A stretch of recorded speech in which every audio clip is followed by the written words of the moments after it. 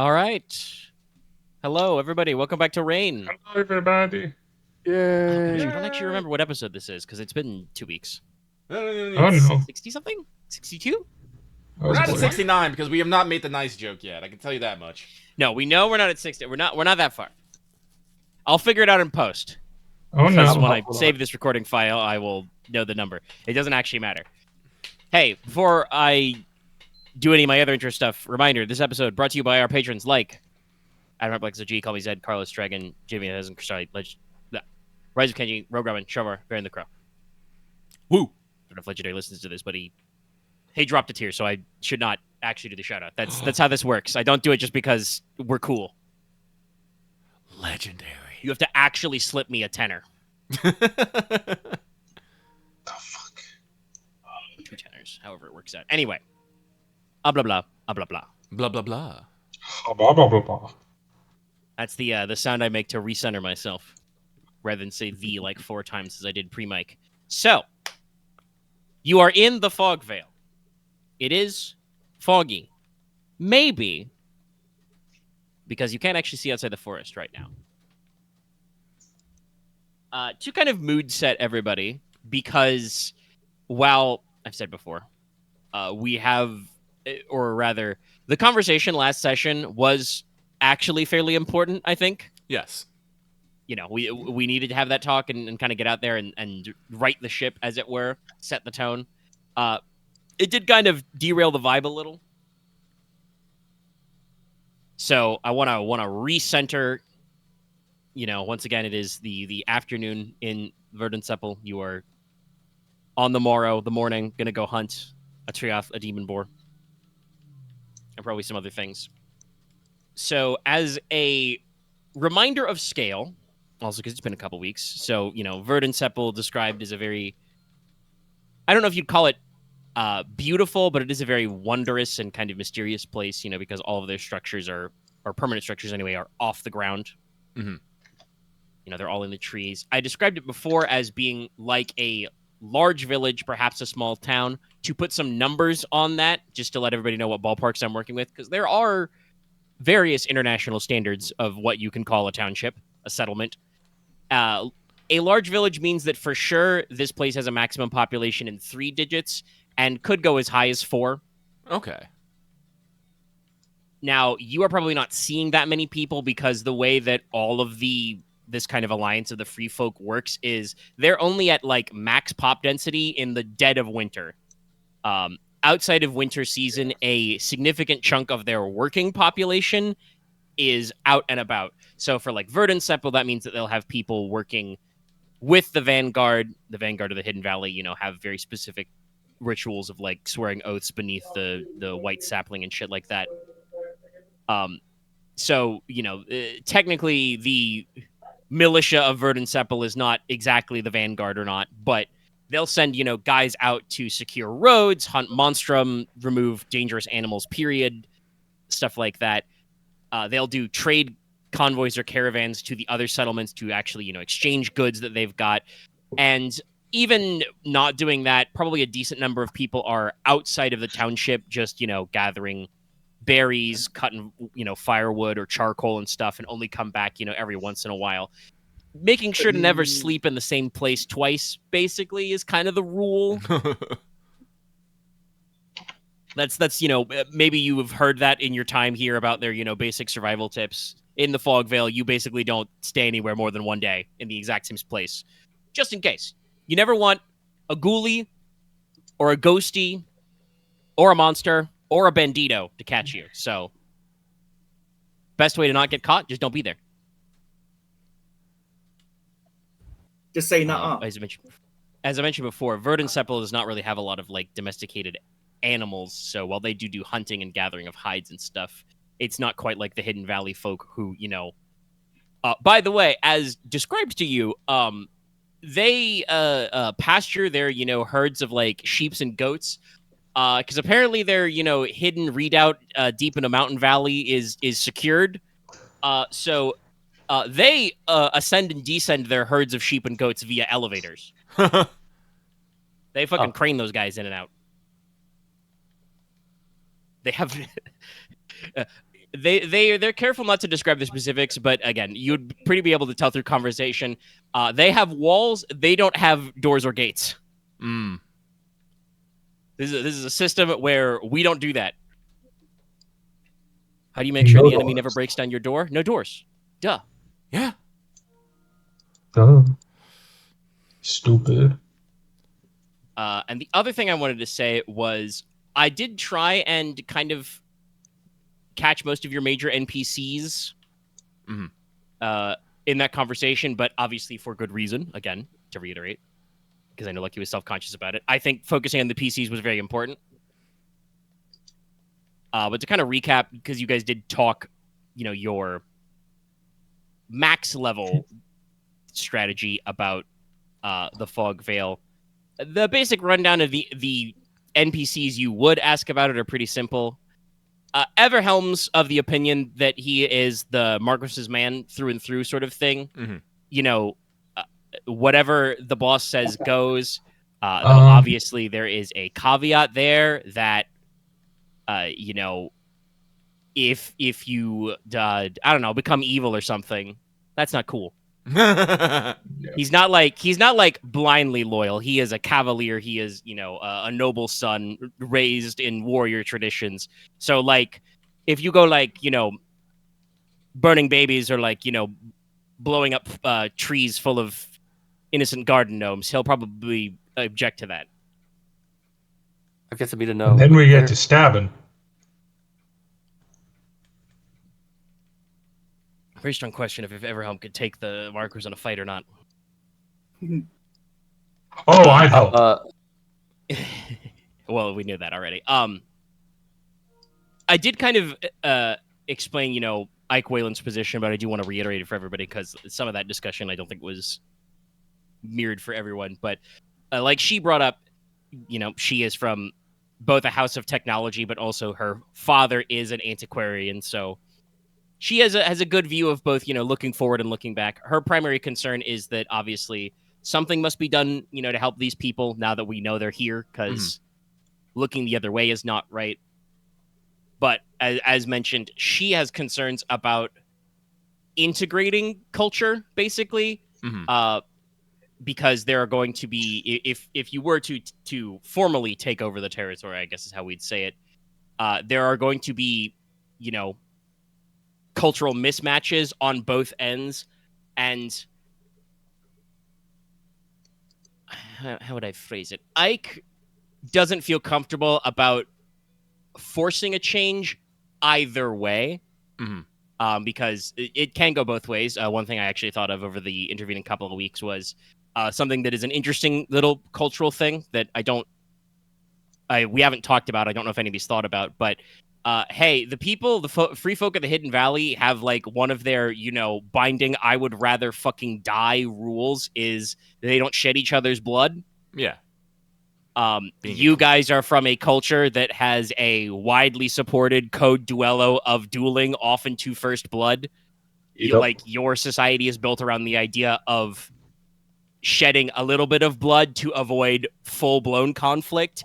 These two things are not necessarily going to match up, and like I said, Ike is kind of like, she doesn't know if there's a morally right answer to the question of, showing favoritism to either of those things, but the act of showing favoritism is going to be complicated. Okay. Yeah. But, I will reiterate, Ike did say that she ultimately doesn't think that, you should, stew over it forever, because there's no way we're going to know if we made a good choice or a bad choice, for generations, basically. In 200 Well, years, Inos is going to see the has results of this and concerns. just go, damn, I did this. Like your last few. And Nicola is going to tell him I told you so. Yeah, because this one But doesn't he matter anymore. won't. Not unless you're All going to you're go... do is won't become a lich. if you're going to... I'm sure Inos will kill you if you become a lich, but... Or sorry, Technically- not a lich, like an alchemy lich. That's still a lich. Technically, I did write the elixir of life, but I did note that, hey, it has a serious cost for you to get free years of not dying. You permanently burn a point in your highest stat. No, I'm going to do it through science. I'm going to inject myself with lobster DNA. It is true. Lobsters don't die; they just get older. It is true. Yup. There are Just some waiting for the there are moment some very just Omega interesting throws a critters. bad guy What's at the us that is quote just from Shakespeare? spraying There's more things in water heaven on and him. earth ratio. Yeah. I think probably the opinion I don't actually remember if we got to in detail or not, but one that would probably be one of the more complex ones would be Lady Cressida. I am Well, assuming that Leslok is asking Cressida her opinion. Yes, actually, that was Yes. one I was going to ask about because I think Lady Cressida would have a very unique perspective on this entire situation. I think that came up. Yeah. Her views are also probably complicated because she is informed of kind of being of two worlds. On the one hand, talking about like integration, ownership, that kind of thing. Being from the Cauldron, like, or rather to come at this from a different angle, for the Cauldron, for instance, she would be totally against that because, they are a separate culture who are living their separate lives. The Fogvale, though, is a little different because they were once part of Troy Corone, so it could be possible for them to return. But it is definitely like a, she, I would say, never doubts the ability of people at this stage to, survive and persist. The Cauldron's probably not as cursed as the Fogvale, but there definitely are parts of the Cauldron that are pretty spooky. And there are definitely like natural hazards for sure to be aware of. Like, I think I've mentioned in the backstory, like the Cauldron is one of the few places you can actually get, what you would consider a tiger with a Y. Like, there are, large scale predators and stuff like that. There are rumors there are, if you go to the deep hills and tall mountain peaks, you can run into dragonkin kind of stuff. So probably not as freaky as the Fogvale, but freakier than most of Troy Corone normally is. So, the human spirit would persist. I think the thing that she would warn you about is, again, kind of like, I mean, she wouldn't have the word for it, and I don't even think you guys would have the word for it, because we did talk about this last time. Because your society is kind of, insular and like your geographic location is kind of special, you don't really have any understanding of like the concept of colonialism, except as maybe like a very distant memory of like the aggression of the Lost Empire. Mm-hmm. But she would warn you about accidentally taking colonial attitudes because she's seen this with like the Cauldron folk and the Crownish.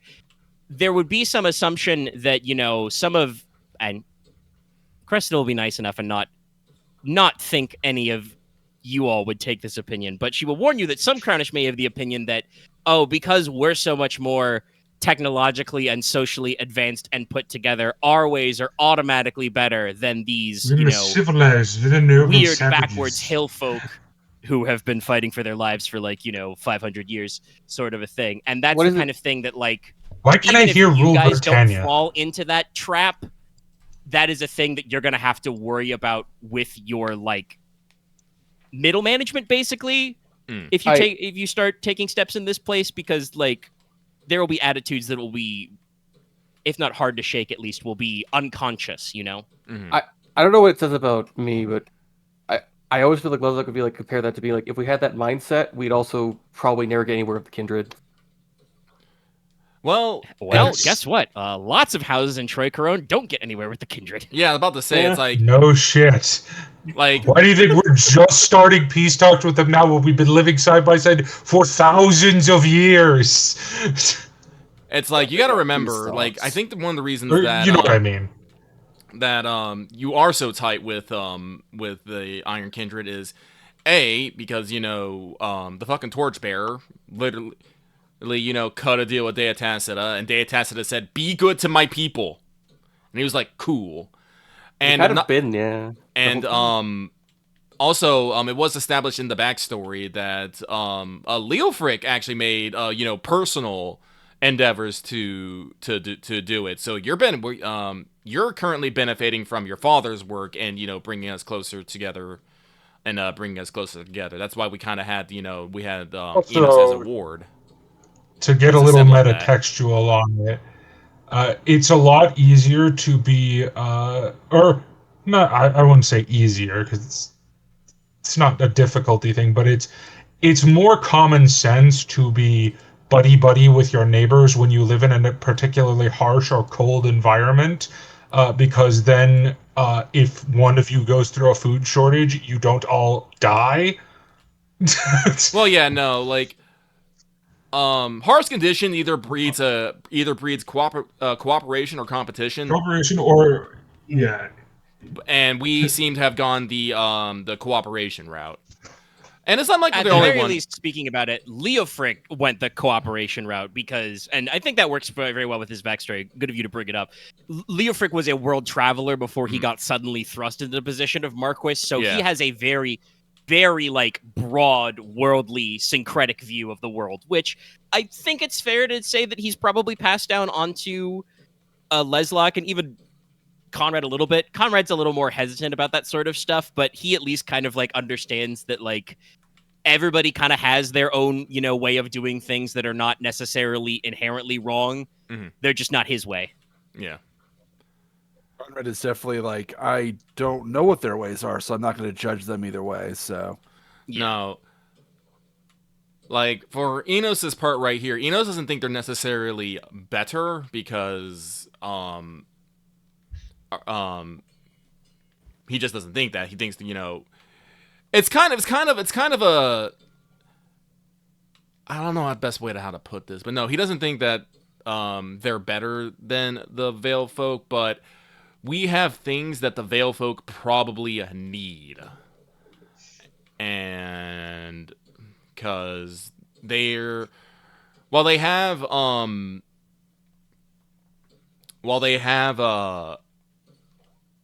survived like these past several hundred years, I feel like I might be realizing this, but I feel like their culture has basically stopped at this moment. They do not necessarily have the resources to expand. They do not have the resources to. They've been culturally treading water for a long time. See, well, I have a different. Their civilization scale has stagnated. You could definitely see. I don't know if it's culture. Their culture itself has definitely changed, but it's been change responding to the environment, right? It's in a way not been a natural growth. It has been if we don't develop new knowledges in these very specific areas, we're all going to die. Yeah. So now they're living a culture in which, things are very dangerous and we can, die at any fucking moment. Their architecture reflects this. Their society reflects this. Their settlements reflect this. So it's like, it's one of those things of like, if we want to basically leave their culture intact, we basically have to leave them at the mercy of the monstrum. Because if we start removing monstrum and stuff and removing the curses, then they're naturally going to want to, expand and grow. And just from the act of them wanting to expand and grow, their culture is going to change. Like, this was something you said off mic between sessions that I think is a good thing to bring up here is like cultures do naturally change and drift over time. The thing is, I think just that, like I said, some of your advisors are concerned that, again, and definitely like I think everybody is on board with like making sure that this doesn't become like a fucking Wild West for all the high houses because they understand that the other high houses are not going to have this nuanced view. No, like even then that like even like Cressida is like, listen, your dad was pretty cool, and I think I've made my peace with most of the upper echelons of your society. I still get weird looks for being, a foreigner in my own, fucking home, basically, sometimes, because humans are like that. No, it helps that the king is chill. I really hope nothing bad happens to that guy. Enos, maybe in a few years. Enos doesn't want to take the Vogue veil and be like, yes, you're Tineman now. You need to do Tineman things, the Tineman way. Enos doesn't want to do that. Like, I definitely want to say that, and I hope no one's got that impression. No, I think I wanted to. It's my main point, and just let me say this because I think I was probably the main voice of opposition. Yes, I think so. It's not that I don't trust you, it's that I don't trust our people. I know that sounds bad, but... I mean, I don't think that sounds bad. I think that sounds very fucking reasonable. Yeah, I trust... Nicola is weird in that he wants to trust everybody, but he really trusts about, 4 people. You believe all you of them believe are in maybe inherent this good, room. but you hedge your bets sometimes, since you're a gambler. Yes, no, he is an optimist, but also a realist. It'd be He's really an optimist who has at least once had a prank pulled where somebody hit him with a fulminating jar, and that's a real. That only needs to happen once in your life to be a formative experience. No, Enos is like, again, like, not like, since we've had this talk and everything, Enos is definitely, you not know, oh, like, yes, we must make it all part of we must make the Fogvale part of, Teine and stuff.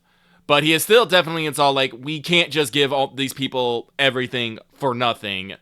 Especially when... Oh, no, definitely. It's just like, especially when, honestly, if you gave them everything for nothing, that would probably do some weird shit with their culture the other way. Yeah, exactly. It's like...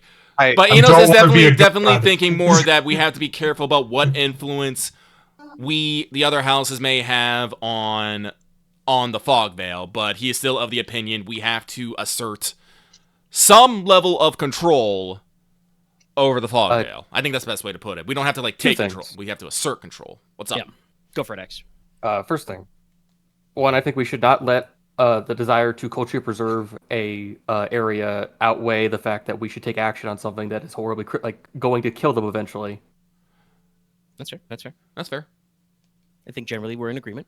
And two, I don't know most. Leslok would be like, he'd be willing to have a discussion with most people in his nation. He doesn't know most of them, so he can't. I don't think he trusts most of his people and most people outside of his own nation. Well, I don't want to be mean to you. I don't want to be mean to you, Leslok. But I think because of just the nature of your station and the fact that you're always busy, I think you've probably explored your own country the least out of all of us. Also, I do want to point this out. Like, it's something that we forget. Your father was assassinated. We don't know who did that. Yeah, we only I think I've talked about this before. You guys really bounce up and down the paranoia scale based on what the current plot arc is. There are some times when you guys are super paranoid, and then there are other times where you guys are just like, la la la, I'm going to go into the fields, we're going to build some roads, going to do some ventures. I would like it to be known, Nicola is always paranoid, thank you. I'm about to say, Inos is always diplomatically paranoid. It's like, Inos is still slightly nettled that someone found out our plans and just showed up to tag along, and there's nothing he could do to stop that. Oh, and also, I'll say this. I'm less worried, like, this is not meant to be dismissive of Leofric's assassination, but also do remember, someone also tried to assassinate us. Yeah. Via pirate. True. Actually, you guys have technically been targeted multiple times. Yeah. Someone said fucking monstrum at us at, a sacred, well, it wasn't a sacred lake, but, a very holy lake place. I can't do a lot about magical ghost people slime things. I can do shit about pirates. But, as you can all do some stuff. But no, we are definitely, like, that's one of the reasons, Enos wants, the Fogvale under control and, to minimize, other house influence on, because if other houses start, setting up shop, building, residences, villages, start chartering trade deals, they start exerting more influence on the Fogvale and can gather, information and resources from it and perhaps us through it. So I do still think it is a very important idea. Wait, hold on. Let me look at a map again before I talk out of my hands. Where's the map? I mean, the map is not up to date. The big map. Slightly inaccurate. Okay. Yeah, we started this. The Fogvale was not as much of a focus. The Fogvale is kind of the northwest chunk. Okay, so is that like connected to both House Ech and House Logi? Yeah. There should be a... Okay, then I'm still of the opinion... Right before the House Ech blob, there should be a, mountain fork, because there's supposed to be, a web almost of mountains. Okay. Then I am still of the opinion this should be done in, at least somewhat close, which we have done already. Just reiterating this for the camera. Voice camera. That this should be done in close corroboration, Braggy. Crabs! In a close of my grenade. Close collaboration with House F. Well, if we don't have any further to say about the previous, that's a really good segue. Yeah. Because I was gonna say, because I'm pretty sure this did not come out very much during that particular conversation, but I asked about this if you guys were gonna ask. Yeah, Airless A about it. I was also going to say there was room for your other traveling partners, but I think Lucky is correct that you guys would not involve Mainwell in this conversation. You probably wouldn't involve Friar Tomas, even though he's one of Leofric's old pals. No, just because he's fucking new here, man. He doesn't know the score. Yeah, and he gives me weird vibes. Not like bad weird, but just like weird. But yes, would ask. Well, you invite him the next time you're going out drinking, and you'll see. I did introduce him about singing a story about, preferring beer over wine. Anyway, asking Airless A. So I got a two-step process. One bit I'll get you for free, but the second one, I think I'll make somebody to make a roll, either like an empathy, not an empathy roll, empathy to see that she's holding some stuff back, or maybe a fascinate to persuade her to expound. Her default. I feel weird trying to fascinate her. Her default is basically to give you the opinion of, well, here's what I think that the Countess A, my mother and head of my house is going to do. And basically her idea would be probably like some of your more reserved ideas. But would be, Airless thinks of her mother as being very cautious, very methodical, very regular. To put it in a different perspective, House A is the ice to your fire, and then Vilter was, the fog or the mist. Like her idea would probably be to start along the lines that you guys have already started, but again, very slow and methodical. She would reopen the border checkpoints. They have, I think I called it the Gate of the North. They have like a mountain pass that leads into the fog veil and shit like that.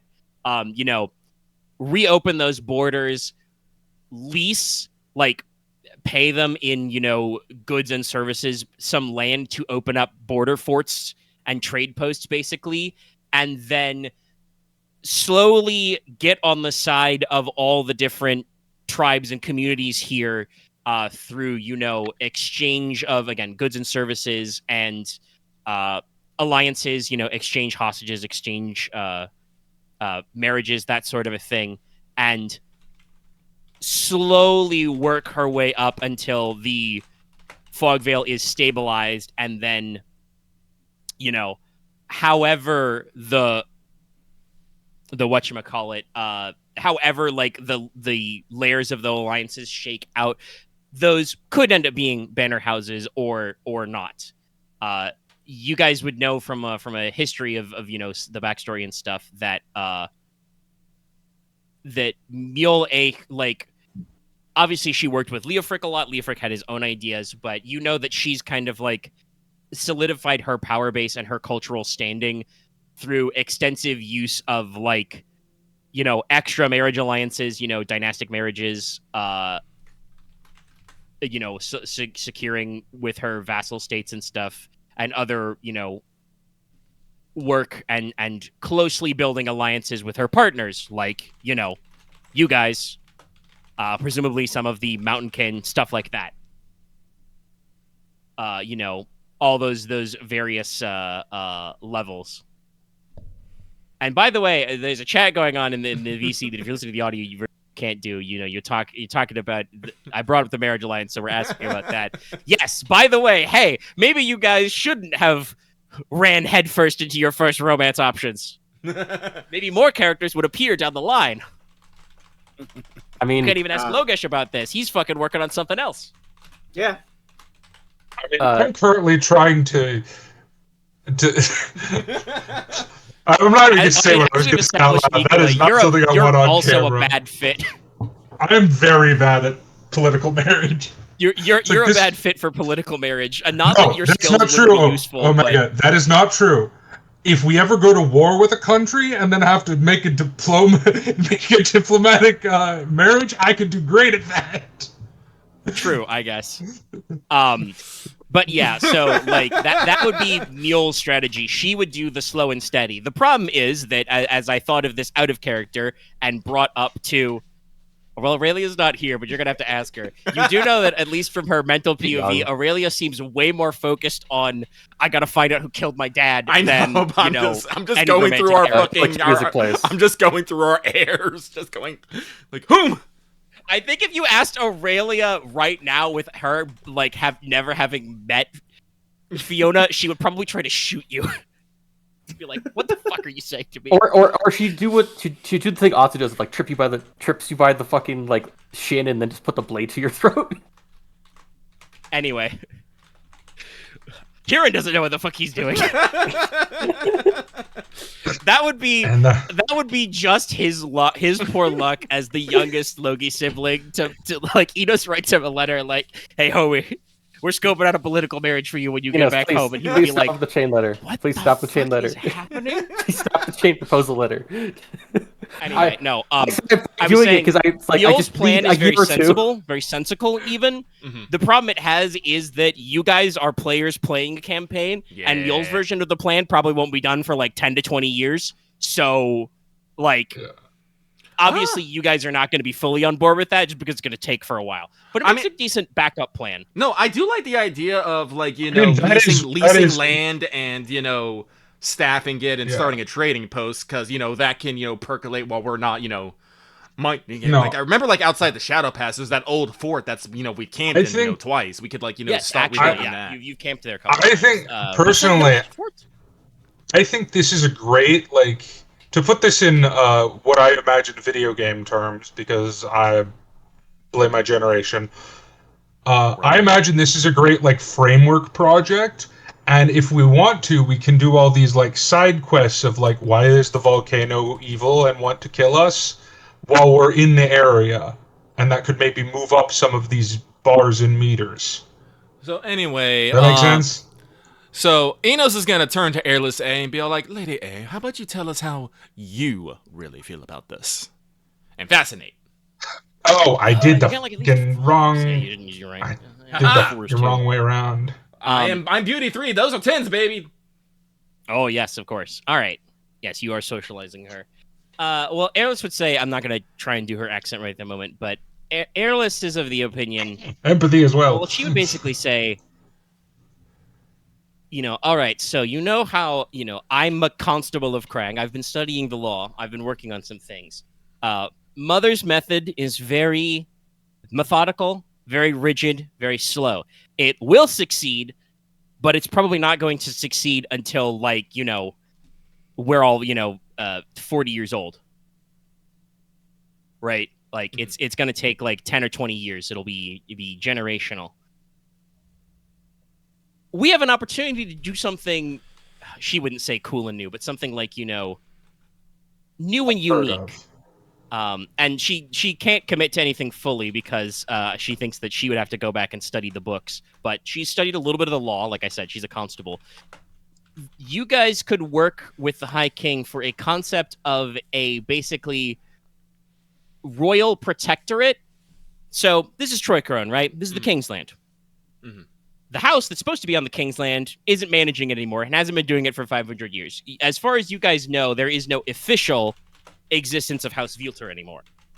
There may be tracking of the descendants and stuff. You've heard that is actually one of the issues of Beauty is you cannot turn it off.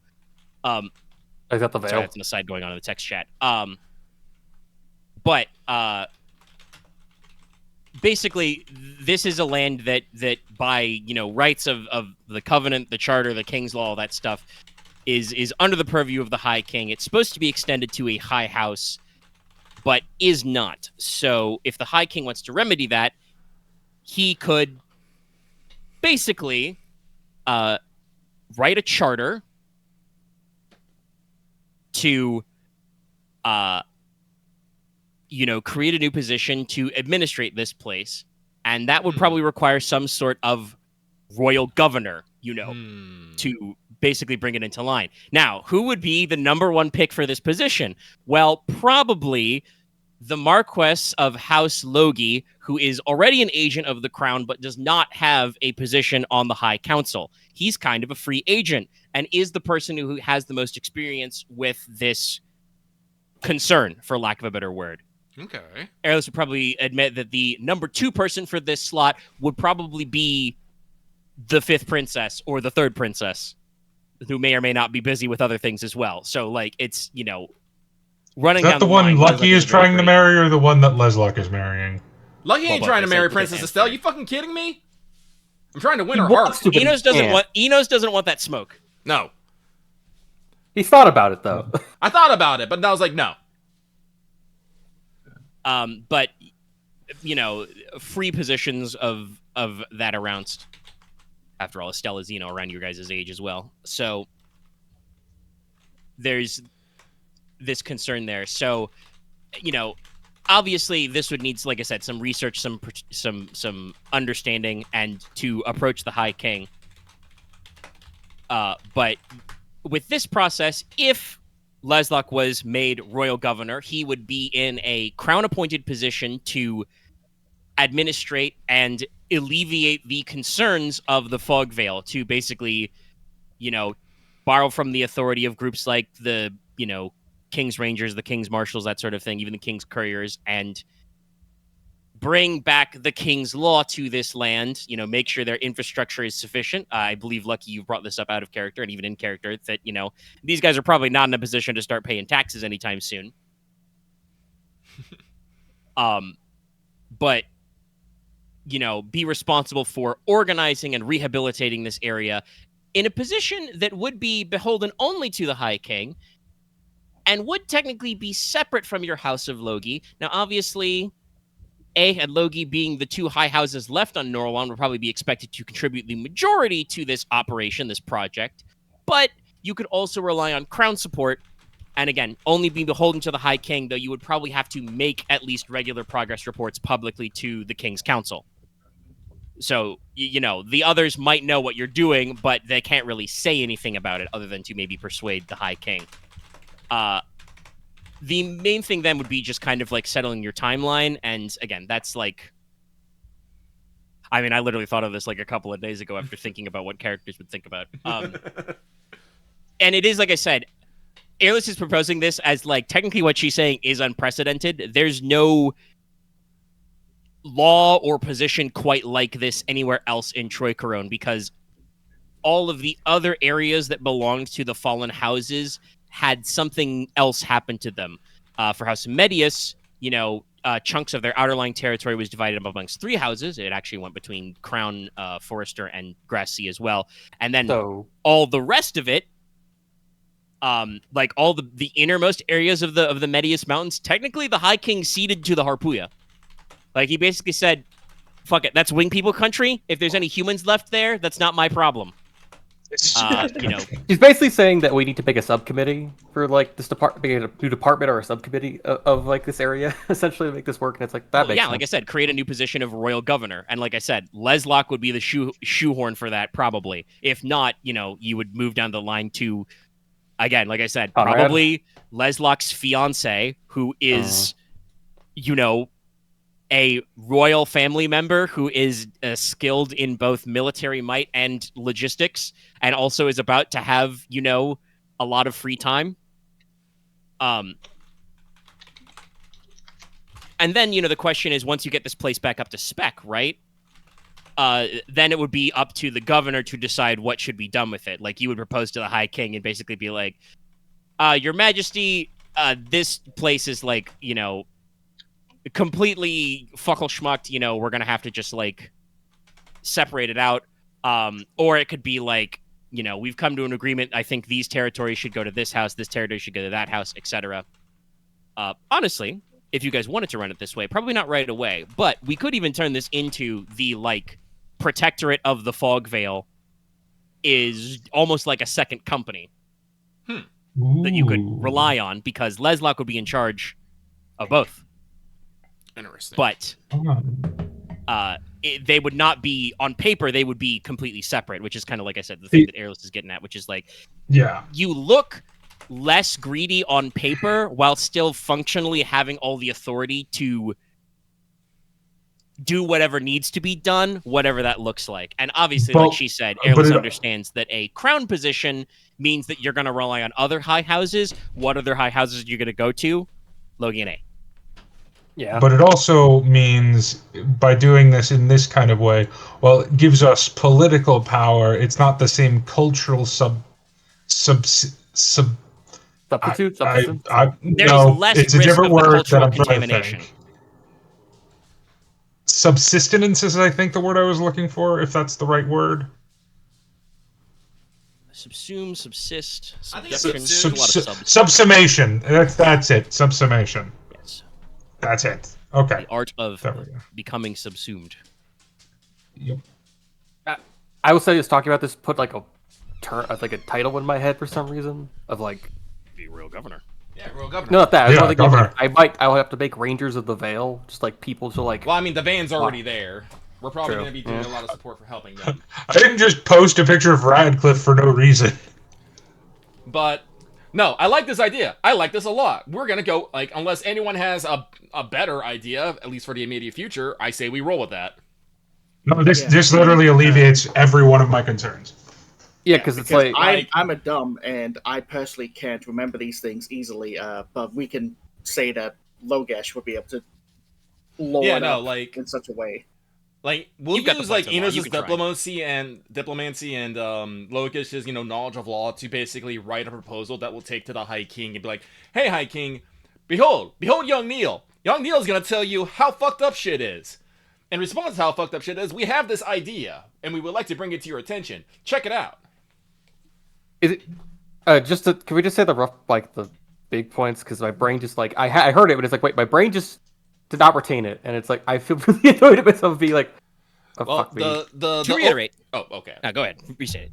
Basically, at the highest level, we're not gonna claim the fog. We're gonna claim the fog veil, but we're gonna claim it on the king's authority because it's the king's land. The king is basically gonna designate a protected area in need of aid, and then designate someone, most likely either you, Narissa, or Princess Estelle, as the royal governor, who will oversee the administration and rehabilitation of the land. That will basically mean that we will basically have quote unquote control over the fog veil, but not to, just build towns willy-nilly. Our main directive is to basically to fix the land and help the people, not, plant our flags all over the place and say it is ours. Down the line, something may change in which, we say, our king, the land cannot support itself without more direct intervention. We move to, at this part of time or, levy up the land. But for the immediate future, probably at least the minimum next to 5 to 10 years, I would say minimum. It's like it would be in a special status where, we could not. You could not press a claim, but also nobody else can press a claim. Yes. Yeah. Gotcha. Yeah. And also, the only thing I can see, changing being a problem with this plan at all is if there was, secretly deeper in the fog veil, a formal government. But I'm going to use some meta-knowledge here. I don't think Omega would have presented this plan to us if that was his plan. Also prophecy.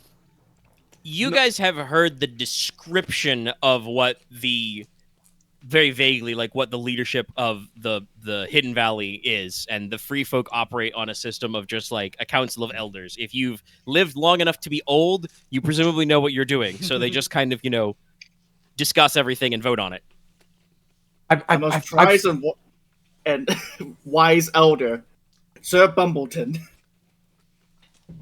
Bumblefuck of Sir nowhere. Bumbleton is missing 3 fingers, an eye, half of his foot lost to frostbite, and he's just I But- don't know how I got here.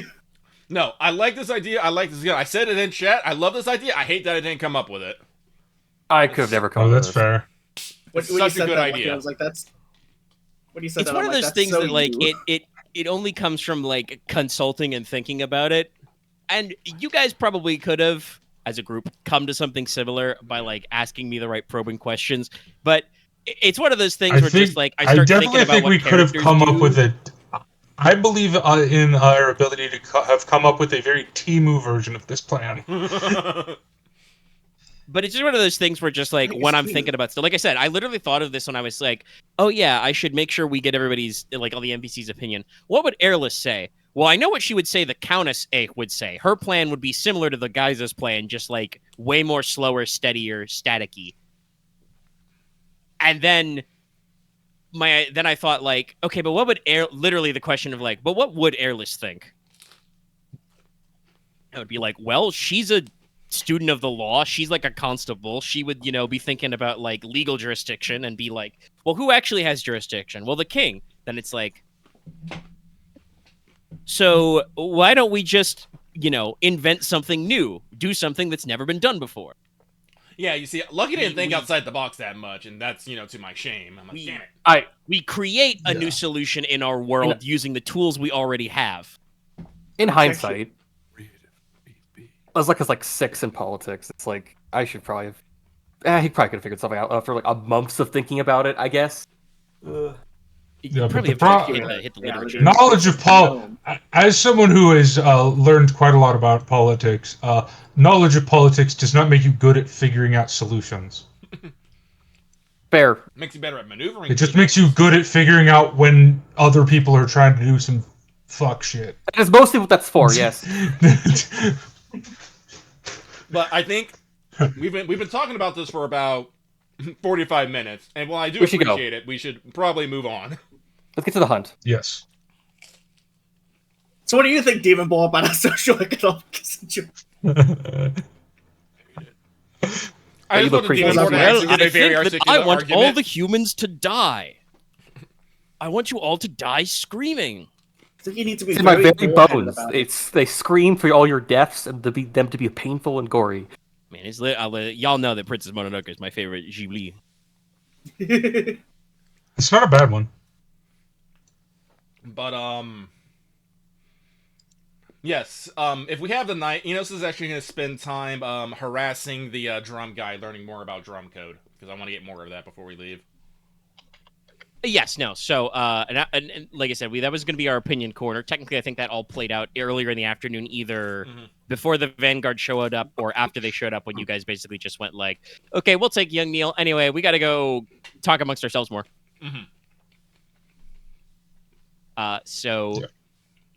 You guys basically have, freedom to move about the cabin in Verdant Sepul for the rest of the day until nightfall. The Vanguard are here, and they're working on a few things.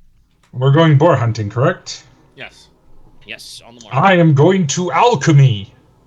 Do you have a lab here?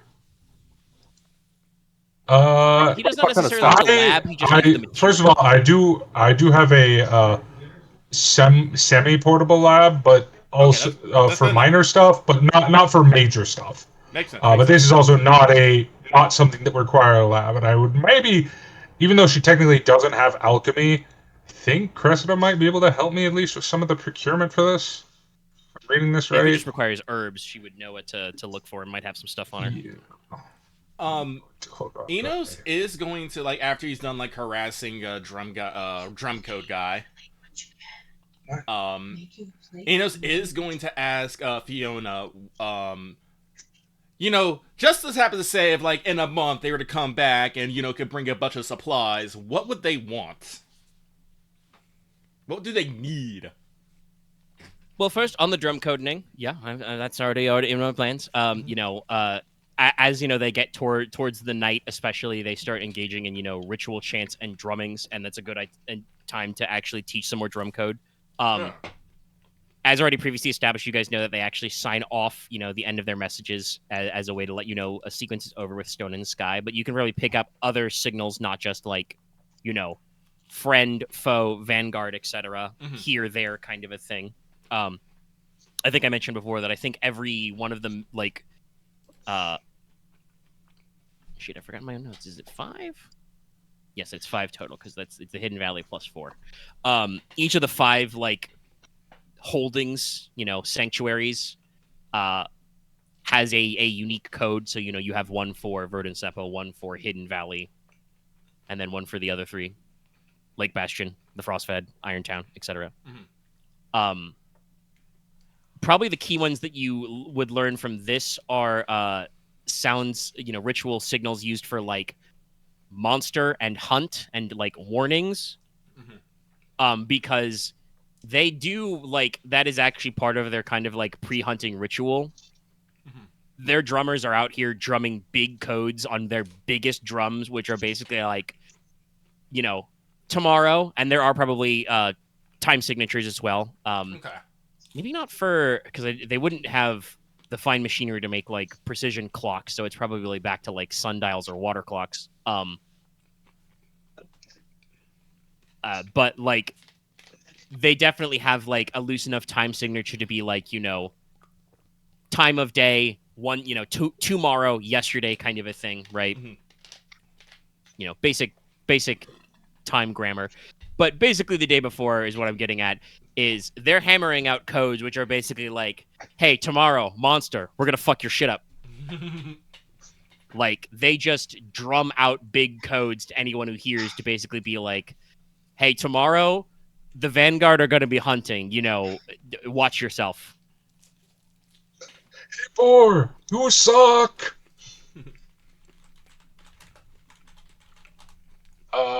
Also, I can prepare it in the morning because I forgot it lasts hours, but its casting time is 6 minutes. Nice. Uh, Now, on the I'm subject making of... 2 Berserkers droughts. Oh, yes. That doesn't have to be kept warm. Yep. So, yes, asking Fiona or Neil or even Finnegan what they might need, Fiona probably ponders that one, and she would be like... Now, when you're asking, are you asking like what the Vanguard would need, or more like just what the general free folk would need? Because those would be slightly different answers. Honestly, Inos is greedy. Both.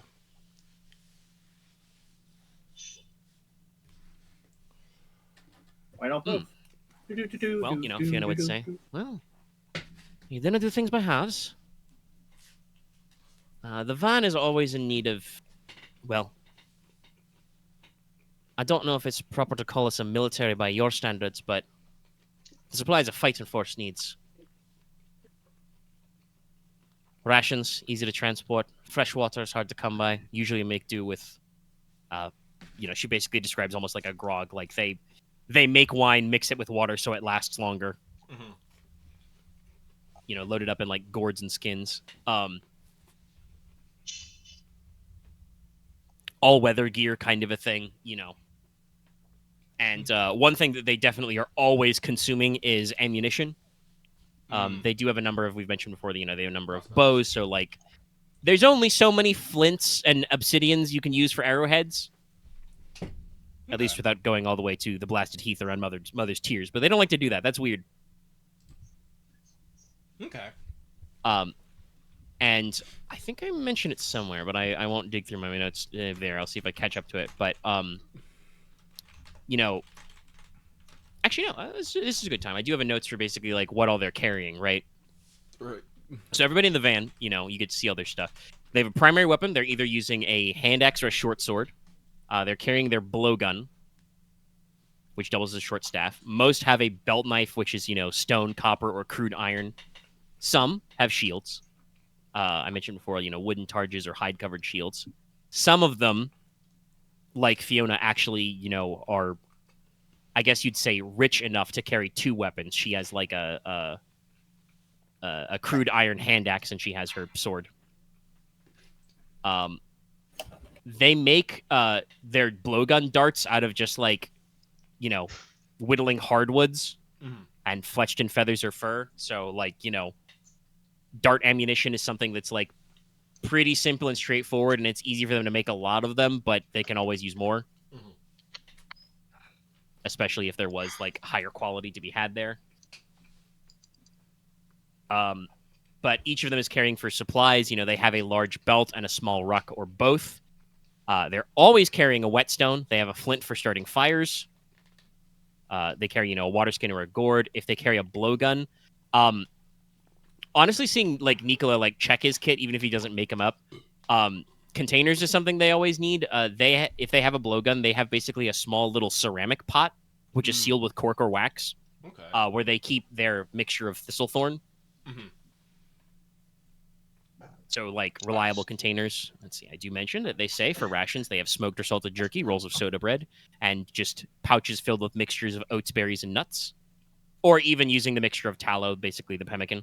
Pemmican. Definitely like- help with containers if they need it. Rations, just all-weather gear, and making sure that they're well stocked with ammunition and containers for stuff. Okay.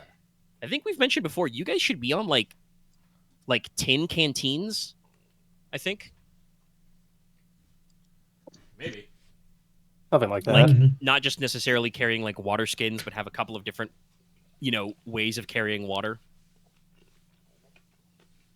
And Mine obviously just they don't have walks. any fucking- Mine just walks around with me.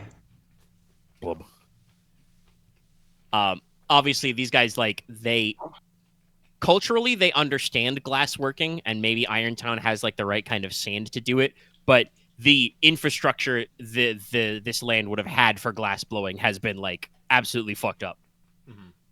That probably would have been House Salamand, who was, the guys who unfortunately lived close enough to the volcano. You live by the fire theme, you die by the fire theme, as they say. Yeah. I mean, technically, Nicola mostly has ceramic works. The things that the free folk need is like, they're basically, honestly, it's pretty similar to the South, and I would say even like, because, going outside during the winter months on the mountains is tough for the Iron Demons. It's even like the Iron Demons as well. Basically, everything they do is to prepare for the winter, which is, long, hard, and cold. So it's just like, preserving Serious pelts and games of hides for winter winter clothing, collecting enough fat and tallow to make things like candles to keep warm and keep light, gathering enough firewood and charcoal, So anything you guys got for like fuels. Hey, guess what? They don't got whale oil here anymore. They don't have. There are pirates in their waters. They can't go whaling. I got an idea. Oh, also, by the way, another reason to consider knocking off those guys' block is opening up the fucking water trade routes again. Yeah. Yeah. But yeah, that's basically it. Is like they don't. Fiona would mention, like I said, they don't take anything that's not given. They will exchange a trade or expend effort to give things, but also will take things that are freely given. They all support each other. Sorry, I'm just thinking of this. This reminded me of our recent talk about vintage story stuff. The free folk of the Hidden Valley are definitely more in that self-sustaining vein of just like they don't just go like, well, don't got it. They'll, if they see a gap like in their daily life, they'll be like, okay, what do we got that I can fix that? Like they'll figure out or jury rig something. It's just like overall bulk supplies, the kind of like warm clothing and some of the things you brought and distributed already here. So definitely to see if we Verdant can get some Sepulchre, like more of the same. maybe get some thick wool, or probably bundles of thick wool is probably easiest, because I want to be real, I don't think we can bring enough like fucking animal fat or oil to actually make a difference. Well, that'd still matter. What I was thinking, at least from metalworking standpoint, is like I've seen like really small little like ovens, which are more for like just radiating heat than actually cooking. You just put like twigs and small pieces of wood in it, and it stays lit for a long time. So Actually, there are. It's funny to do this analogy, but some of you, this is something I think that most of the people playing would know. Y'all remember in Ishgard, there are those spots where they have the little heaters that are just standing on the street. Yeah. Those are real. Like there are like ye old space heaters. So yeah, getting those some cast iron like stoves or furnaces to just like turn any fuel into like radiated heat could work. Be a little heavy, but Yeah, I'm about to say it's one, just one or two would go a long way. Once we just made the pathway, I think. Actually, that's good. That's a good way to bring up background detail. When talking about it, Fiona would describe again, she cannot give you any details about the defenses or location of the Hidden Valley, but she can tell you what life is like there. They have windmills. They have millstones. So they can, do grinding and processing of grains and other things. And usually the way they live, because there's only so much space inside the valley, is families, like all members of your family live in like one big communal building. So like I said, Conrad's idea of like say Aaron's idea as well. But the idea of the space heater would that's the kind of thing that would go a long way, and is not something they can easily do themselves, because they are not going to be doing cast iron furnaces. Well, if we could take out the ivory raiders like in the fall, we can probably ship out a pretty good amount over the waterways. But I don't think we're going to be able to get a lot of supplies through to Shadow Pass. No, your father hasn't gotten squeaked his team in yet to report on how tough that would be. But I'm pretty sure Inos knows enough about like the basic way trade guilds operate that's probably at least like a couple months worth of work to enlarge that passage. Yeah. Even if you guys are going, ape shit with like blasting powder. Mm-hmm. Yeah, even if we're not able to completely like take out the Corsairs, just like suppressing them might allow us to get one or two shipments through. Yeah. At least before the winter sets in. I believe that's what they call in the biz freedom of navigation. Yeah. Yeah. Like we definitely want to get them like good supplies before, winter actually sets in. So to say nothing of the fact that you want to do that just because you guys don't want to be shipping in winter. Yes. The Fog Vale is kind of like, narrow fjords and like has close coastal islands. That's the kind of shit that fills up with ice in the winter. Because it's shallow.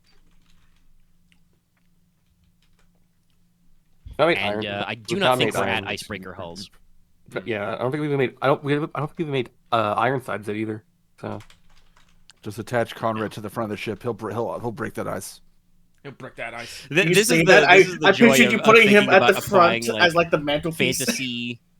So clearly that means your name will become Konrad Icebreaker. I love it.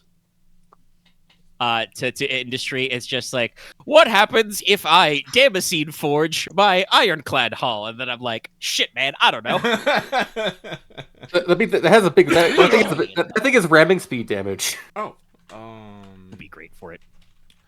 Let's see. Might be real heavy though. I mean, hey, if we get a metal ship already, by that point it's able to balance that out. And cloaks, ceramic wares.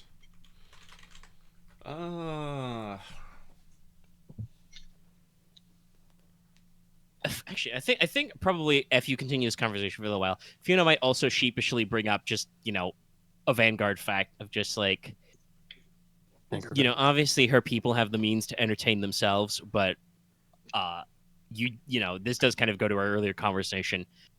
Their sort of like pop culture is very limited. They tell stories to each other. It came up in that conversation with young Neil. Fiona doesn't even know how to read Crownish very well. But like same brain cell.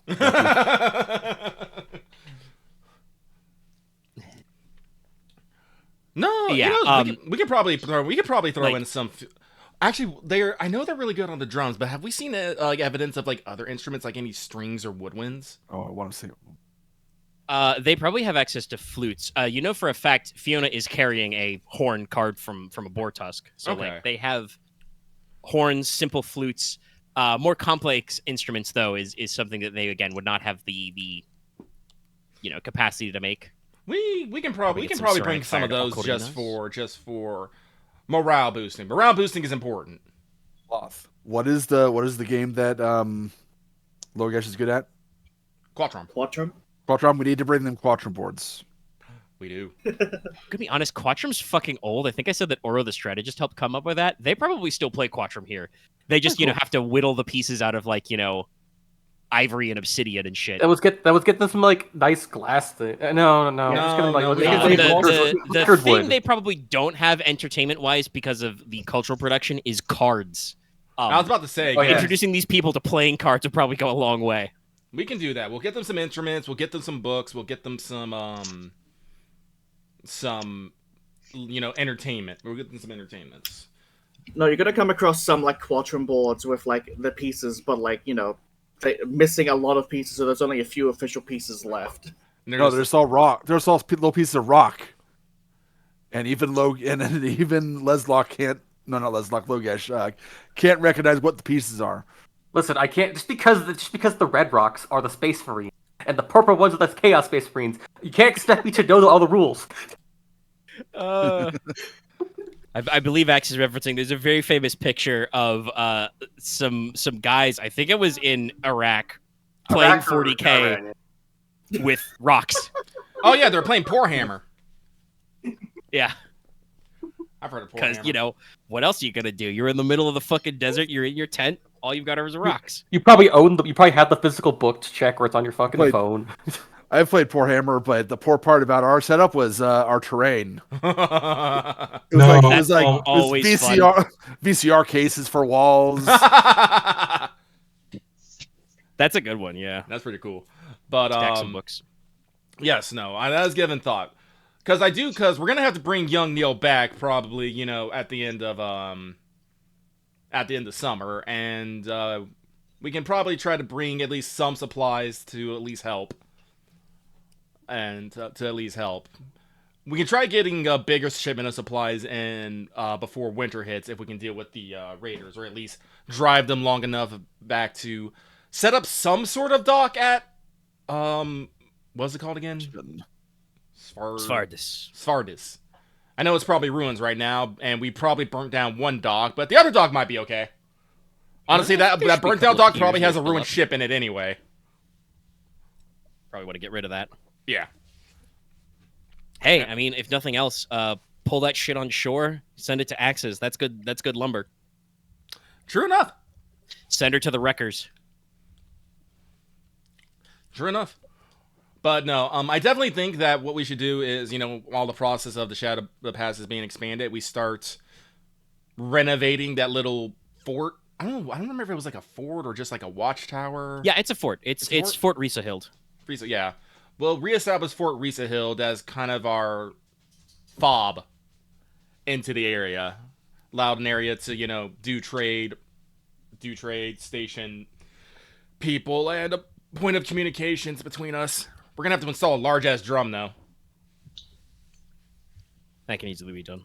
Like I said, I think the important thing about, not, overwriting this culture is make sure that we adhere to their culture whenever possible. So, using drum honestly, like you talk about some of these plans, Fiona could even say they can, basically as a return gift, because they, they're not helpless. They're not without their kind of like economical means too, but they're the way they do money is very different. But actually, let me check something though. In that tab, yes. Yeah, Fiona would say that she can demonstrate how they can possibly pay back for some of this trade if you've got 7 minutes. I mean, we got 7 minutes. Yeah. All right. Check stats.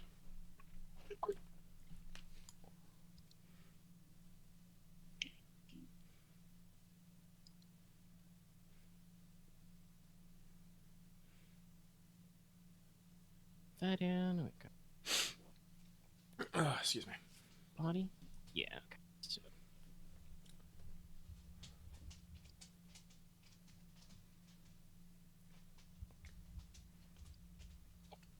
Sorry, what's up?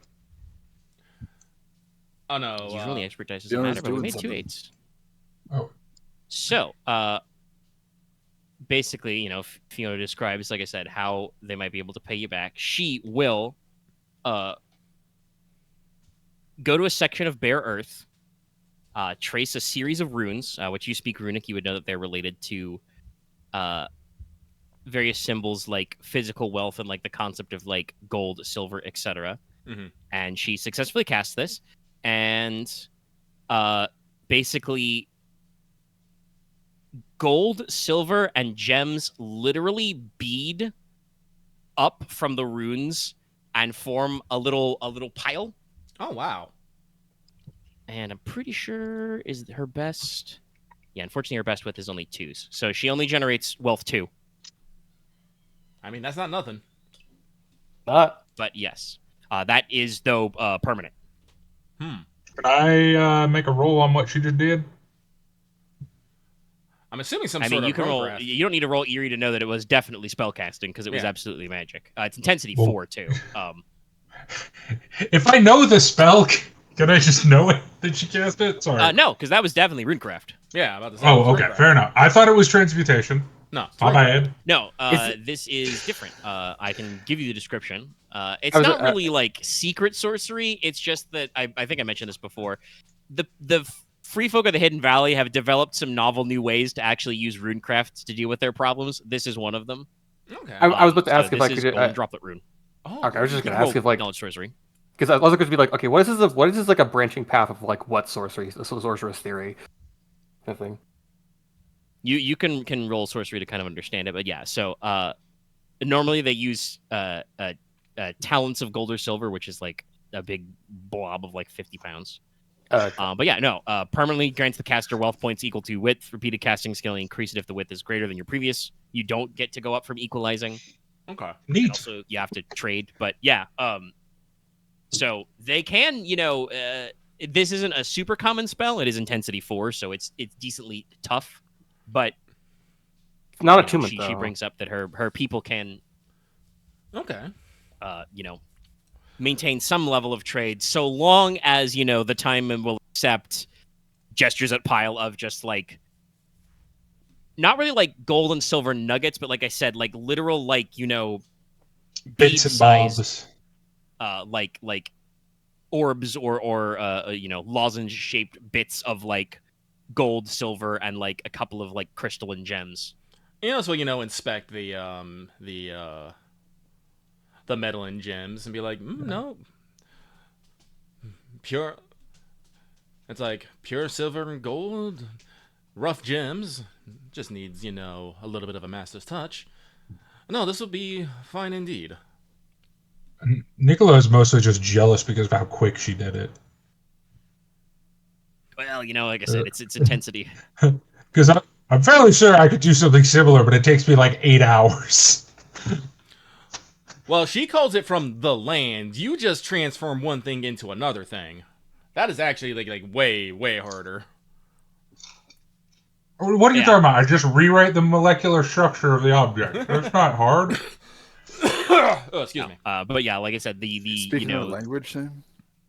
wrote the system of runes in there. So like literally, sketched out runes and basically, like I said, asked the land, and the land was like, okay, Here you go. here you go, homie. Cool. Well, we haven't brought anything yet, so we'll push the gems back, but definitely be interested in that. Yeah. The iron Well, stuff, since though, her, I so- will actually one, but I actually had her. Funnily enough,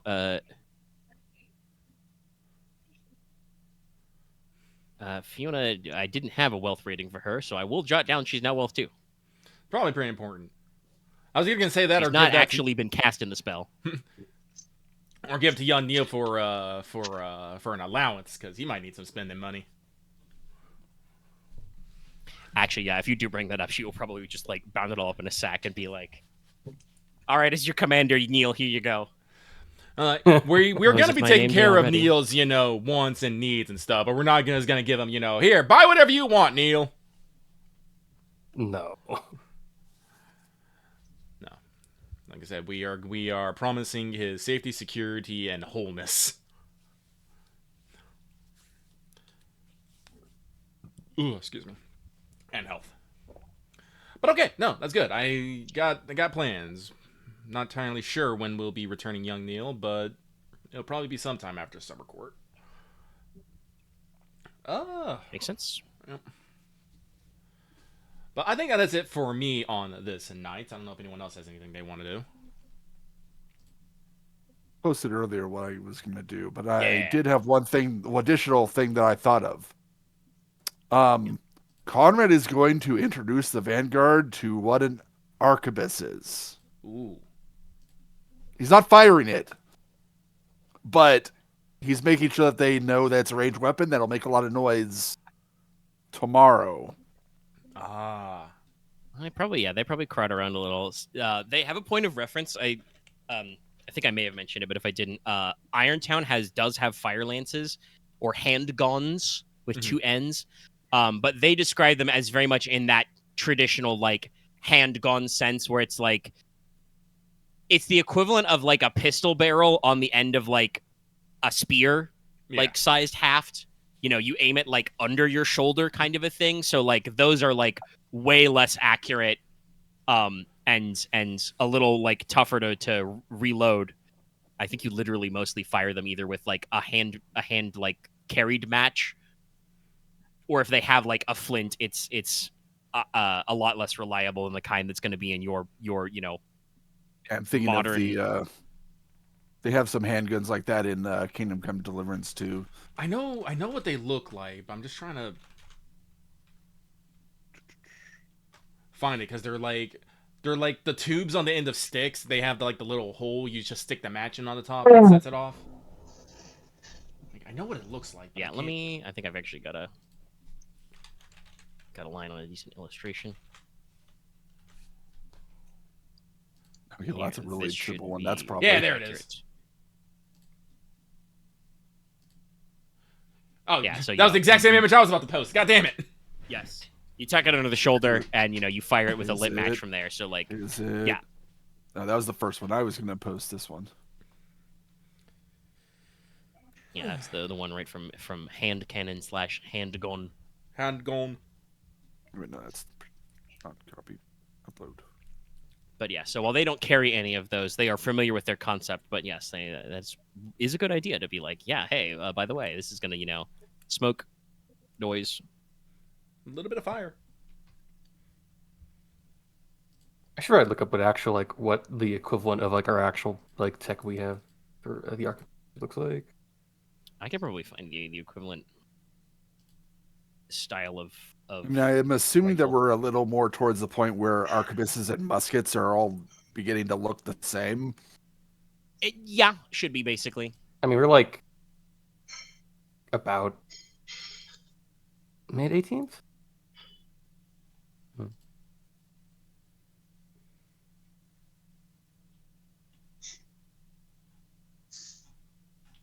Yeah, other than that, Konrad just hanging out.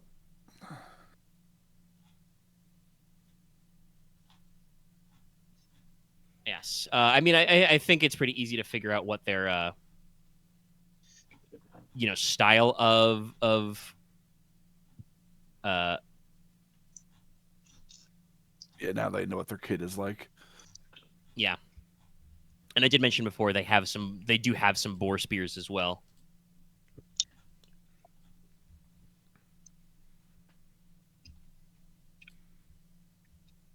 All right, with that, I think everyone should probably tuck in for the night then.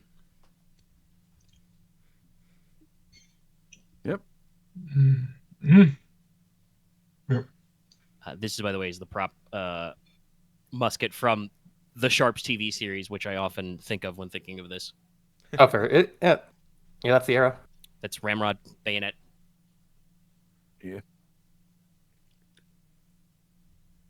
Oh, excuse me. Okay, this is just a fun image that exists. All right. I do have, I think, one more note to say about kind of what they're doing at night. There's, like I said, a lot of feasting, a lot of drinking. They have wine here, both as a ration and also this is one of the products of Verdant Seppel. So you guys drink some wine. You might drink not just some. Actually, honestly, most of it's probably not grape wine. It's probably made from like I said, either raspberry adjacent creatures or apple wine, fermented apples, which is similar to you guys in time would have a tradition of cider. Yeah. Apple cider. I'm pretty sure the Tinelands is the style where you actually heat it hot most of the time. Here, you just drink it room temperature because what we got. Less spiced here also. Yeah, you can. That's definitely a winter thing too. Is spice that shit up.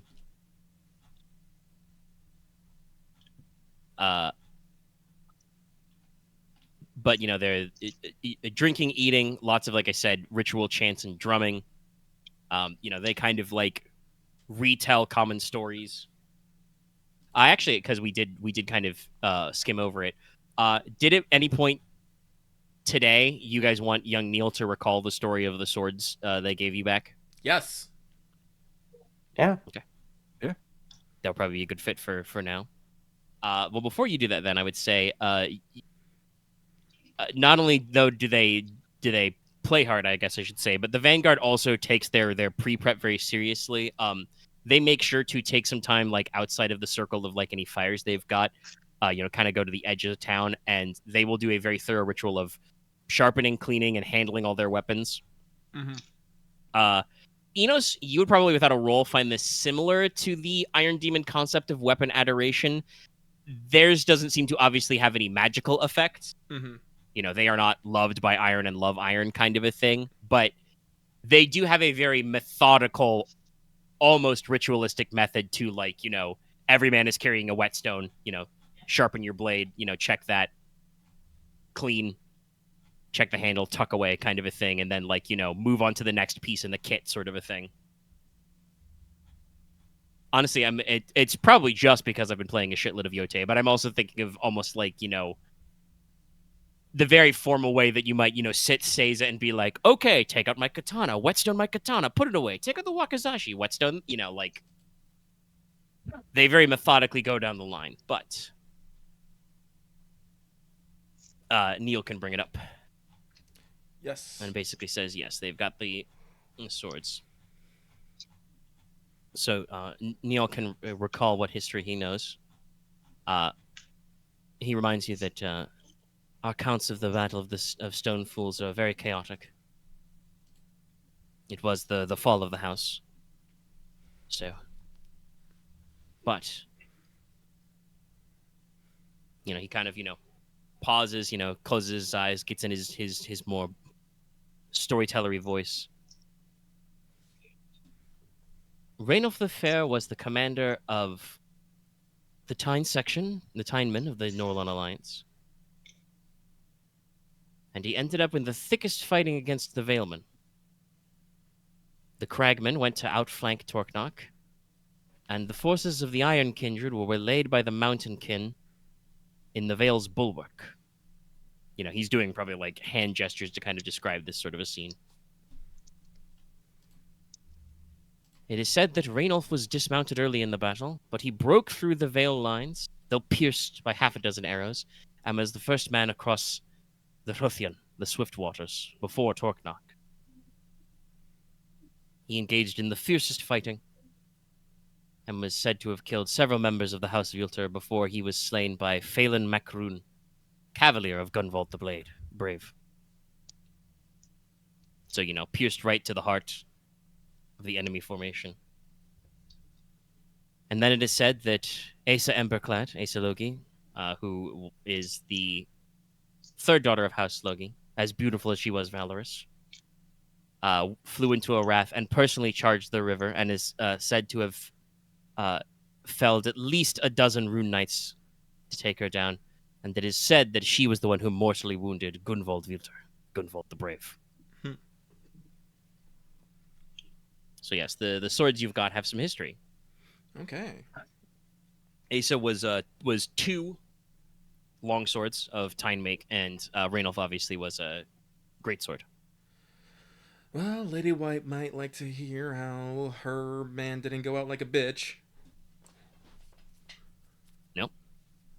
And hey, if you're playing the Ancestor game, big fighting right to the core. Mm-hmm. I'll just say that, unfortunately, if you wish to see these where these things happen yourself, the Field of Scorn is some 35 leagues from here, I think. It's about 120 miles. Mm-hmm. And we'd have to pass through the Swamp of Bones and a few other places. Or go the long way to the Plains of Ash near Mother's Tears. I'm sorry, it's just one of those things like, do you not have any places that sound nice? Or are they all in this vein? We really are we really aren't the country to talk.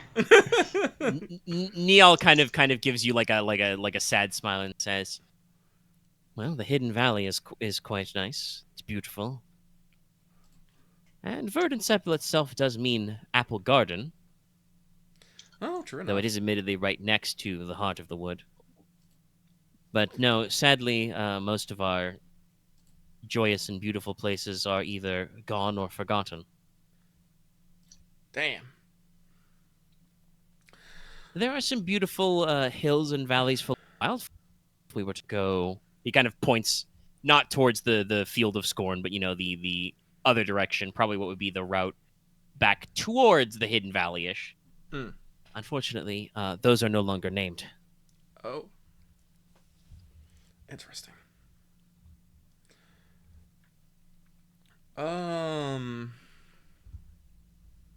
Maintaining roadsides in the medieval post-apocalypse is tough. I believe it. This is truly just a dark. We're just in a dark. Yeah, no. Reynolds' blade will probably go to Lady White, and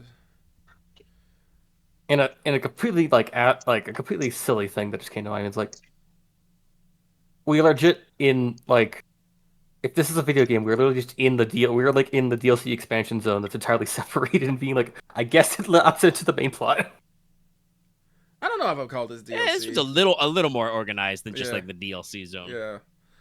I mean, usually they're like... This is definitely like the zone of the map that has like the weird frontier base building minigame tacked on that doesn't exist anywhere else in the game. Yeah.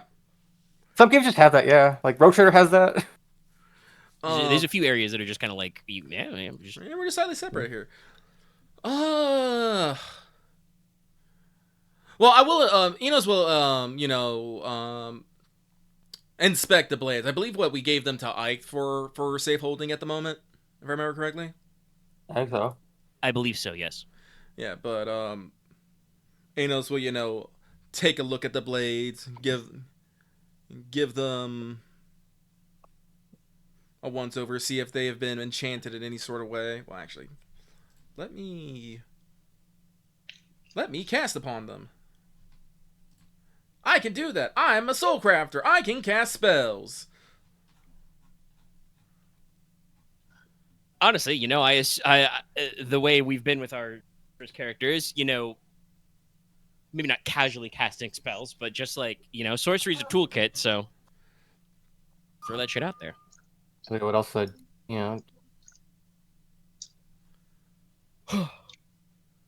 So I will cast Touch the Soul on Raynolf the Fair's blade first.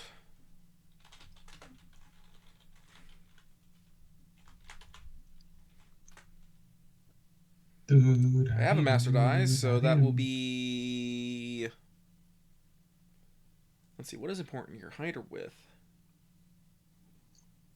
Just a few seconds. Family Hannon, That's always the hardest part of this. Yeah, it's just remembering which one. Instantly detect. It is sadly the book even says it's completely up to what feels right, so Yeah.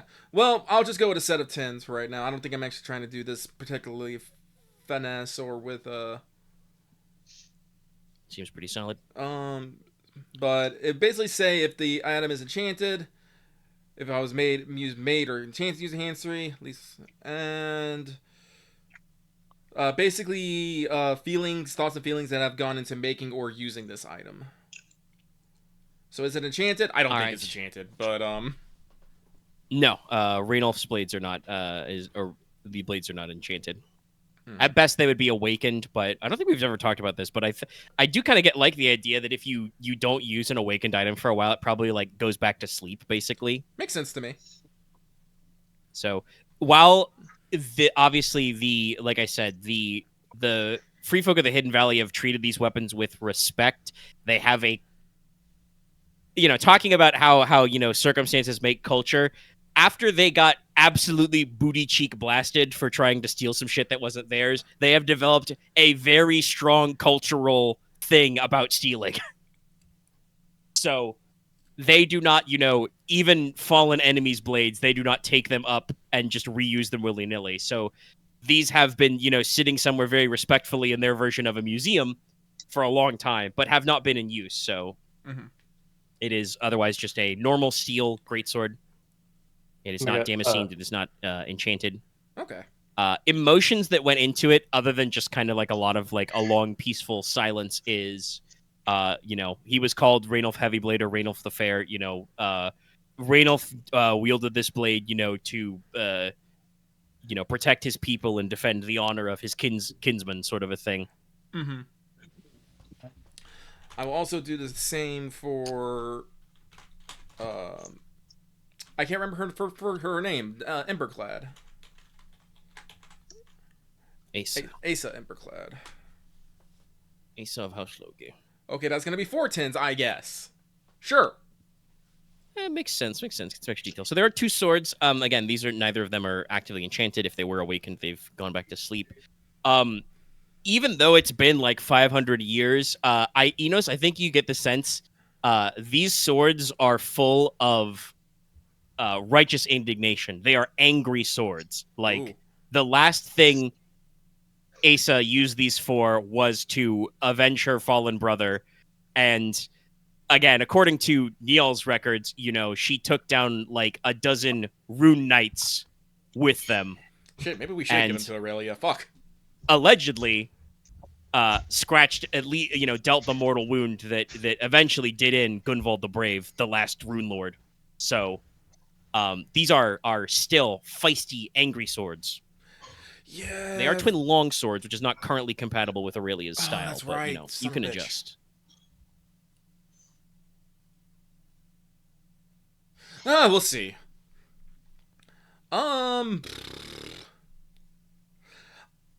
You should one up Aurelia's joke and narration and give them both to Moira so she can be 5 swords.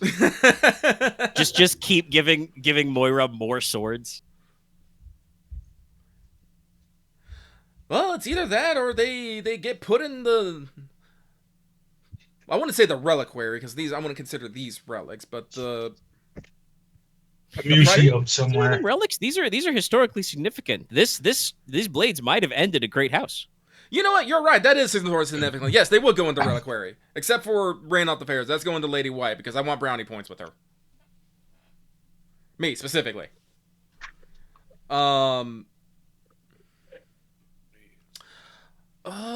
In that vein, do I want to take a lore nap with Rainulf the Blake so I can see his last moments, see his thing, so I can describe it to Lady White best I can? Well, I mean, that will basically be it for you for the night. But it would be for the kind of night. where we were going anywhere. Yes, Inos will take a lore nap with Rainulf the Fair Blade and ask the question of seeing Rainulf the Fair's final moments. So I think this one is pretty interesting. I'm pretty sure you have to take this nap on dirt. Yeah. Or at least on the earth. So where are you doing that? Because like I said, the people of Verdant Sepul do not sleep on ground level. Even the Vanguard are here will like string up hammocks above the ground. Oh! Wait, no, I'll do something, before that. I'll fucking use devil repelling incense on this, I don't think I can do it on the whole settlement. You could definitely do it on like they have like little ground level pavilions and stuff like that. There's also the church. I'll do it on the church. Hang on, let me. Inos will bunk in the church for the night while he does this, but let me cast devil repelling incense. I should have some stone slab floors. Also if nothing else, he'll borrow fucking Logesh's shovel and he'll dig himself a hole and bury himself. As long as no one compacts the dirt, I can rise from the dead in the morning. It's very funny, yes. But shitload of fours. Wait. Let me double check the intensity of this shit. I'm pretty sure you can use fours, and I'm pretty sure yes, that's Vision of the Earth. They have to beat your set. Yeah, hang on. No, devil repelling. Well, is it visions or devil? Sorry, devils. I meant devils. Yeah. Yeah, no. Devil repelling incense is also 3. So yes, it'll be 5 4s, I guess, because of Master Die. Yeah. So anybody who wants to fuck with you, they have to beat 5 4s. That shit's not happening. Okay, now I will cast Visions of the Earth. All right. Well, while Enos is taking his lore nap, Lornap. anybody else got anything? Loth has done a mid-episode coffee run, so I'm okay stalling a little bit. I probably got an hour of Teine left in me. Medicine's hitting. All right. Sorry, I'm just. No, that's fine. I understand it. It is what it is. Okay. Viscones of the Earth. Well, then I assume what you're asking about was, what was the last moments, your boy had this sword like. Mm-hmm. 3x8, so that's pretty decent. Multiple minutes, clearly distinct.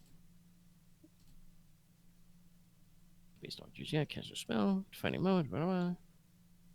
Right time for the indistinct the vision is. Yeah, so with 3x8, pretty decent height. Inos, you are cast back to probably a very cinematic, but a view of the Battle of Stone Fools. It's super hectic, but it is roughly what has been described by history. You find, your vision viewpoint as a ghost. You are standing, on the plains, in the distance. In back behind you is, kind of like foggy, like basically like it's different than if you were literally standing there looking at it. It's more like you're looking at a matte painting of it, if you get my meaning. But yeah, in the background, you can see Torknock, the Fortress of Runes, which is a hill castle town, of giant stone, in the way there. You feel like in the vision you can see the white tree, even though you definitely shouldn't be able to see the white tree at this distance. But, again, it's a matte painting. It's not literal. Kind of like off behind you back towards the east, you can see rows of mountains, including at least one volcano cone, not currently erupting, but still like in the backdrop. And there is a swift moving river kind of intersecting this, low rolling plain. And there's just two, ginormous armies fighting. The side of the army you're standing on has the banners of House Logi and houses, House A and houses, and, independent banners of, the circles of the Iron Demons. You can see, hundreds, if not thousands of Iron Demon forces, clashing. On the opposite side is the banners of all House, Vilter and their bannermen, and also, banners and postings for several A-tiers of Mountainkin. And just, Inos, you see, as Neil described, the Iron Kindred are kind of trying to set up like a hammer and anvil tactic where they're trying to, form a base for like the enemy to get surrounded and beat against, but they are being repelled because they are fighting against the Mountainkin bulk,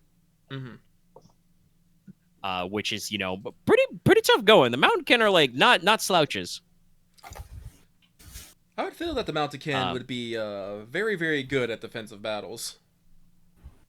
Yeah, they're like standing very firm, like right on the edge of the flowing waters, kind of a thing. As mentioned before, like House A's forces are kind of like trying to sweep around to like form a flank. And so, you see, Raynolf Logi, I don't think we've had him really super well visually described, but he's fairly standard Logi look, kind of like somewhere in the reddish hair area.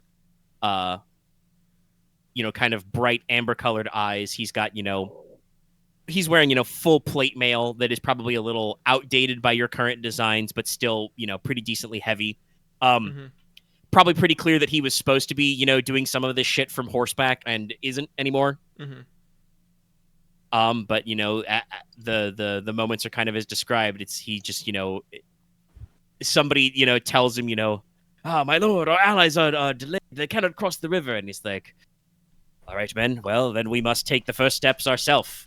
Who's with me? And a couple dozen guys are like, huzzah! Come on, man. And No one lives forever.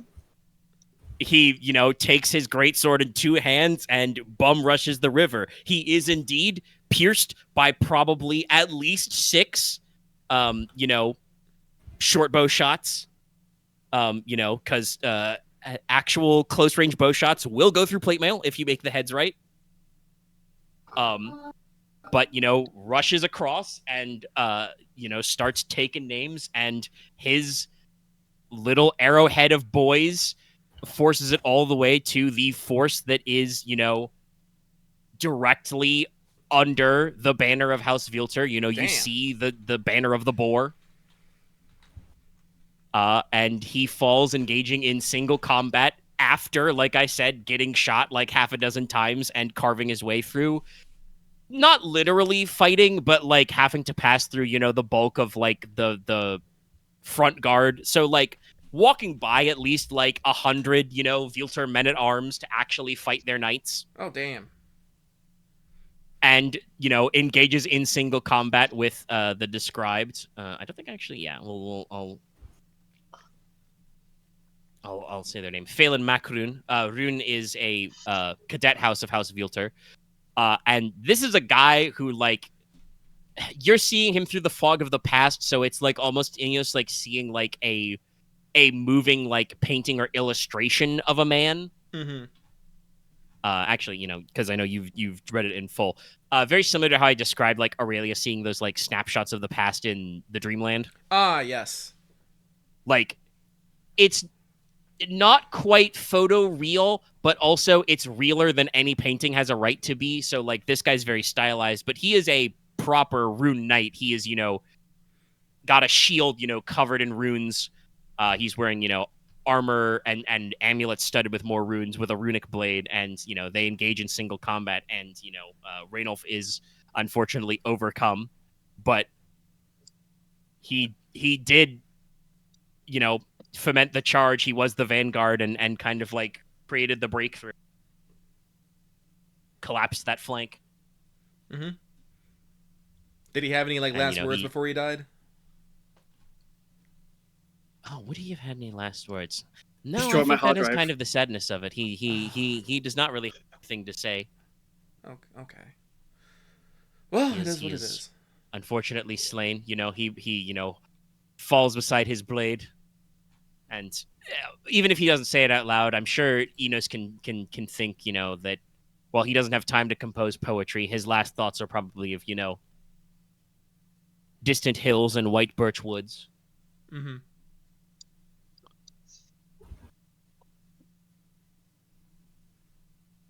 And you wake up 7 hours later when it's morning. So Inos casted devil repelling incense on the church, the chapel to Saint Elisaveta. Anybody else want to bunk in? Yeah. Sure. Sure. What are we rolling? Sorry. No, you don't need to roll. We're just. Are you going to sleep in the church, or would you go, do like the others do and sleep above the ground? I think Logesh would sleep above the ground. Pitch a hammock, yeah. I think out of everyone here, he's like the least religious. I know Leslok says he's journaling some stuff. No, it's important for him. All right. Well, let me take a quick bio break, and then we'll start the hunt. The hunt. Time to go chimkin We're hunting. now recording now. And I'm going to pause my recorder, and I'll be right back. So you You think? sure hope not. Let's not. I don't know how that would get. I don't know how it would get to 10 hours. But yeah, no, I am going to try and wrestle this boar. Can you not? Why not? because we're I will have gonna body 6. I bet it has more. Oh no, it definitely does. But All right, if Dallas is in melee with the boar, I'm gonna attack him as well, along with the boar. I thought you said you were going into melee. I am going into melee. Well, he has a reach weapon. melee plus. You might also be able to Sorry, to wrestle things that are not demon boars.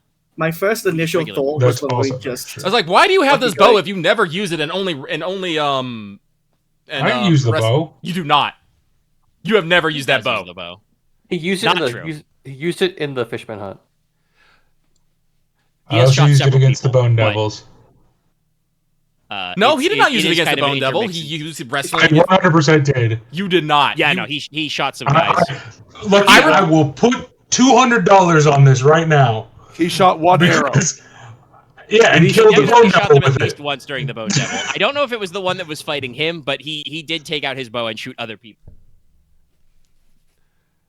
I don't know if right the Bone after Devil that was one fighting arrow me in at the that fish time. devils, he then charged in, but you know. He has used it intermittently as well. Yes. I don't He use my bow. shot at a Bone Devil. Maybe shot at multiple Bone Devils. I don't know Like I about said, multiple. not- No, because he did not. He did I- because I remember he got I like think stabbed in because- the chest by a Bone Devil tail at some point. I did not. Because here's the thing. got cut by a That Bone combat was very quick. Logesh was the one. So I do think I only shot one Bone Devil because I think the combat ended. No, But it was, no. He did shoot a Bone Devil. I will because put there money. were multiples of them, and it wasn't fast enough that like everyone killed their Bone Devil right away. So I think, did you and Nicola end up fighting the same Bone Devil? yeah. I think I shot the one that was attacking Leslok. Yeah. So you two were able to double team that one, and then that freed him up to actually draw his bow and shoot. We also state, I believe there's going Leslok to be and more than Logesh, I one don't think boar, instantly killed so. their guys. But yes, there will be supporting No, boars. that's I fair. think they would have told I will you probably that there would be use a some bow. regular boars with it. I forget. I'm gonna be honest. The strength was my only consideration. I genuinely forgot they were poison. Here They it do have is. poison. My first Is it- initial That is known, thought. yes. No, in that This is case, the I Teine. will stay the fuck away. Because AR does not work against poison. It's true. You still have the giant skull if you want to get the extra body, but Mm. Enos. Hey, Enos Konrad, do you wakes want the this? fuck up. Excuse me. Really? You do get the point Yeah. in body by reducing points in other stats. You get 2 in body by reducing 1 in knowledge, 1 in charm.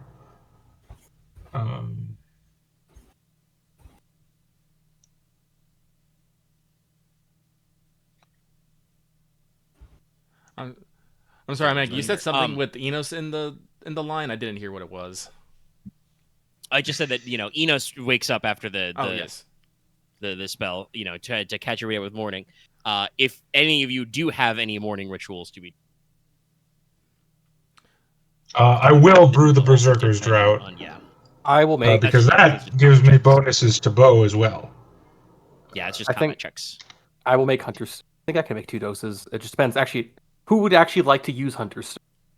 And also, Lucky, if you want to ask, it's because I don't have a full 10 dice in bow, and I have a full 10 dice in wrestling. Technically, Okay, the one dice are more made. secured, but the strategy is out there. You can aim too, I make Yeah, it with the no, NPCs. it's just- What are the No, I'm NPCs just. like? I am just. What's the word I want to use here?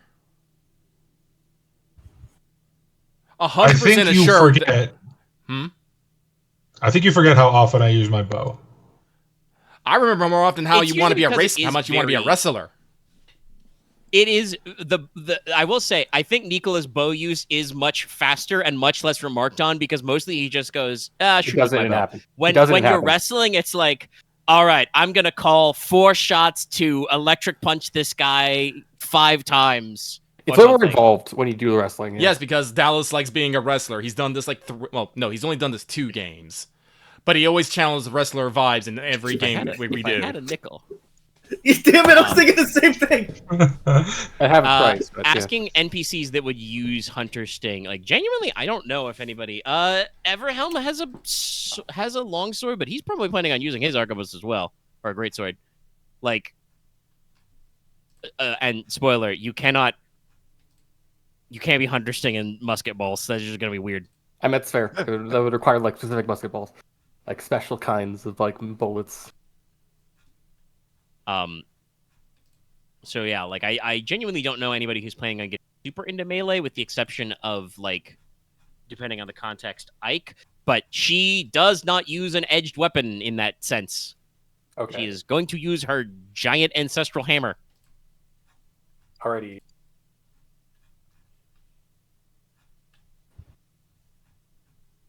Logesh, are you shooting things? He has a spear. I do have a spear. Does the Marquess want me to shoot things, though? No, he wants somebody to actually use his Hunter Sting. Because it What is turns the out deal that, of that mine? setting up poisoning weapons is way more complicated than I think X thought it was when he took the power. Okay. Now, Omega, please remind me, because I'm a forgetful fuck. Since I did buy the dragon bones, did I end up getting the spear commissioned to be made, or? I don't think so.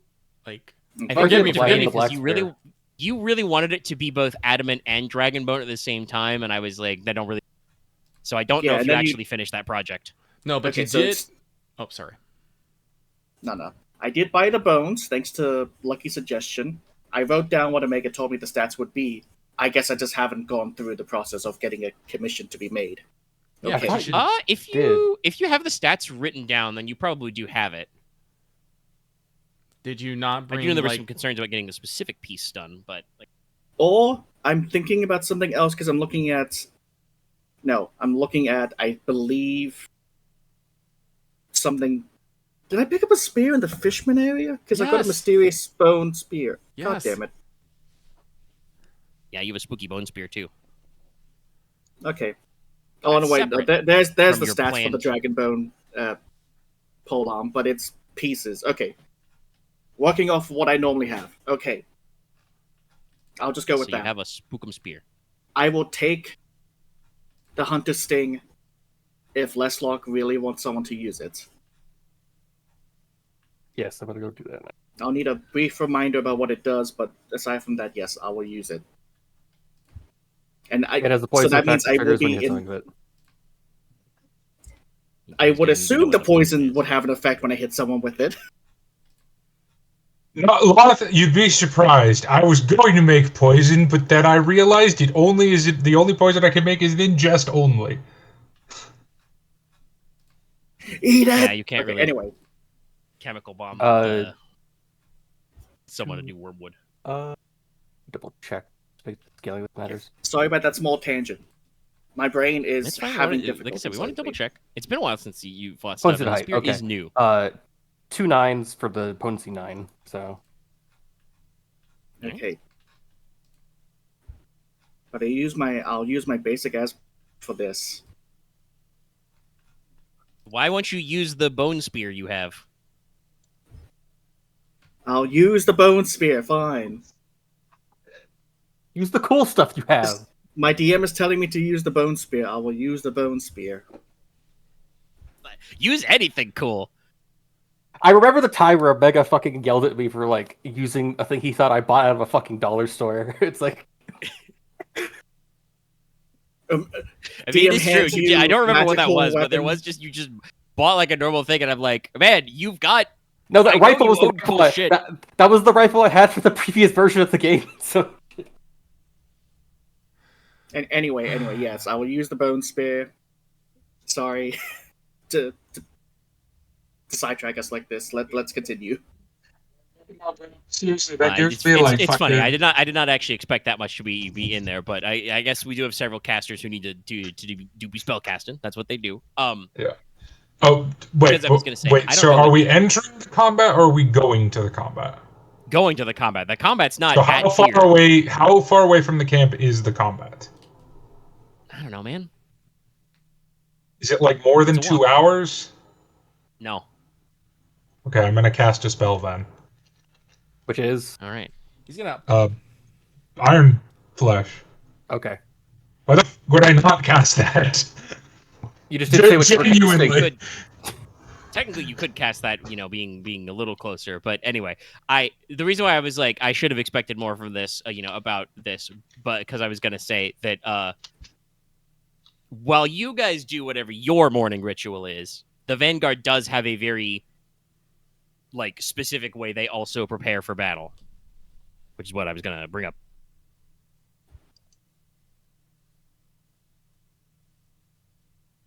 Konrad would observe. Sorry. Had a weird congestion of my ears. Okay, we're good. Well, we're not to the when it starts part. Dallas confused you. We're not to there yet. I have box text. But no, when the Vanguard is preparing this time, as opposed to last night when there's a lot of chanting and drumming and stuff, preparation this time is done in almost complete silence, very, very quiet, very methodical. First, everyone, basically strips to small clothes, and they, take the well water or in, collected dew water and, ritually, bathe their skin, clean off everything. Yeah. Sorry, I was booted to the recording channel. That's weird. I don't even know if you fit in the recording channel. I'm not meant to be there. It's disappeared as soon as I came back here. Very odd Discord. Anyway, not related. Yeah, sorry. But after that, they will make sure to kind of ritually, don their arms and armor, and then cloaks and masks on. They take some time to produce, poultices with horse tails and other medicinal herbs into cotton dressings and compresses. They make sure to bring out some special ceramic vessels, and everybody is allowed a single drink of, single swallow of fortified wine. If you guys want to participate as well, you are offered. But, you're told, a single swallow.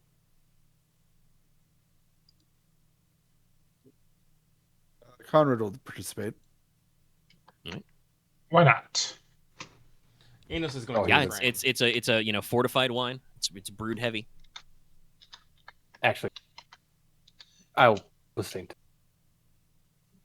For the sake of diplomatic relations, I will accept. All right. It's good, it warms you up, they say. And then also, while they're kind of stripped down, they're gonna crack open some wax sealed vessels, warming them in the morning fire, and they see they have some kind of deep paints in them, some kind of very deep red, and then also dark green, almost blue, which they will make sure to very methodically start dabbing on and drawing, and even drawing in some runes as she cracks a vessel and dips in and draws a line across her face. Fiona will mention that these are war paints made with aromatic herbs, and in the case of the red one, it's actually made of with a complicated some word of mixture that starts with a CO. Sorry, it's hot. And these guys keep, vice gripping my brain. Concoction? Yes. I think there's other words for it, but that one works too. It is concocted from a solution that is made with monster blood. So it will cloak your scent. Mundane beasts will flee from it, and monstrum can't catch their scent. This is important specifically for the Triath. And, Konrad did mention that he tried to check out how these guys do their monster hunting, so he may have known about this ahead of time. The green kind, like I said, the kind of almost blue color, is made with flour and boiled herbs, which is designed to ward off the unquiet dead. So, they'll kind of mix these two colors together.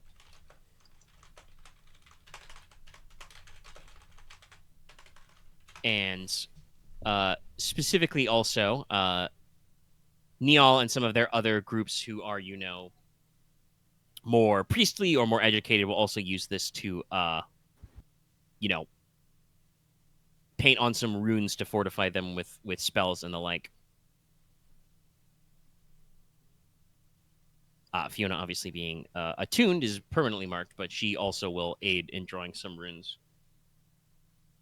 And Manuel remarks that his hands are a little large to draw on human-sized targets, but he can help them as well.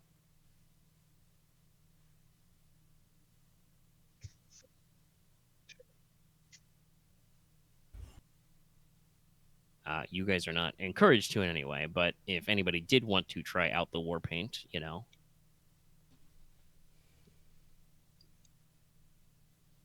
You know what? Sure, why not? Alright. If they give me Honorable instructions on the- how to paint it. The red Makes sense. one that Is the there one that hides purple? the scent. There's probably No, not it's purple. like I said. There's red and like a dark green. They have I'm different probably purposes. dark green then. I don't know. The Just one red different- kind of look weird with my hair. The green does ward off against the unquiet dead. But Konrad takes some of the red. It's like I said, very tacky, kind of like oily. It's designed to stick to the skin for a little bit. And it definitely has kind of that coppery tang that fresh blood does still. Yeah. The green kind is very herbal and medicinal smelling. I Trying to genuinely apply some to think both his skin and also to his metal armor. Nicola cannot tell. Because I think Probably, that yeah. particular herbal medical smell is just completely burned from his senses at this point. Yeah, I think you just smell like that all the time. Yeah. I, It's like, what do you put mean? red on- Everything smells like this. I think Leslok will put the red on his face and like the back of his.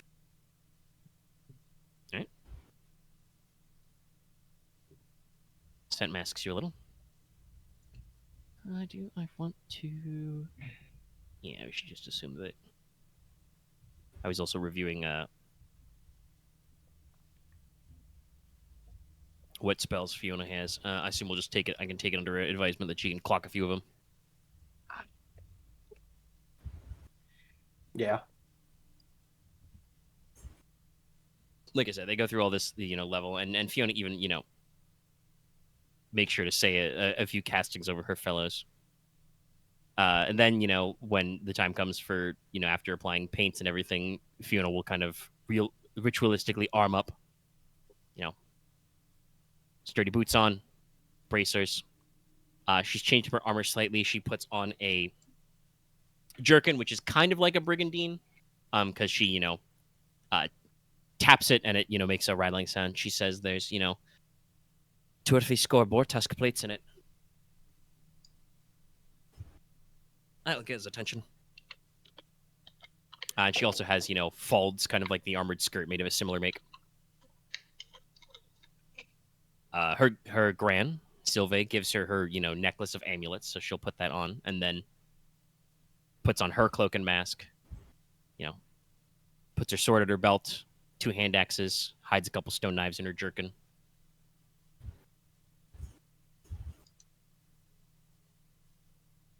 And that's how they all prepare. And then just when it's time to set out, they'll go out to the edge of town. They'll grab, those of them that left their spears there yesterday will take up their spears and head out.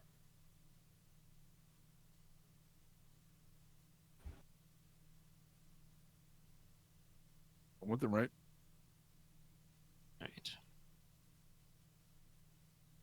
All right.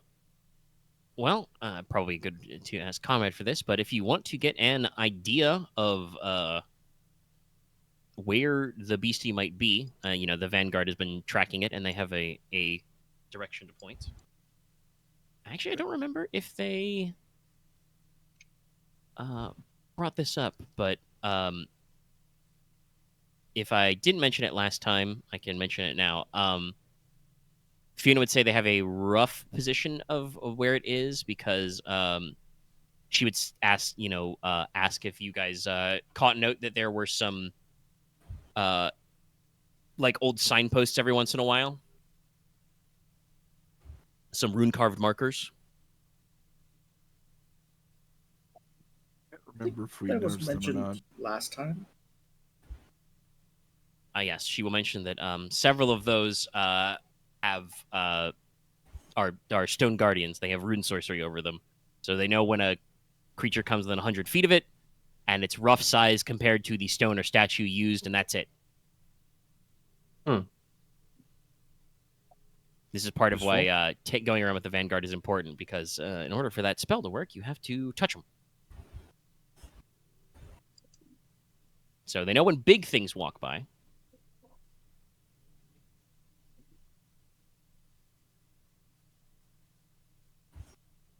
But yeah, but Konrad will help with any tracking of a normal variety that they need done. Okay. Go ahead and roll Scrutinize. AKA Scrutinize. Track. Sense plus Scrutinize. If you got anything else going for this, feel free to add it. I got Doggo. True, dog helps. Well, you're not tracking. I didn't ask you. Oh. You said everyone roll scrutinize, and I just did. Nope. No. I know. Earlier. Look. I also my I feel brain. slightly compelled in some of the science to do a double check with Lucky. I'm not tracking. Not check. I just want to make sure because you were quiet for a while. I didn't know if you just like were enjoying your pizza or not. No, I'm just sulking back here. Don't mind me. Two nuns. All right. They already had the rough. Whatchamacallit? Rough. Location? Direction? Yes, location in mind. Sorry, that was okay. That was my brain thing. Yeah, no problem. I'll bring it off. I'll bring it up off mic.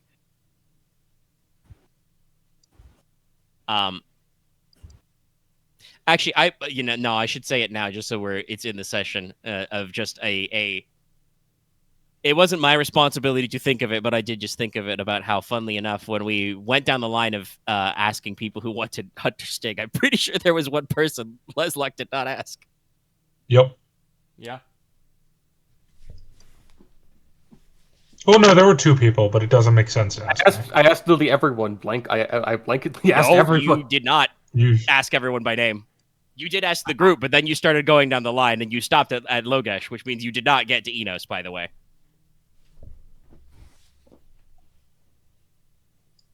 Look, you would have wanted it. So It doesn't matter now. We're moving past this. Okay, I thought you just said no. Okay. Yeah, Axe. No, I'm not getting into this. I'm not getting into this right now. Please continue. All right. So you guys do hike out for a little bit. Like I said, they already had the vague idea, and so Konrad, you can kind of take point. You guys, I think I described it. Let's scroll up and see. But I think I said that it was probably like a 20 or 30-minute walk into the woods to actually get to where Verdant Sepul is. Like it's a decent walk in. So you guys got to walk out for a little bit, and then actually go out into the broader fog veil. And so move similar to terrain you've covered before. Sorry, this is me pausing because it has been several weeks since that part happened. So the terrain outside the forest here is mostly low, but still involves a decent amount of like rolling hills and kind of like, you wouldn't really call them valleys, but there are gaps, in between the hills, lowlands and stuff, which is where lots of old trails and the like go on. As you guys kind of like set out, actually out into the field, again, there's not a lot of like chanting or calling, but the Vanguard do kind of... Sorry. My jaw hurts a little bit all of a sudden for some reason. But the Vanguard doesn't drum or signal out, but they do kind of march in a cadence. And like those of them with like spears and other things, they're cudgels for some of the people from Verdant Sepulchre and stuff. They do kind of like strike the ground with a regular rhythm, which does match. I'll just give it to you for free because it's cool. Does match drum code cadence of just being like, like Vanguard Hunt, kind of like thumping out, echoing through the ground beneath your feet.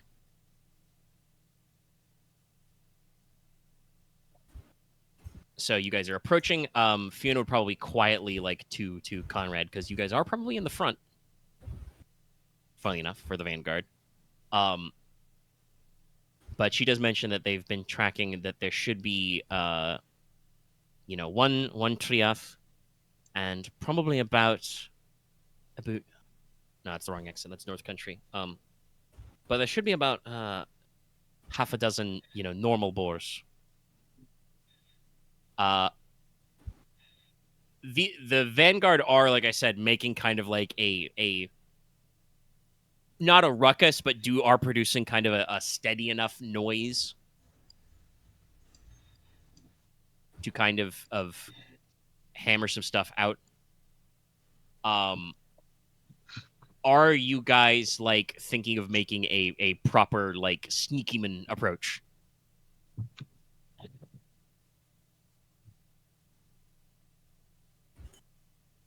I don't know about everyone else, but Konrad's intention was to kind of at least get the first shot off from a hidden position, if possible.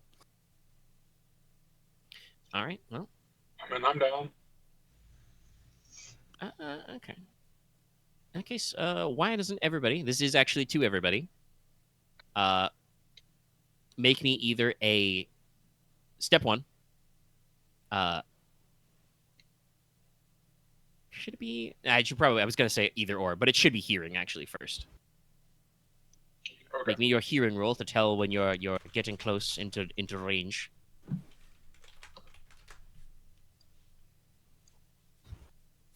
Inos, ears good. God, fucking duck. Logesh, no ears. I don't know how I fucking messed this up in new and took my creative ears. ways. Leslok, ears, correct. Konrad, also really good ears. Hold on, guys, am I crazy? Did Dallas roll most of it straight? Yep. 1, 3, 5, 6, 7, 8, 9. Yeah, okay.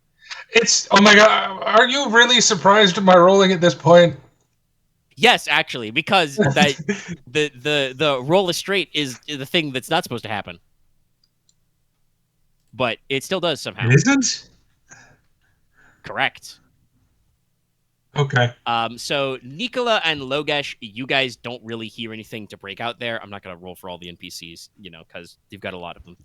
They'll catch on eventually. Some of you have succeeded, but you guys do hear in the distance, as you're kind of moving out in loose formation, kind of like tramping and treading of heavy footsteps. Some those of you especially who rolled like a pretty high height, like Inos has 9s, Konrad has 10s. You can hear smaller kind of footsteps, something more like the size of a normal, pig or boar, crunching some underbrush and stuff like that. Clomping on some stones and stuff. And do hear probably like, occasional like,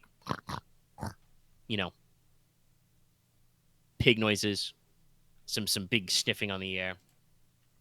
So you guys got a rough ballpark. If Konrad, you would like to be in a sneaky pantsing situation, I need you to roll your coordination plus stealth. Anybody who wants to be sneaking up with him, probably to get kind of like, basically, like I said, you're, in low rolling hills. There is some grass here, but, ground cover's kind of intermediate. There's a very few number of trees. There might be some stone walls still left over some places, but what's probably going to happen is if things go as well, you're going to probably like aim to ambush. Ugh.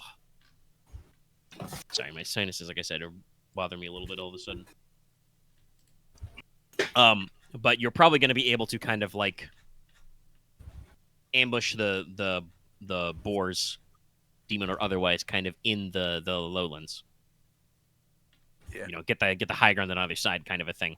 Oh, did I not actually write it down? So those of you who want to be sneaking up with Konrad can roll your coordination plus stealth.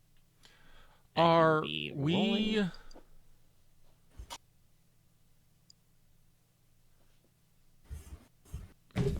All right, Stevens. I am not What are you gonna rolling say? because. Oh, sorry. No, like he was asking me a question. What you got? Sorry, I just got flabbergasted again.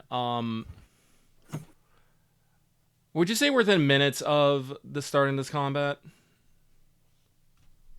Minutes of starting? Yes. Okay. Like, Konrad will, I think, ideally set up in stealth and, aim down, but he's rolling stealth to sneak up the hill on this thing right now, and I'm about to roll its hearing to detect him, so. All right. Then I would like to cast a spell on Konrad at the very least before he starts sneaking off. Yeah, you got your time. Okay. It also does sound like, I think Loth was just about to say Logesh isn't sneaking up with him. I don't know if anybody else is. Yeah. Who is sneaking Everhelm up? is in Who a is position to sneaking sneak up? off, but he's not going to sneak away from the Marquess, so. Yes, who is sneaking up? Because I might have to cast this multiple times. And I do I'm want to not. say, so also, if you guys want a more tactical picture, I could draw you a crude map if you really need it, but basically it's just lowlands in the middle, 2 hills on either side. You guys have enough flexibility. If you want to sneak, you can sneak around to either side. The way I want to do this combat is you guys can choose if you like. There are, like I said, about half a dozen normal boars, which I'm pretty sure I have stats for. If you guys all want to dogpile on the Demon Boar, I'll basically have you guys and Fiona dogpile on the Demon Boar, and the other NPCs, including all of her followers, because she does have I think she's got like 4 or 5 in the followers advantage, will job out the ads. If you guys want to take ad duty, you can pull ads, and that would free up some other NPCs or followers to contribute to the Demon Boar. So if I'm using my bow, it makes little sense for me to do anything other than Demon Boar duty, because the entire path is about hit big thing really hard. That's fair. All right. So are you sneaking up with Konrad? Yes, I am definitely. Wait, hold on, Omega. I know this is going to be a yes, but I do have to ask per rules of the game. Yes. Is this a natural environment? Yes, you could use your glamours. Thank you. Okay. You are in the wilderness. Well, it's a fair ask because you have asked about it in some cases which were not correct. Oh. Game Master, I'm in a root cellar. Can I cast glamours? I'm like, no. It's all dirt here. It's like, no. So how many people are sneaking up initially? I'm not. You're not? It means Me Everhelm is. and Nicola, it sounds like. All right. And Nicola sounds like he's doing something else. I don't know what. No, I get a passive bonus to stealth when I'm in nature. Okay. Yeah. So, but you're doing the stealth advance up to get the ambush on the big boar, correct? Or are you hanging back? That is correct. Yes, I will. I will answer for Yes. it. He's Then gonna I am correct. going to cast this 3 times. I'll be casting the Empty Grave.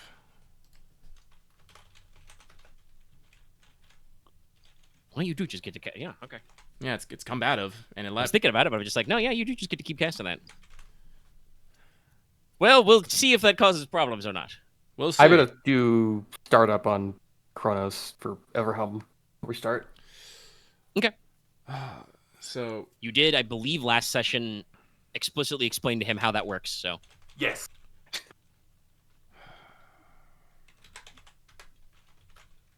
I will let him go through all the castings. Yeb. Big Yeb. All right. And also So, is it just height? Oh wait, no. I also Ooh, forget. yeah, I yeah, have. yes. I'll use the first point of Alacritous casting. I think that just increases the. Let me double check that real quick. This is one of the reasons why I wanted that. It was 1 unit of time longer than average, regardless if it was based on duration of task. So 1 unit of time means it would just add 1 more minute, correct? Yeah, if it's duration in minutes, it just gives you +1 minute. Okay. Then, Nicola, you have the spell for 9 minutes. Konrad and Logesh have it for 11 minutes. Excuse me. Leslok? We're doing that a lot tonight. But Empty Green means that even if a limb is filled with killing or shock, it doesn't really stop you. Let me read Also, up. if your torso and head fill with killing, you don't die until the spell ends, anyway. Yeah.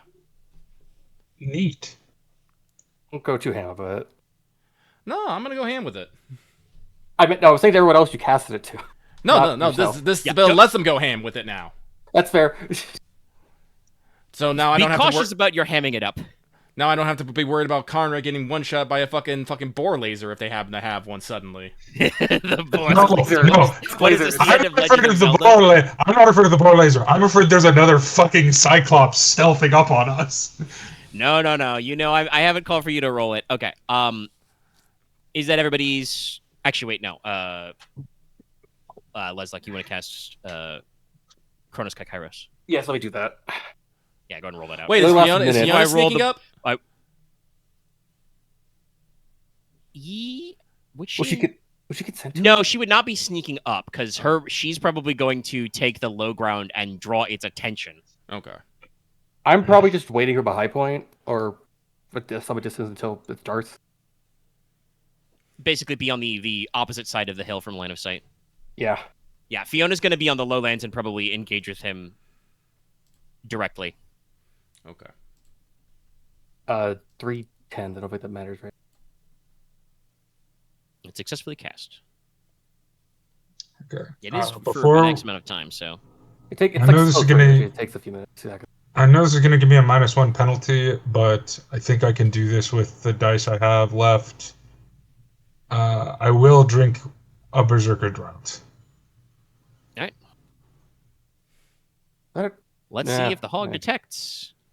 3s. No, I believe Konrad's sneak does beat that. Oh, also I should roll my sneak. Yeah, I got 7s. Yes, roll your stealth. 8s.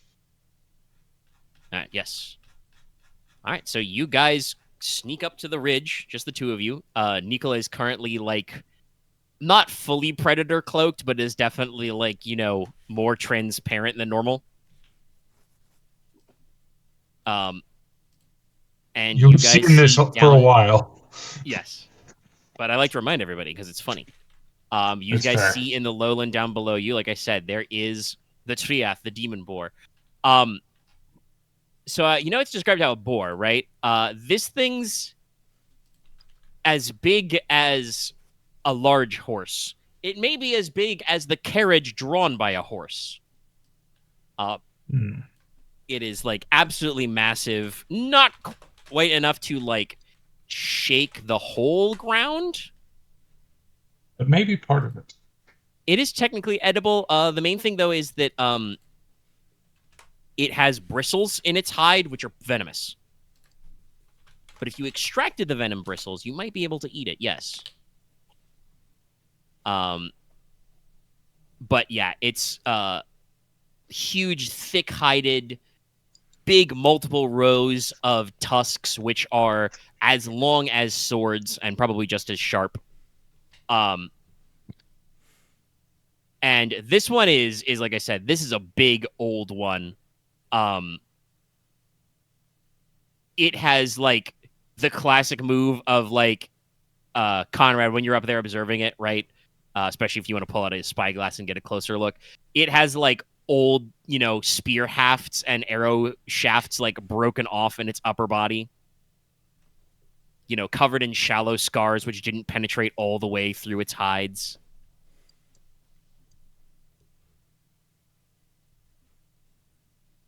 So it is a big, tough boy. All right. Well, you guys basically get like a sneak round. So, Okay. how much prep work you want to do? You can. I double checked this, and when I wrote the cheat sheet, you can aim for a maximum of 2 rounds ahead of time. Yep. What does aim do? Plus 1d for every round you aim. Okay, I will Unless you aim have for something one. that changes that. I will aim for Indeed. 1 then. Yeah, I only need Yeah, I one only round need of 1. aiming. I get Yeah, same. double the dice of aiming, but can I aim and then also prepare to call a shot? No, you can't. You're not snuck up. Okay. Right, range. You literally said you're not sneaking up, so you're behind a hill. Inos is preparing to Yeah, charge. I just need 1 round of aim because, yeah. Oh yeah, you're both snipey McSnipertons. All right, so you I'm guys also basically, like I said, you're berserker ambushing. drafted. You get a free shot. So. Good. Sorry, I was just thinking, how close can I get without having to actually try to sneak my way through? You could probably get to the edge of the hill. Okay. Like distance wise, without breaking coverage. would like distance wise, like Do you want to try and be running like down the hill at it, like keep the high ground? Yeah, I That's basically want probably to a be shorter distance as well. Yeah, I basically want to be. I want to be able. I want to see if I can get to at least a charging distance from, cover, if that is possible. So not start up, right on its flank, but have to move to engage in with it. I don't. If you get what I'm saying, I don't know. Yeah. No. I probably should have jotted down the exact hill height before, because that would be important. But let's see. Like I said, they're low rolling hills, so the peak of the hill is probably like, let's see, like combat. There's the cheat sheet. 50-foot slope. Ooh, 50 foot. Okay. Like just to the edge of like short range for ranged attacks. But you get 15 feet for free, and then you get 5 feet for every width in a run roll. Even if I do amazing on that run roll, that's still going to be like 2 rolls. The 2 rounds of me just flat out running. Would he be able to start his run on the same surprise round, where we take our shots? Yes, basically, you'd be able to start charging. Okay. Now if I can start my charge on the surprise round, then yes, I'll do that. Then yeah, you should be able to start your charge in the same round that that means like Konrad and Nicola fire. That means if I do I well on the run, I might be able to be there on the first round. Okay. I have a question. Yeah.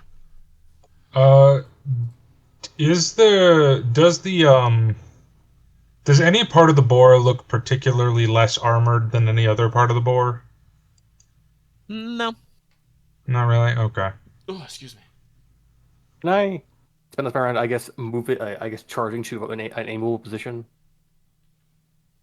I mean, yeah, you can just crest the hill with your free movement on the surprise right. round when it's I will do that then to get a position.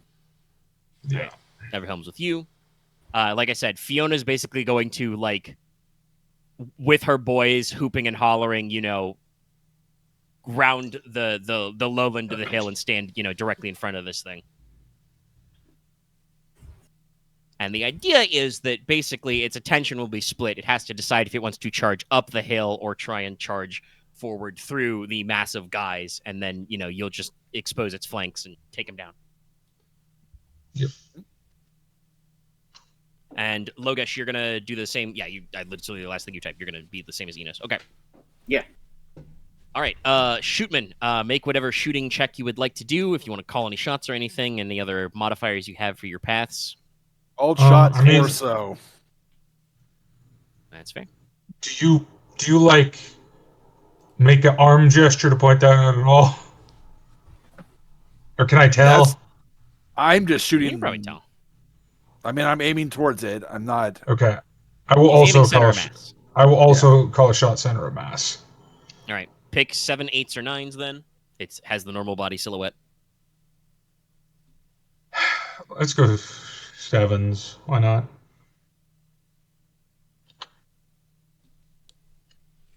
And then I get +1 for aiming, get -1 for call shotting, get +1 for berserker drought.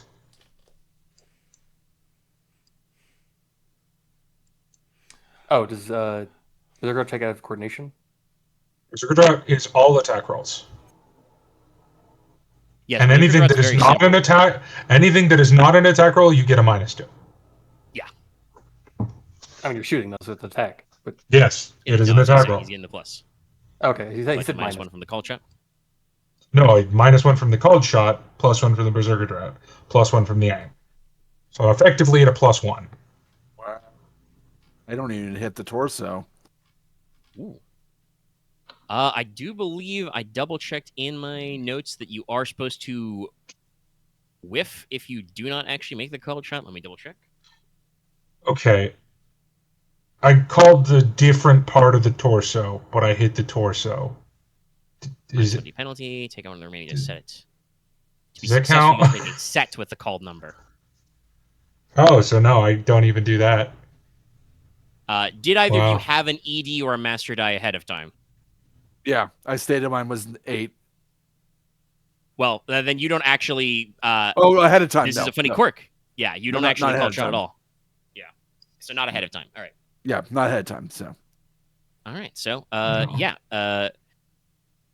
You guys fire, but at the last minute, Wow, This called thing- shotting is awful for me. flinches, and your shots go basically above it and sail off and hit the far hill. That's the signal though to start. Everybody who wants to be rushing, go ahead and roll your first run roll. Body plus run. Can I get extra movement because Run. I'm running downhill and there's extra speed? No. Yeah, sure. You can I have a know- free 5 feet. If I remember, Omega. can I get extra points if I put my arms behind me and then shoot? No, I but know you can exact- to swing. Oh my god, carrying I know spear. exactly what happened. He shot my arrow. I mean, that would explain it. Wait, Nicola is unlucky. So No, I'm 20 Jinxed, yes. Same diff basically. So the whiff just adds 5 feet, correct? 5 feet per width, yeah. Okay, so So width instead of running 15, you run 25, which is about halfway. Okay, cool. I assume I don't need Yes. a run roll to get in position. Yeah, you said you just want to move to where you can aim, so you just take your 15 feet, pop up the hill, And then aim. aiming with Arquebus. Pepperbox. I fucking lose my mind. I have an arquebus for this. I'll probably switch to you do your Pepperbox arquebus. immediately after this because I'm probably not going to reload it. Wait, okay, so you have your arquebus. That has slow 1. So you got to spend your whole round preparing first. Oh, I have to preload it. Okay. Yes. Yeah, you cannot run around with a loaded arquebus. That No, you got to cog it back. You put a little powder in the chamber. Then I would have done that. I would have done the previous round. Then my bad. That's fair. You can take it out, but it's just important to remember that this is a thing we fucked up before. Slow is before you use the slow thing, you have to spend the round. Okay, then I will. I'll do that now, but the round before would make it work. What do you think is Okay, fine? all right. Now we're moving in sense orders. So, hey, sense 2. Represent. Yeah. I think it's just me and who Loth. is sense 2's? Yep. Still just Yep. Dallas. Still just us. Anything else going sense too? Nope. Hey, Okay. Omega. At least not this thing. This might be surprising to you. I'm going to take my bow and I'm going to shoot it. Oh no, how In a shocking. similar vein, I'm going to take my spear and shoot it. And I'll take a potato chip and eat it. Sorry. All right. Luckily, Logesh is not a monstrum because as he shoots his evil bone spear directly into his veins, the hunter's sting does not poison him. No, I'm kidding. Oh, hurts so good. What are you fucking that guy reanimator? Oh, brother. I can't do Okay, the it. third guy, the third Yeah, reanimator. So that was a good one. All right, so those are both our sense 2s declared. Yeah, please move on. All right. Well, actually, I should say, Logesh. So you're about 25 feet away, I think. Yeah. So you will need to. You can only move 15 feet for free. So, you will have to make like a charge or just run or something or throw your spear.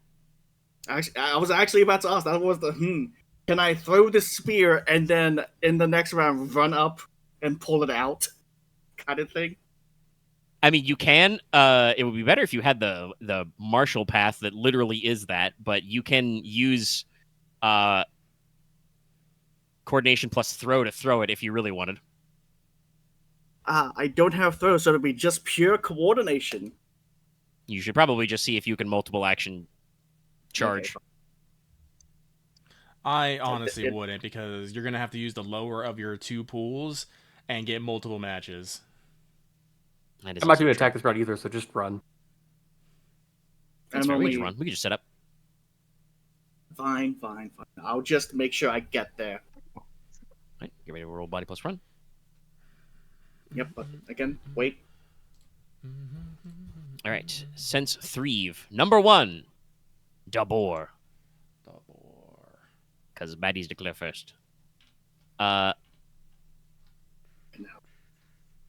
So, it is going to charge. It has a special charge, so it rolls body plus run separately from attacks, and because it can charge for multiple rounds. So it will try to close the distance this round to Logesh, because he is in the front of the running. Yippee! What do I win? Goring! Correct. Modified charge. Extra damage. But didn't Loth run the same distance as me?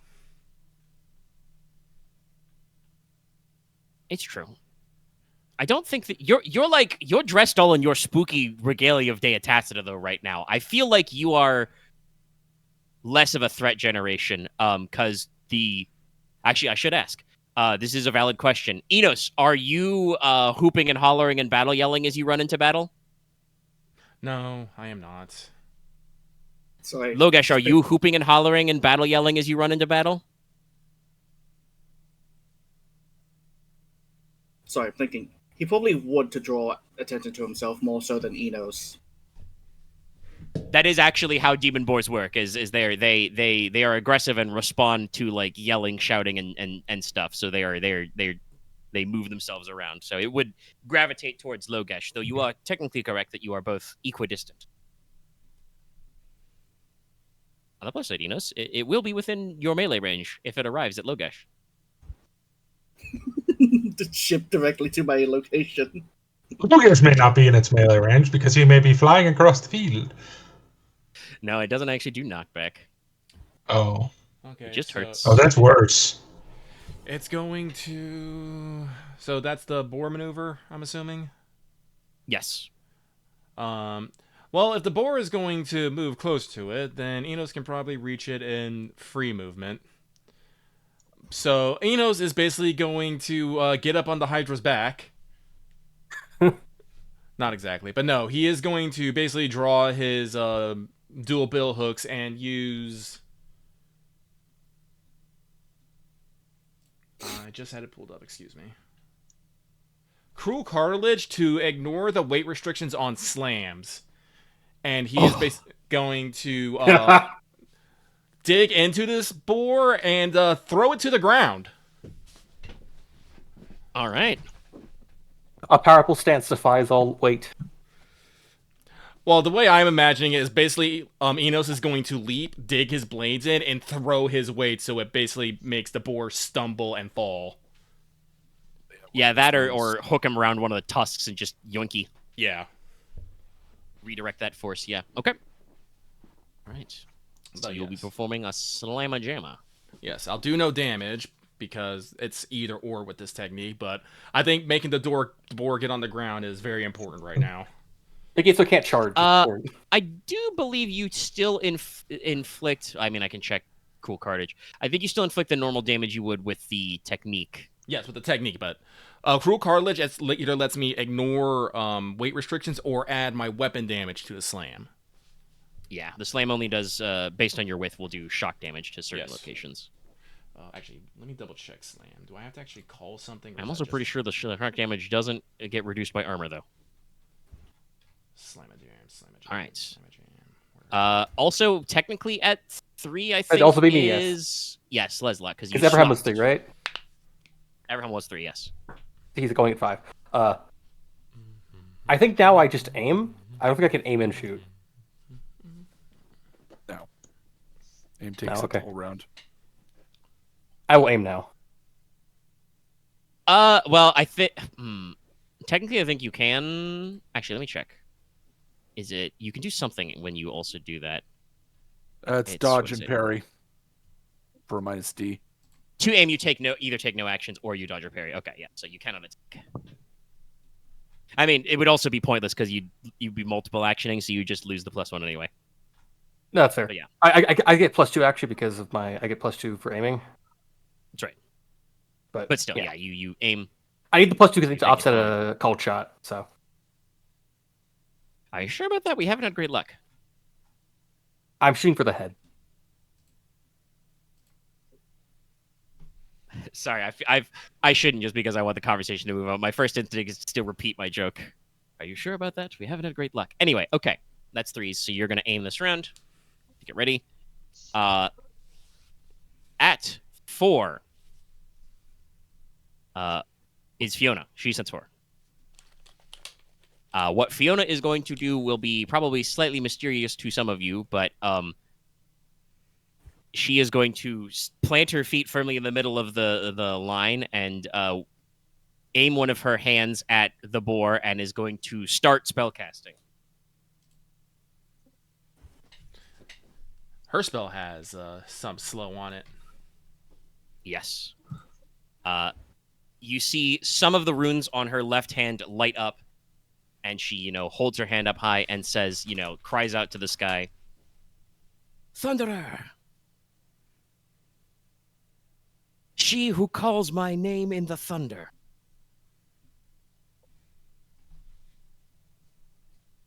And starts casting a spell. 5s, that'll be Konrad, and as I said before, Everhelm.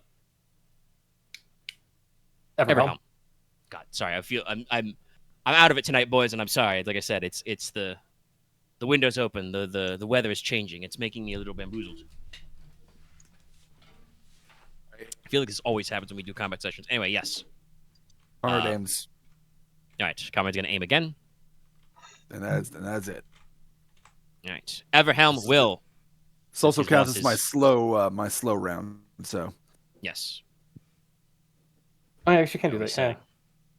Yeah. You're like loading your gun back slow up. is not slow's weird. It's not an action. It's just you need an amount of time.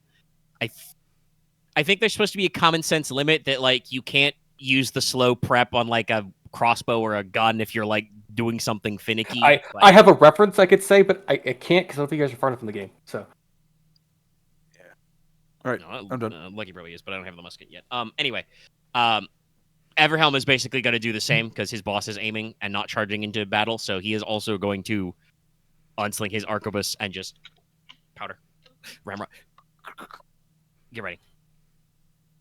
So eventually, we'll firing line this guy. No, not that number, you fucking dumbass. All right, everybody ready to go? Yep. Yep. All right, roll your bones. I'm rolling my run. Just 2 width? Ooh. 2 width. Well, technically 2 width. Well, I'm talking about me. Oh. Yes, okay. He's not 3. It's 2 width. Because, like I said before, because some enemies get to break the rules, he rolls the run pool separate from its actual attack pool and then adds based on the result.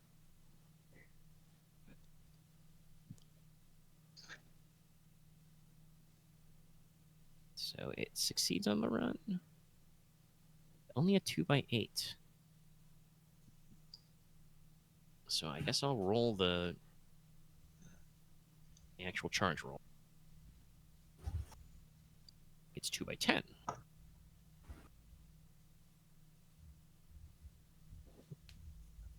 Does it get other matches? It has 3s, and that's it. Okay. So boy's actually rolling. Anybody beat a 4x3? Take that as a no. Sound like it. All right. So you do a slam with a 4 width. Yep. Target is down. Takes 1 shock in every hit location, and 1 additional shock in the location indicated by your set, which is 3. All right. That's its left front leg thing, leg arm. So clearly I sunk my blades into it and redirected the force. Wow. All right, it's downed. So I will say not only it will sacrifice its 3s, so it keeps its 10s, but because it's downed, it is going to lose its charge benefits. Mm-hmm. It cannot charge and be downed at the same time.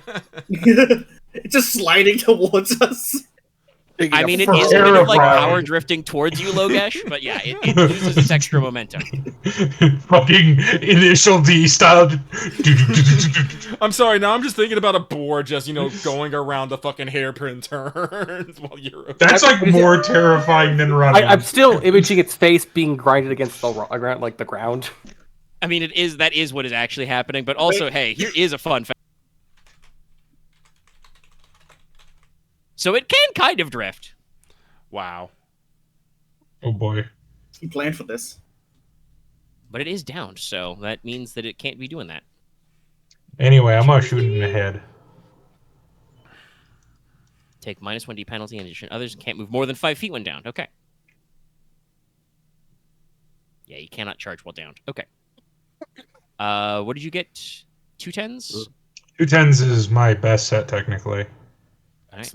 So 3 damage to the head. Because I do 1 more. I have an extra width and damage. What was the name of the path again? The archery one? Yeah.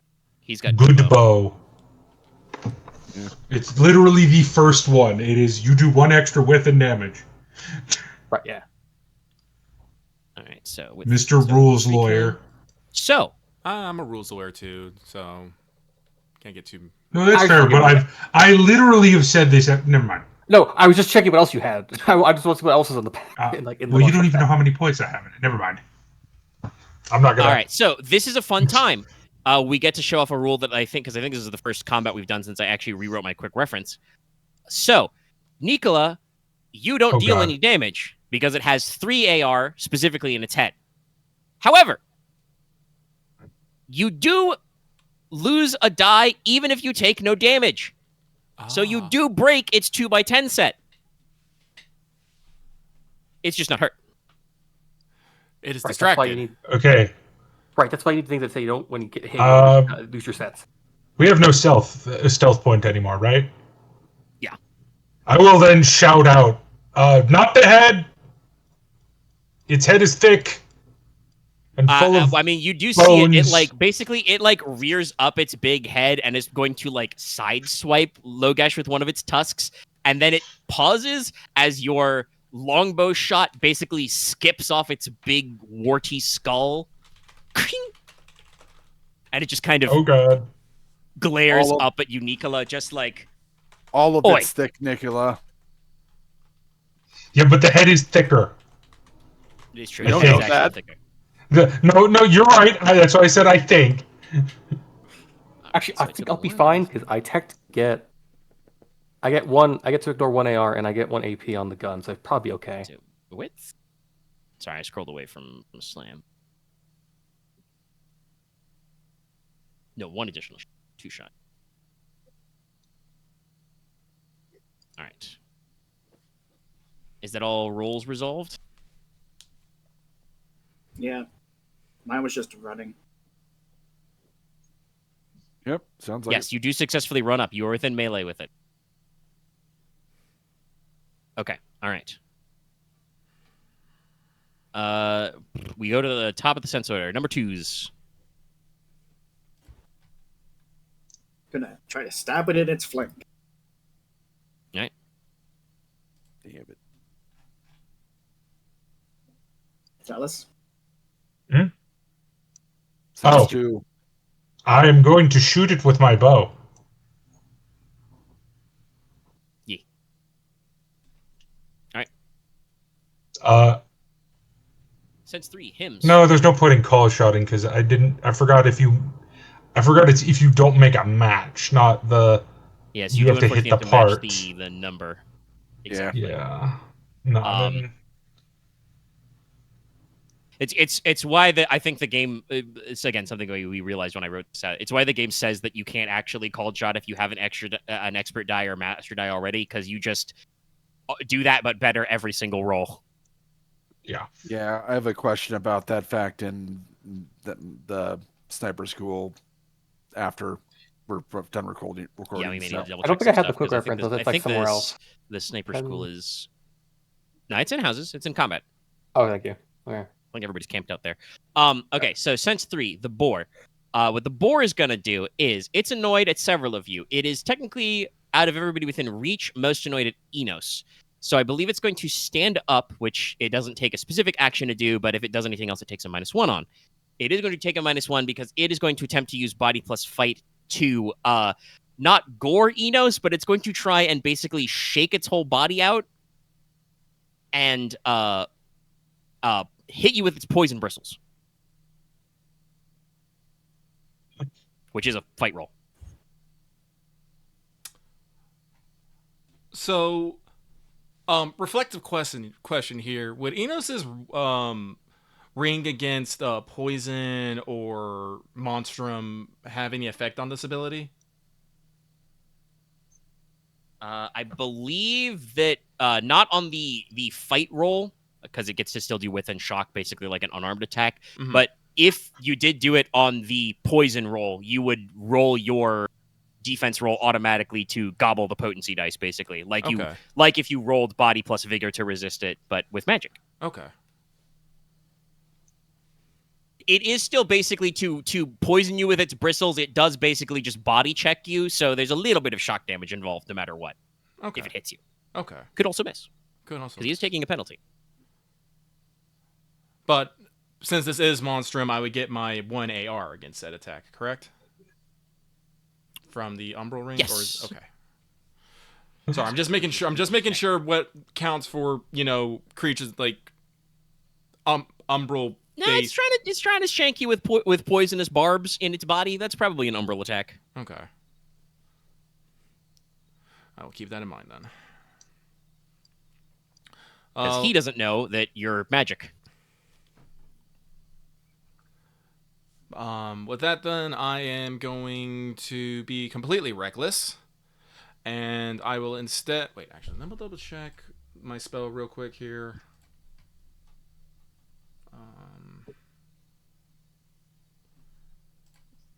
Sorry, I have to check the wording on a spell that I have to see if I can do something stupid with it. Very important.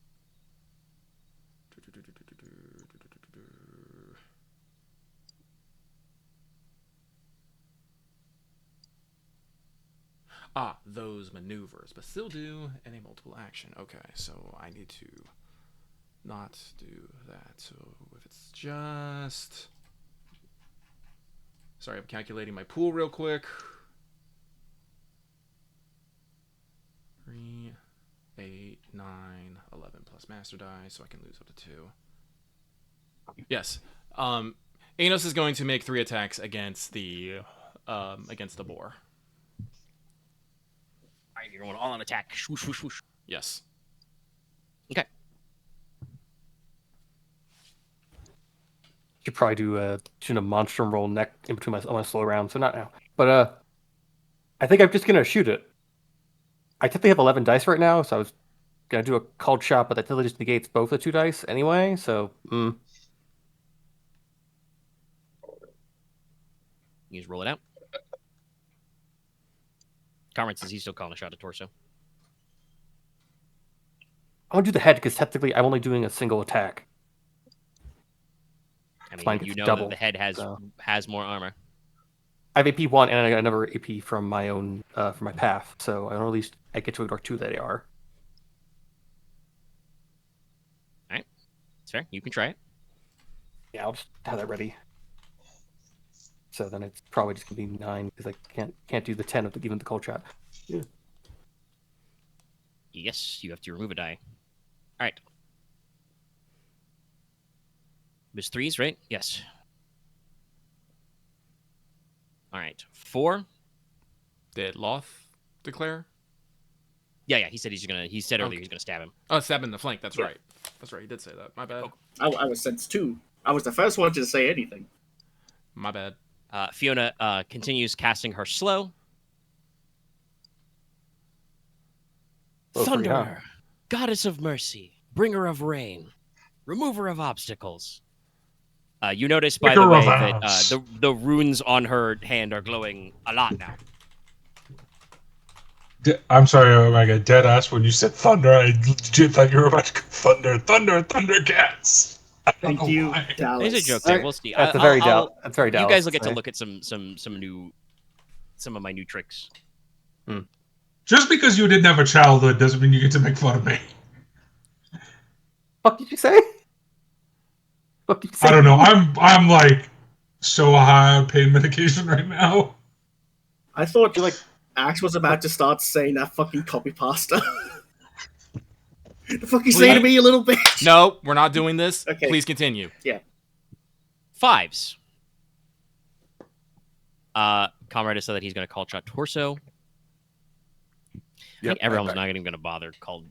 Actually, wait. He has a couple ranks in sniper school. Does he want a call shot? It is the which one is it? It's the third one that gives it +3 wounds. Or he's width, only I got should say. 2, I think. Probably go for torso because I'm doing a very specific thing. I mean, Ooh, excuse me. yeah, you're trying to kill him in one shot. I don't know how it's gonna turn out, honestly. So it might just really fuck up, and I'm just like, that happened. I mean, you miss. That's what as we talk about with call shots. They are actually supposed to be a little risky. I'm looking in completely the wrong place. Yeah, he just has sight in and pick it off. Which I don't think pick it off applies to this at all.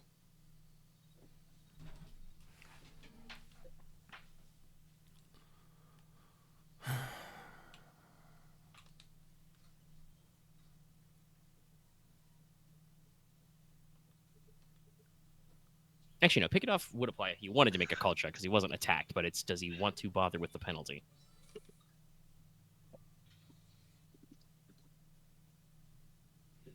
Nah, I think he's going to just take the shot and see where it lays.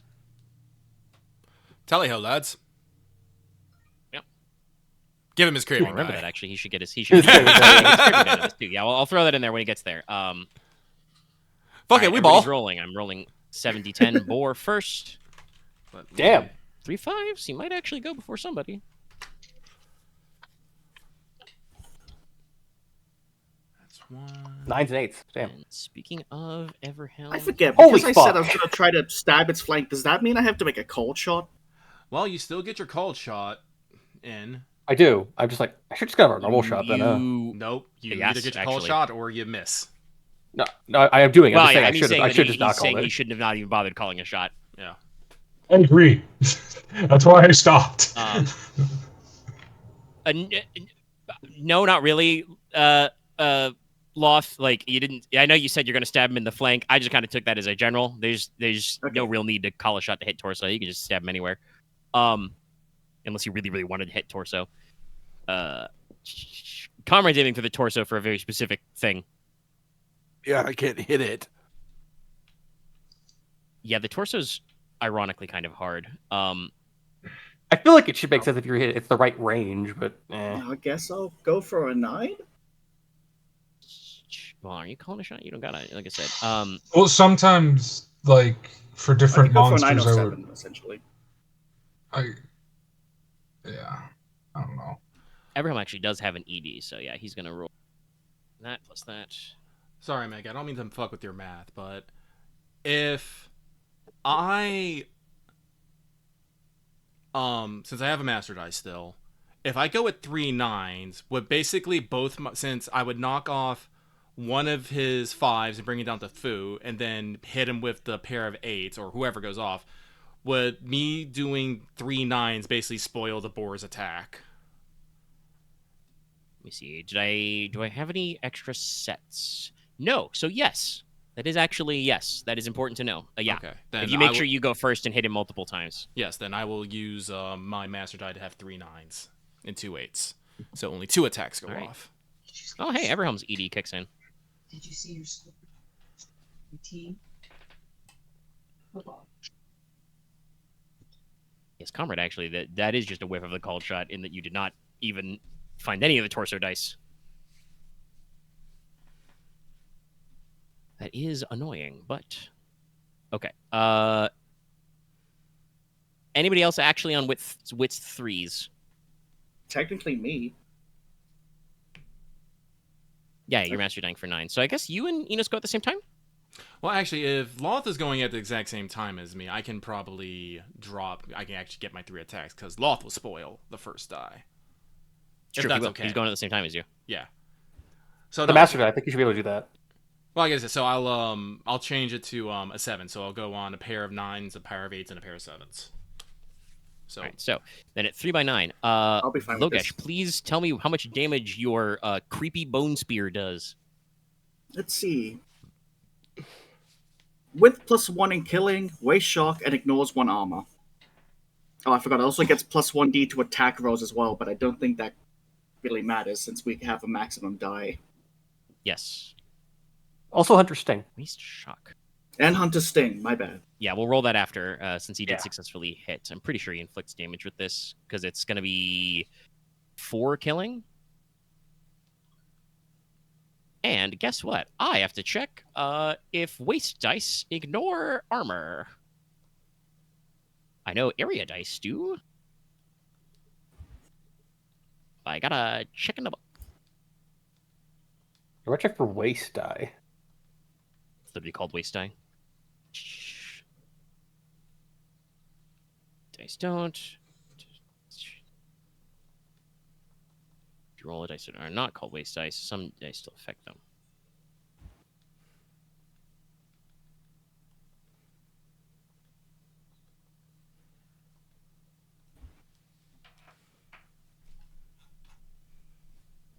Activates the spell with a 2x4 set, so it does 2 killing to point shock damage each occasion. It just says that it's damaged, so it doesn't say it's specifically ignored by armor. So the waste shock, unless they hit this multiples to the same location, which I don't think any do, because dice that are part of sets, even if you're not using them, don't count. So you would just do 1, 2, 10, and 4. Actually, no, the 2s are paired, so 1, 4, and 10.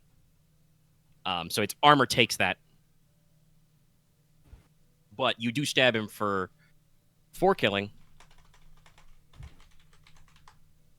into the torso. It's got 1 AR, so it eats 1 of that. Takes 3 killing. And then it needs to roll... Well, actually, Loth, roll me 9 dice. For potency. D10s? Wait, there's a waste die shot. Yeah.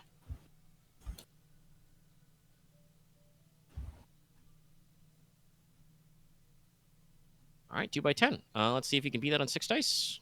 No. All right. So what is the major effect and the minor effect of Hunter Sting? It is. Let's see. Your minor effect. It takes a -1d penalty to all actions for the encounter. And major is it takes shock damage to all locations. And it can't be reduced. And it cannot heal it. Oh, yeah, this guy doesn't heal. All right. This thing like recoils from this spear in its side like it's burned. Like it just kind of reels up like as your barbs dig in its body. All right. Anybody else on a 3-width? Because it loses a match from its 5s. No. All right, then we go to 2x10. What is your Arcabloose damage? That would be. It's with plus killing, or with plus 1 and killing. It's shock killing. No. For an Arquebus? arquebus, yes. An arquebus is not a longbow, Chief. Oh, shock killing. No, yeah. Sorry. With plus 1 shock killing, AP 1. Because I have.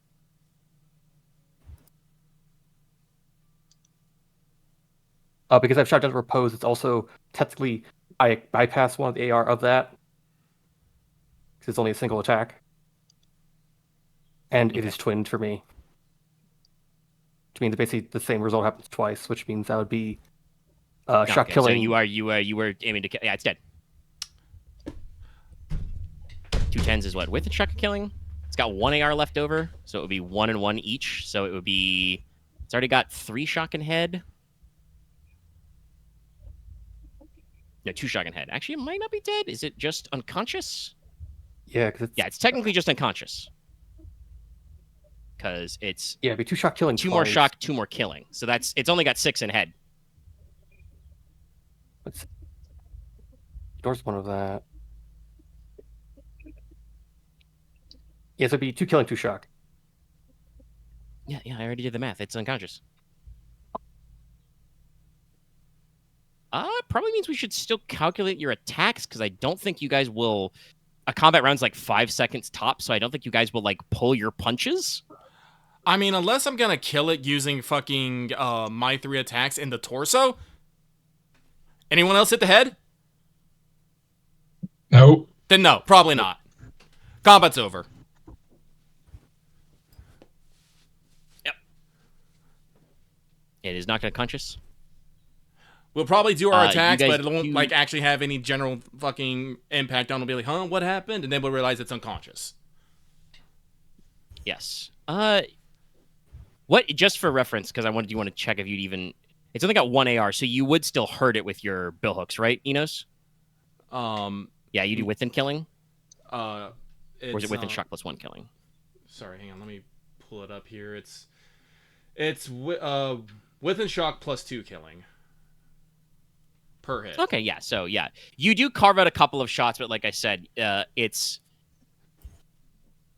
the moment goes on where like after you get a couple of hits in, and unfortunately Konrad, aims to fire again, and it lurches because a lead ball bounces off its skull. And he misses again. Unfortunately, like you said, the called shot curse.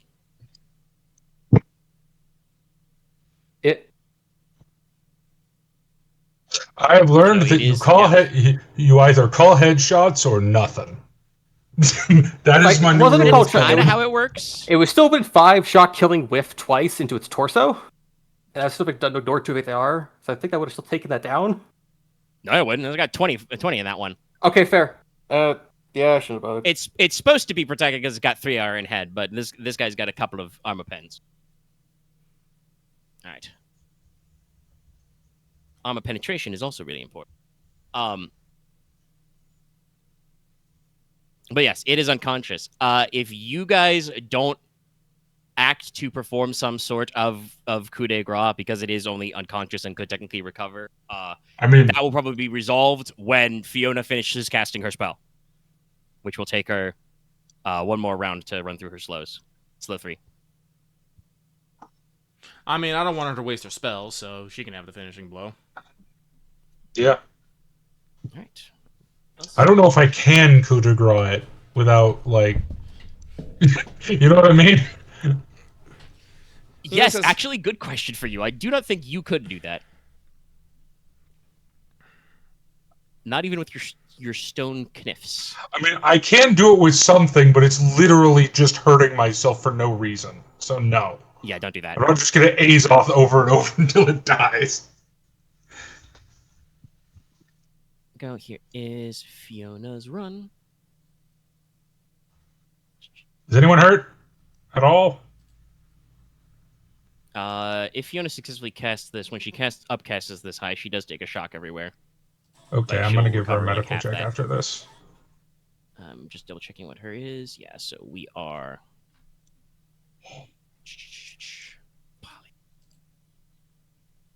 Eights. Is it 8? Yeah, 3 and 3 plus ED, and we'll make it 9 actually because of touchdown.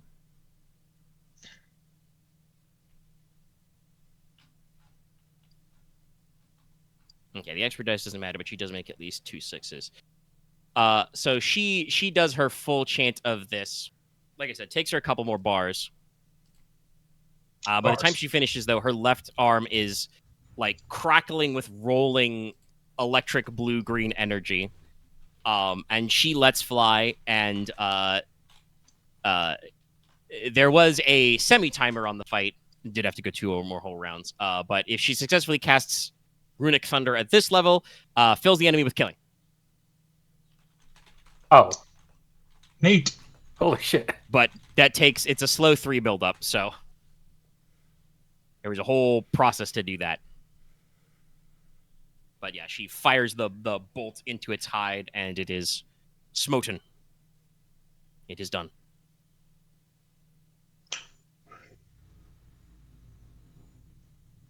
Like I said, though, she did have to take 1 shock everywhere for that one. I think I would have to reconsider how fucking dangerous I am now.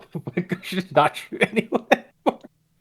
You are probably one of the best marksmen, and one of the best swordsmen, and one of the best scholars, and a very good sorcerer. Man, you got it all. I can shoot a bow kind of good. You're also unaging.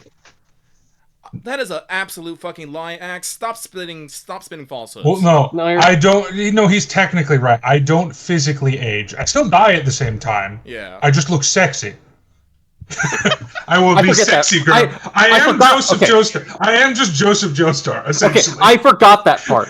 I'm sorry. I forgot the part where you just like die normally. You just die No, yeah, normally. no. Yeah, you always forget that part. No, it's very explicit. Attunement is not immortality. No, Yeah. it's just Don't peak age. It's peak body. Especially because Yeah. you cast it, like, this side of the time skip, so... Yeah. It hasn't been enough years that I think any of you have noticed that Nicola's not aging. I No. think I should probably go junk some of my fucking dice, but I'm not sure what to do. You don't.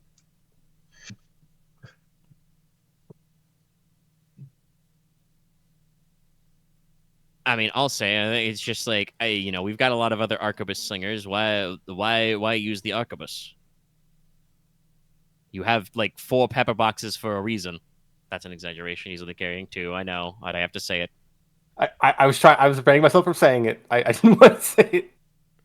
I know. That's why I had to catch myself and be like, by the way, he only actually has 2. Yeah. I cannot levy that same complaint at your sword. You do actually do a decent amount of drawing and hitting things with your sword, even when the crew has been like, Marquess, please stop hitting guys with swords. We have to... Sorry, Yeah, I should. my brain glitched out for a second, and I was just like, I was going to be like, say turtle and tank at the same time, and I'm like, nope. I should. Uh, Yeah, I should mechanically just. It is unfortunate. I actually can't upgrade my weapon. I don't have enough body to. Oh, yeah, you need to be massive. Yeah, I'd need to have body 4. Great bow. Use a great bow. Make yourself a new body. Now that's an Well, idea. I mean, if you slurp your giant's gall, technically. That's true. Do Technically. performance enhancing drugs, wield a giant bow. Anyway, Oh gosh.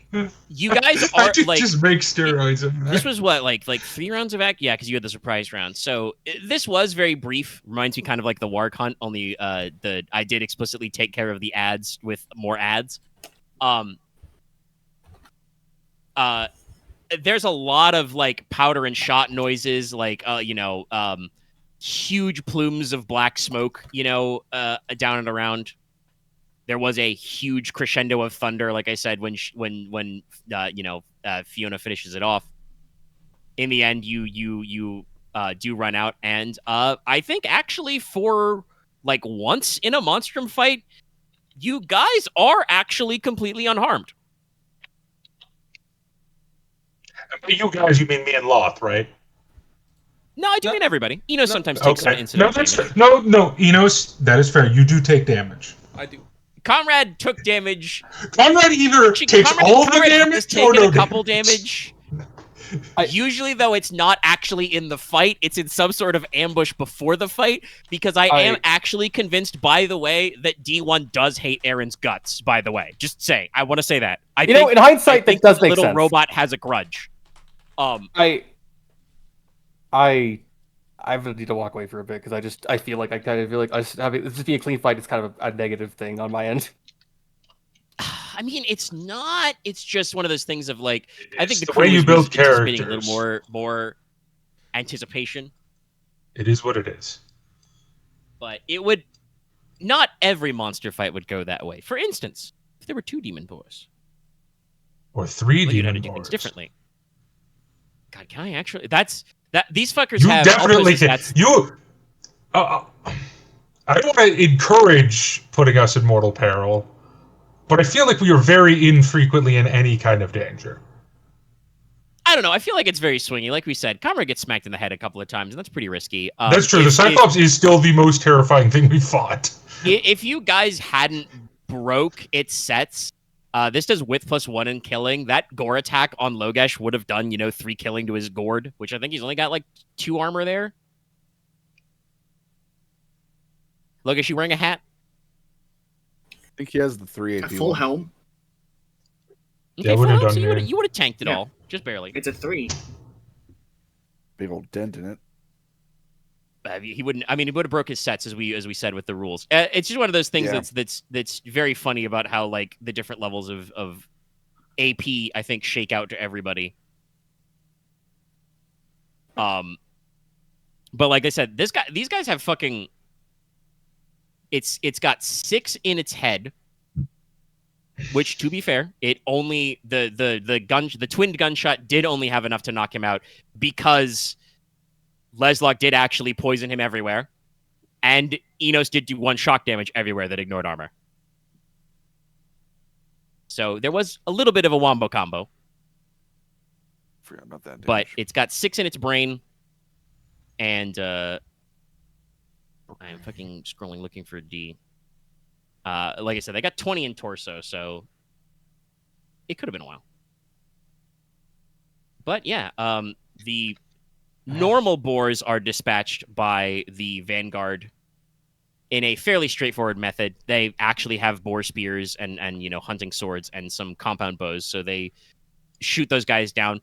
That's assuming that those boars don't just immediately turn tail and flee the moment their big boss goes down.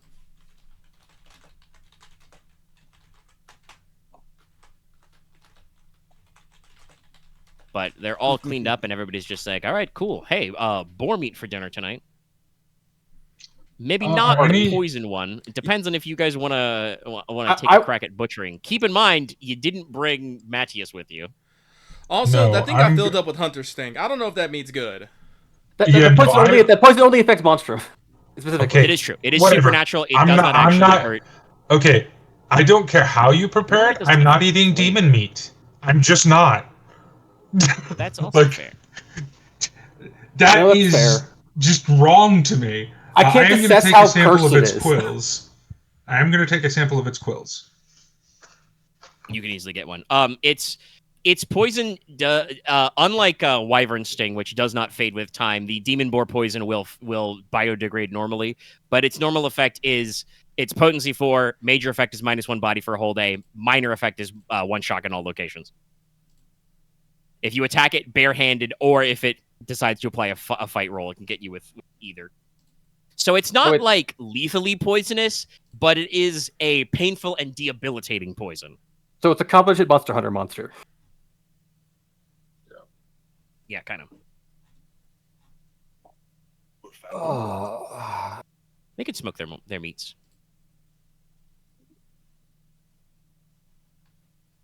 Honestly, that's okay. This makes me feel good about some of my future funnies. Yeah. As I I'm getting unfortunately like to camo. remind the boys that like so far you've fought merely my mildest monsters, except maybe the Cyclops. That is technically the +1 Hey, version. You also got very lucky on that one. Well, no, even when I we mean, I was said just this, fighting D1 guys that hates had Aren. giant. I I would say not to make I too would fine a point of say- it, but I think I D1 would hates say, Aren. yeah, I would say D1 hates Aren in a different way than D1 hates me. Okay, D1 wants to kill Aren.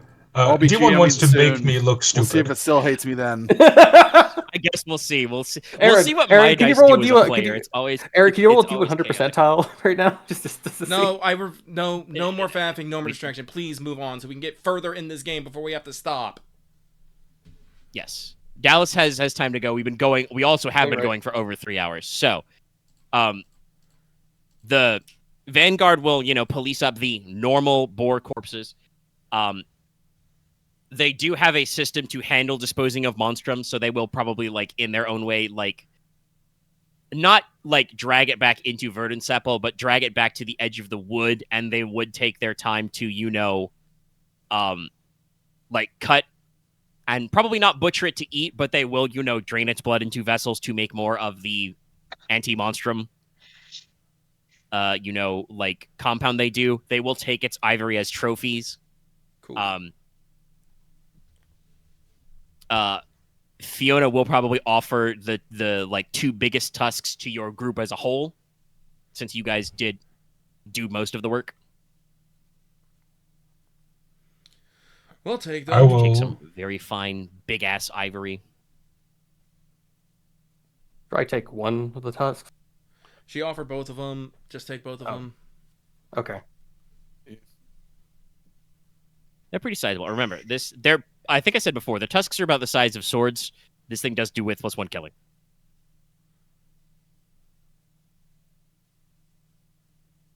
That could be carved into a cool thing. Honestly, as a final, me GMing for the future note, I probably should just give you guys more multiple threats, even if it's slightly more annoying to do, because I feel the need to actually hit you guys with some rolls sometime. And if it's one target, it's very easy for you guys to gang up and break his sets. But I did write this before I rewrote not rewrote, but I actually noted down the combat stuff. But yeah, that was like just your morning. It's probably, a couple of hours all told to go through the process, because it is a slow process to, like, tie this guy up with ropes and drag him back. Were any of the Vanguard injured at all? Against normal boars, no. Okay.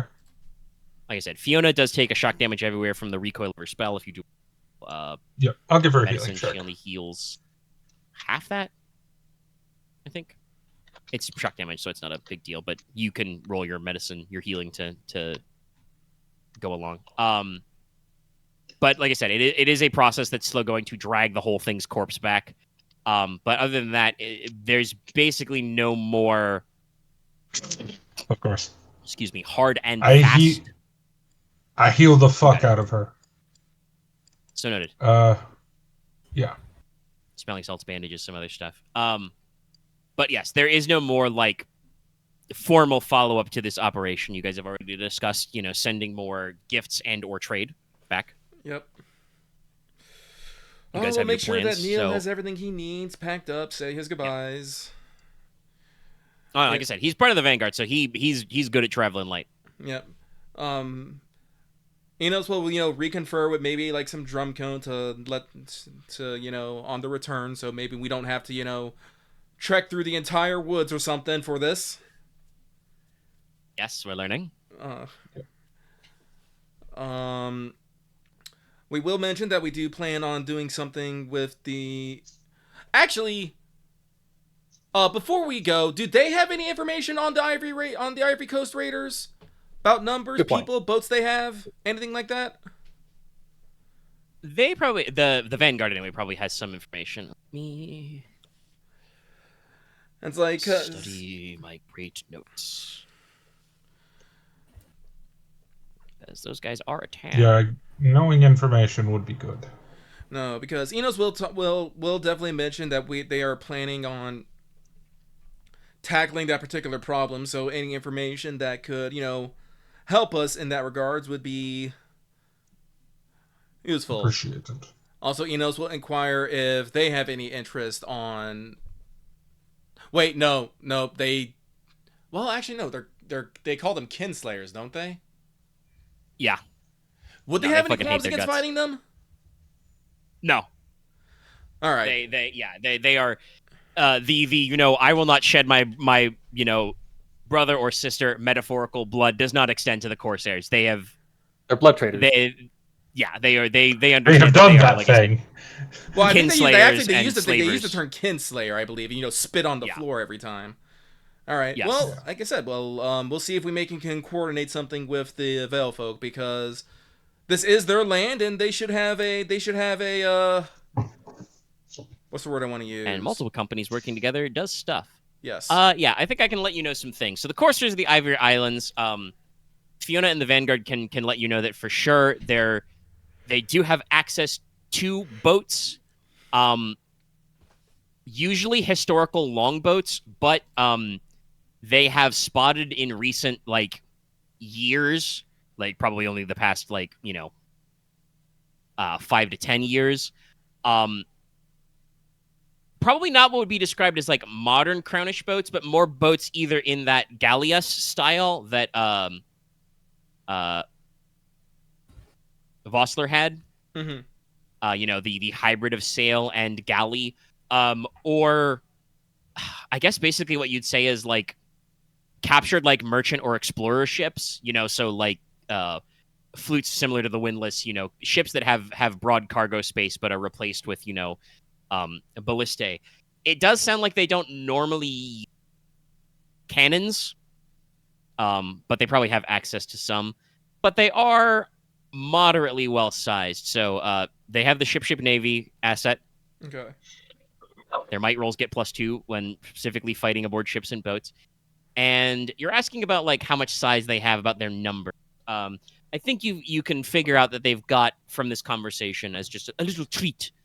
They have might 3. They have a huge gaggle of undisciplined scrappers. All right.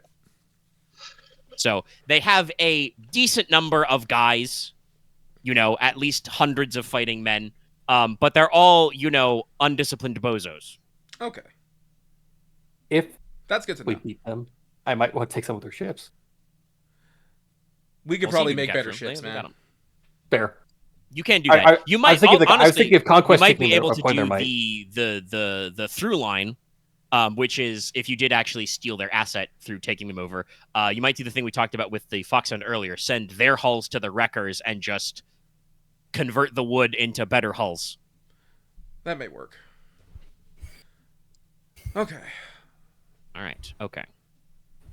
I don't want to delay the session any longer because I have to piss. But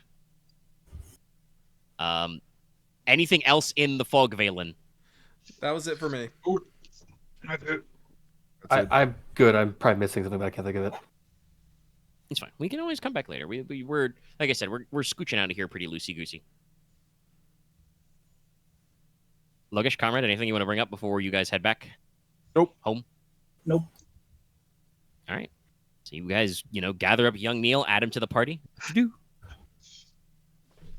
And trek on back. Your response back is pretty normal. You go back through the Shadow Pass. Y'all probably, notices the giants and the dragon bones and the bone devil bones, and it's just Actually, no, you policed up. You bagged up all the. No, I bagged all up the one. bone devil bones. Just one. Just one. Okay, set. yeah. So yeah, he probably just yes. The past was indeed. Sorry, my first instinct was to say super haunted, but that's very incorrect to say with young Neil's voice. The past is the past. Haunted. As surmised, the Shadow Pass was haunted. This place was cursed.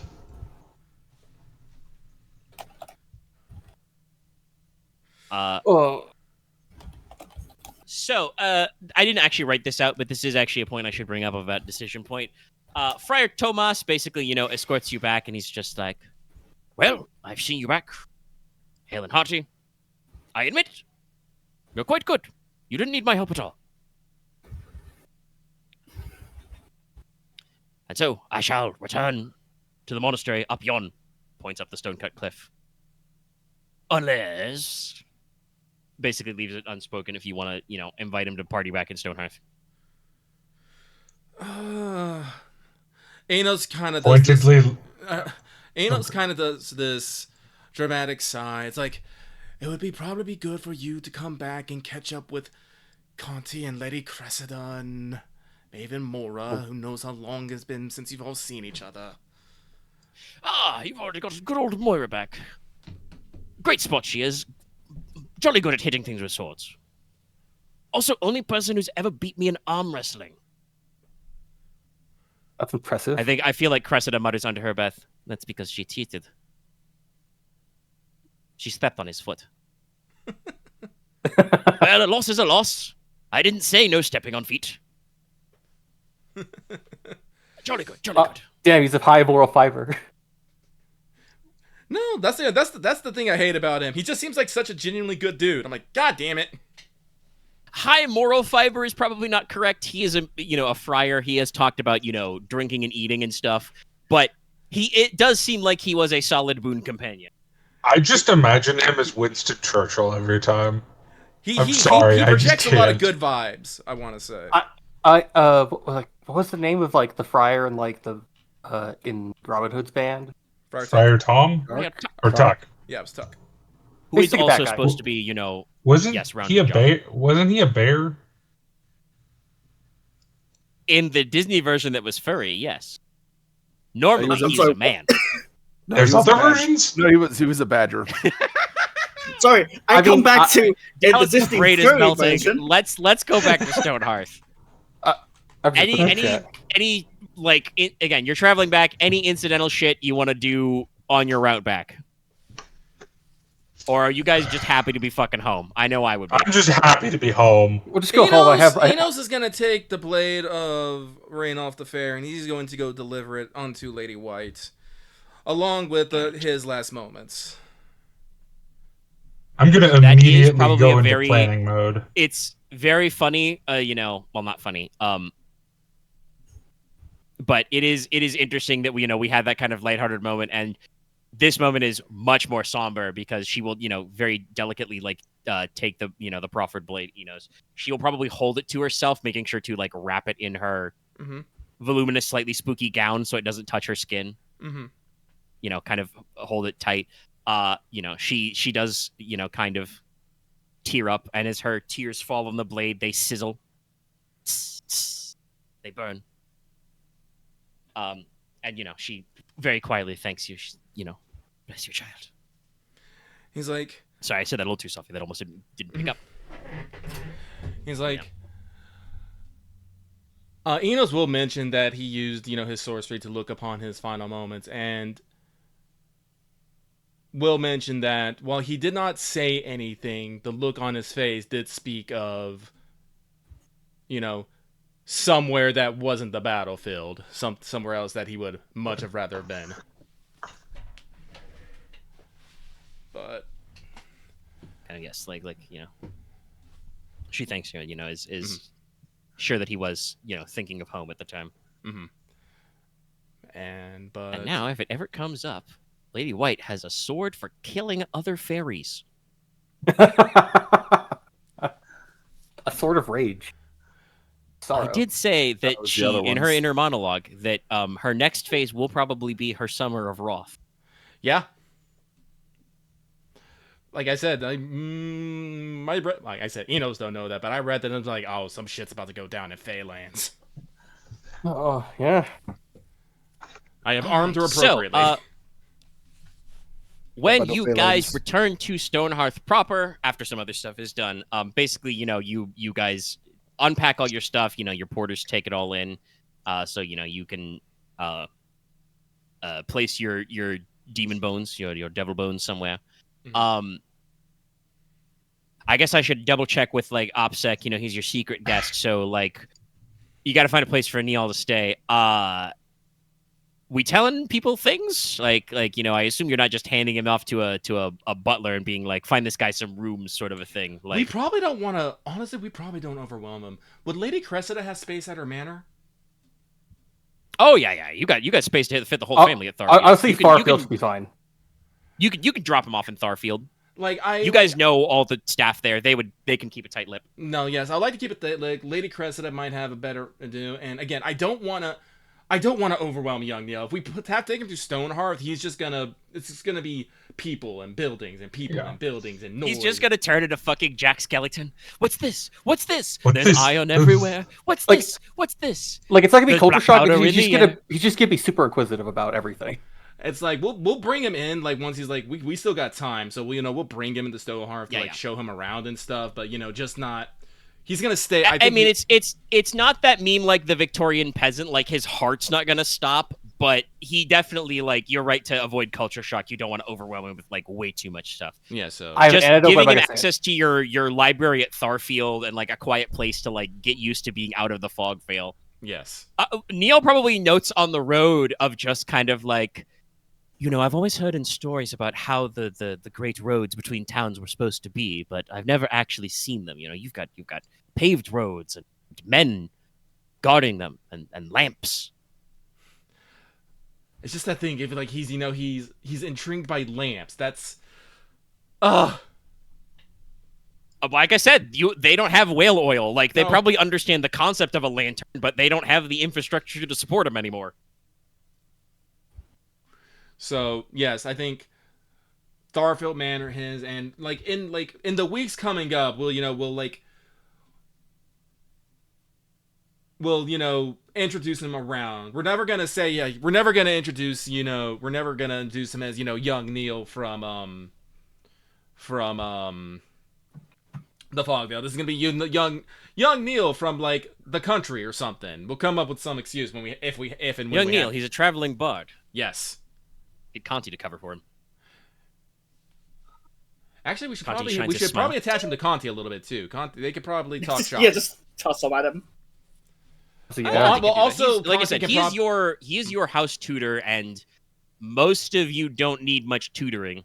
No, on the second thing, it's we're probably only gonna have him for a month or two, but Conti can maybe help him brush up on Teine history, what major things have been happening while the fog veil has been secluded. So when he goes back to the fog veil, he can let the van know and everyone else know what has been happening in the rest of the realm. Conti can also probably arm him with some compact history books. Yes, we're not here just to we're not here just to show off Neil here. We're trying to we're gonna try and pass information both ways. Because the Veil needs to know what the realm is doing as much as we need to know what the Fog Veil is doing. Neil is here to speak for the Fog Veil. I'm not making the joke. Neil speak for the trees. But he does need to make the educated guess. Or at least guess what? The tree speaking comes later. So with Neil secreted away on an offshore location, you guys return to Stonehearth proper, where basically, Aurelia and crew, since they had a much shorter round trip, are waiting for you. You probably have a note saying that, Lady Aurelia is waiting in, probably at wherever you've got Aramita set up to teach right now. Okay. In a little, amphitheater. Or her little lecture hall.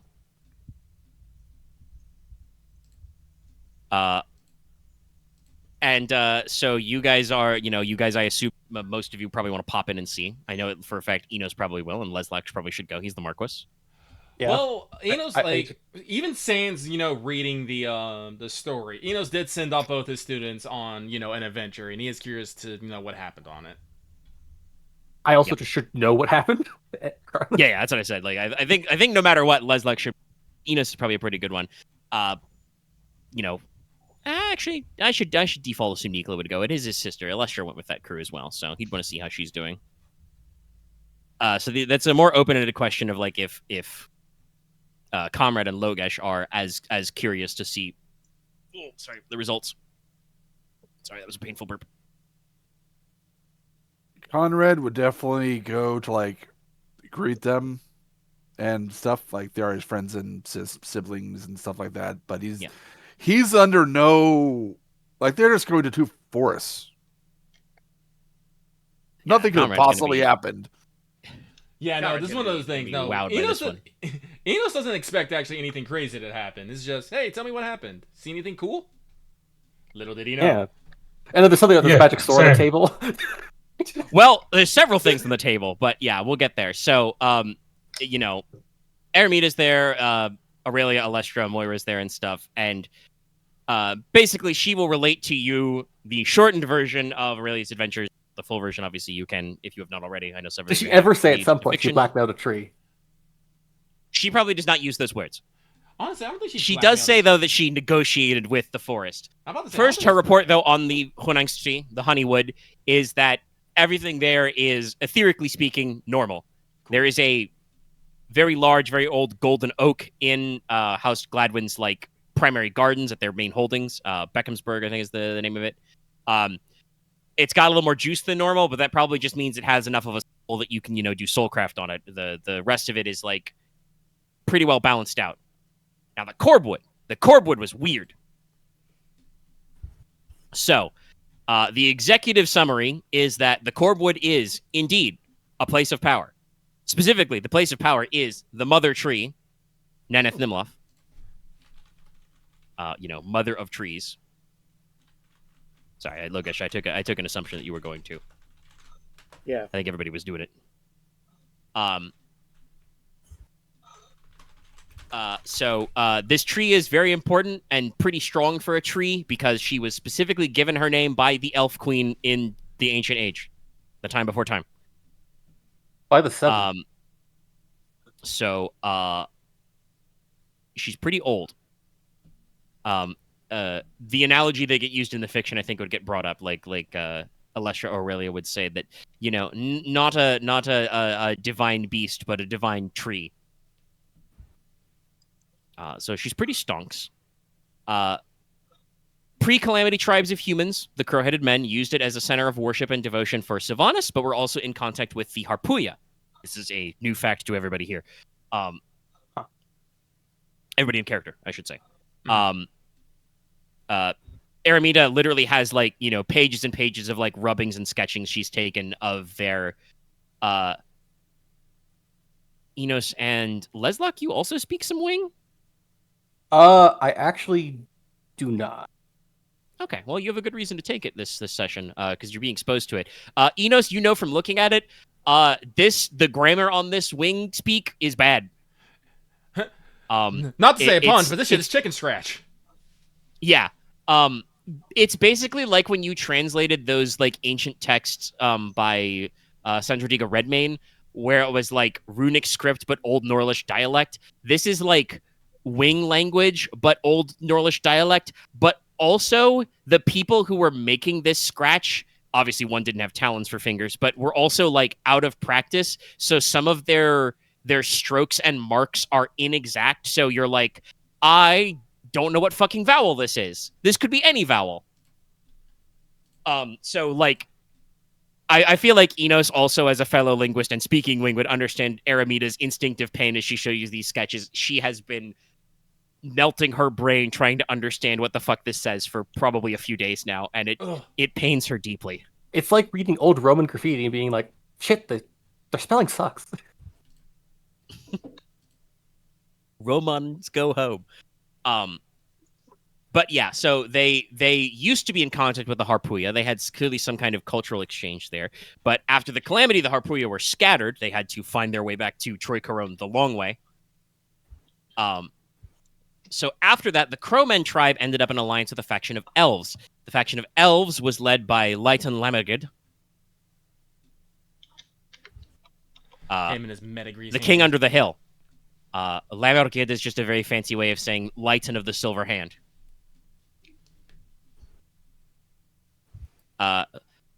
You also can do some history math. Leighton Lamagid was the elf guy, and his faction was defeated by the Longspears tribe of the Iron Hills, the ancestors of House Farron.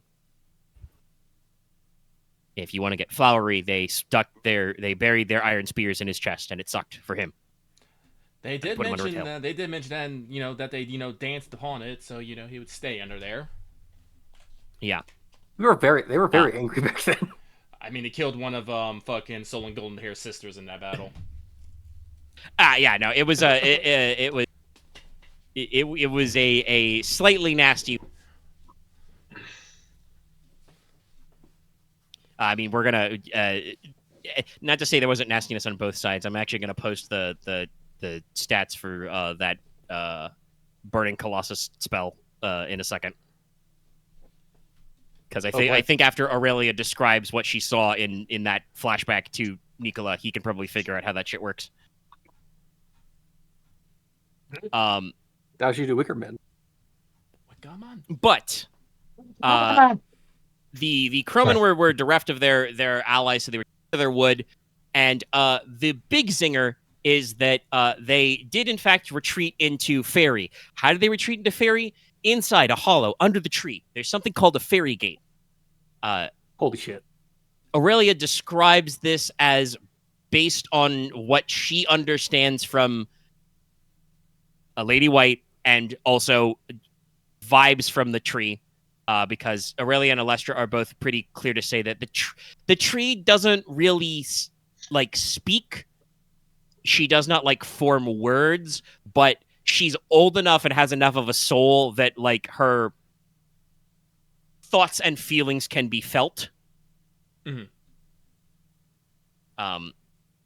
But based on the tree's testimony and what Lady White told them, so the Fairy Gate is basically like an ancient relic of the elves and of Sylvanas. It is a actual door that is not a breach, so it does not need to be sealed. It doesn't it doesn't leak spooky energy in the normal way anyway. Nemeth Nimloth is a very large source of aether. But it is designed only to be opened from the Mundi side, so you don't need to worry about supernatural invasion. But it is a big socio-political question because presumably there's at least one more of these gates in House Ferretti territory because of their close relationship, and you don't know if there are more. We bring it up to King? How do we talk about this? But there's a big open question. Technically, you guys could just open it up and pop through to the outer reaches of Fairy. Lady White does say you should be careful to do that lightly because the forces of Litan Lamergid were here to secure the outside. Lady White is a little less than generous to old Silverhand than some people might be. She is of the opinion that the Fairy Queen has no desire on the lands of men. She just doesn't give a shit. Why should we care? She's the queen of all fairy. So it doesn't really matter to her. But securing the borders of Fairy are important. So there are probably if not a garrison of she knights on the other side of the gate, she has probably put some agents where the gate lets out into Fairy. So there could be more elves, goblins, trolls, or other things waiting for you. Oh, by the way, Aurelia killed a troll. There's probably a couple of trolls left in the forest. Watch out for that. But they're scattered. Inos expresses interest in the in the Metagrease. What was it, machete? But I think you already mentioned that it's probably still shattered in the leg. So Inos makes a mental note. I gotta get that machete. Yes, because Aurelia does say that as a result of all this business, and she does mention that she and neither she from her brief dream experience, she says she's pretty sure she took a dip to the other side and experienced the Dreamland. Does she give it? Sorry, I don't mean to interrupt, but clarification of detail. Does she actually explain what happened to her on the other side, or just kind of abbreviate it? She doesn't explain in detail, but yeah, she would explain that she experienced a other side moment for out of it and was briefly transposed to the other side, where she experienced a series of visions of the past and possibly the present. And some other stuff that she doesn't know what it was. If Inos wants to press on some of that, she may actually describe some of that. I'll press on that in private later. Yeah. Because, they're out of character. The moment where there was some stuff that happened where, a mysterious entity made a ghost fuck off, and she saw a limitless desert inside. That's like future plot stuff that she has absolutely no context for. Omega, would Aurelia ever consent to Mind's Eye Unblind for me to experience her memory of it? Why are you the weirdest sibling? He likes to see the knowing. other side. If she says no, it's just I'll move on. It's just more of... That's actually a good. That is a good character question. By the way, I will say this: while they are talking, I have been doing a medical check over on all of them. Everybody is pretty fine. I know, but I got to check, especially for bug bites and stuff. I think Aurelia would have taken some incidental damage, but she did canonically drink one of the potions you gave her, so that's fair. I think she got rid of most of it. I'm less worried about like physical damage, because obviously I think I'd be able to tell if they were physical damage. More worried about like disease, bugs. Well, everybody's super poisoned. It's not that uncivilized. I will mother hen a little bit, even on Moira. Moira's like, you really don't need to do that. Also, if you mother hen Alestra a little, she'd be like, you really don't need to do that for her either. She mostly killed a dragon thing with magic sword. I say dragon thing because it's not quite there. But yeah, so we're going down the line. To explain Namath Nimloth's position, just because that's earlier in my notes than the other thing. Basically, as a place of power, Namath Nimloth has just been sitting on her wellspring of great aether. Again, I used metaphors in the fiction that I will reiterate for everybody who's not caught up, but it's basically like a river or lake that was dammed. So like extra aether flowed over the top, but was not flowing freely. But it's not like the case you guys had at Lorelei Rock, where like the natural flow of aether was clearly disrupted by something, sinister and technically unnatural. She's just been kind of hoarding aether, not, changing it.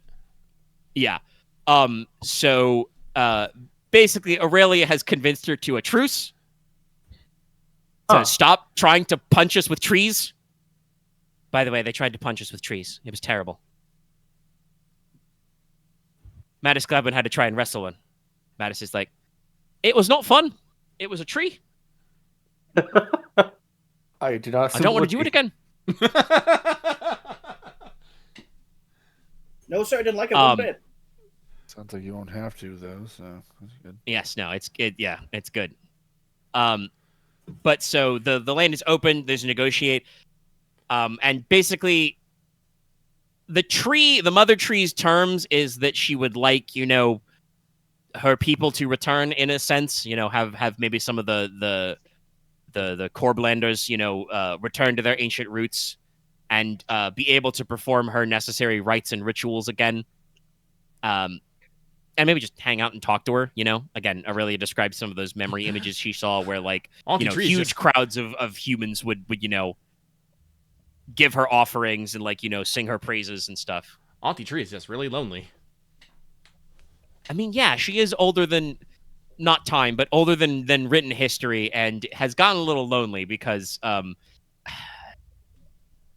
not to cycle you guys back around to being mad about elves, especially because I didn't have the subplot planned when you guys were originally mad about elves, but the impression you get is that the original some of the original crow-headed men, I should say, a decent number of them, were a little salty. They were sore losers. The fairies who lost when Light and Lammergid fell were definitely salty and tried to do a salty run back. As a result, the less salty people of Teine did not have an opportunity to kind of like casually get involved in the Mother Tree's business. Okay. I think we're definitely going to have to go talk to the Mother Tree because we need to... I'm not saying we got to talk numbers, but we got to talk some specifics. Yeah, you gotta lock in some ideas. I wonder how much of a fucking shot through the whole aether, like all the actual ley lines if she opened that aether, but that's another time. I have some ideas for how that would work mechanically. For starters, if you guys wanted to spend 10 XP on it, there is I know Lucky remembers it because there's that whole section in the third book of Reign, the third year of our reign, about cults and supernatural forces. Yeah. There is that blessed cult advantage Yeah. where you can just get +1D on anything. That would be probably a decent way to model what's going on with Neneth Nimloth. You can just ask the tree to give you a little bonus once a month. Huh. But yeah, the formal rewards though. So, hey, first of all, remember all that exposition you got that I'm pretty sure Inos said explicitly that he shared with everybody about the Chalice Knights? Yeah. Yeah. I have the document Hey, here. so we got a new sword. Yeah, we found not only the sword, you actually found the dude. Yes, no, the sword was with the dude. So Rainier of Soltaire. Yes, Rainier the Hunter Knight and Solatra. Solatra is a two-handed sword. It looks more like a claymore than a Zweihander, but it's still a big two-handed blade with kind of a inward V shaped hilt made of antler with sunstones set in the hilt and pommel. It says Solatra in big letters on it. It's made from the same silver and iron alloy as Argent-Light, but it is a two-handed sword, so it's with and shot killing +1 killing. Inside it has the... I'm going to speed run this. Inside it has the spell Divine Light sealed at 8D, just like Argent-Light, but that's a spell you guys know from Dragon Sorcery. And if you don't remember what Divine Light is, you shoot a giant beam of light. With and shot killing on a target in eyesight, I think? Stonks. Can't be dodged or parried and not reduced by armor. Blast them. Fucking Kamehameha waves and shit. Yeah, no. So, the hollow under the tree is the impromptu tomb of Rainier the Hunter Knight. Aurelia mentions, that line that Mother Mercedes said about, the apparently searching deepest forest meant that he went to the Corewood. He went to seek the counsel of Helise Twinbow, Fairy Knight of Liberty.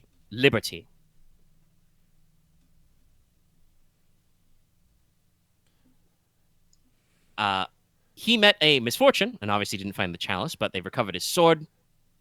What killed Rainier is semi-obvious. Aurelia would describe it as the remaining elves and trolls did something that was probably bad magic.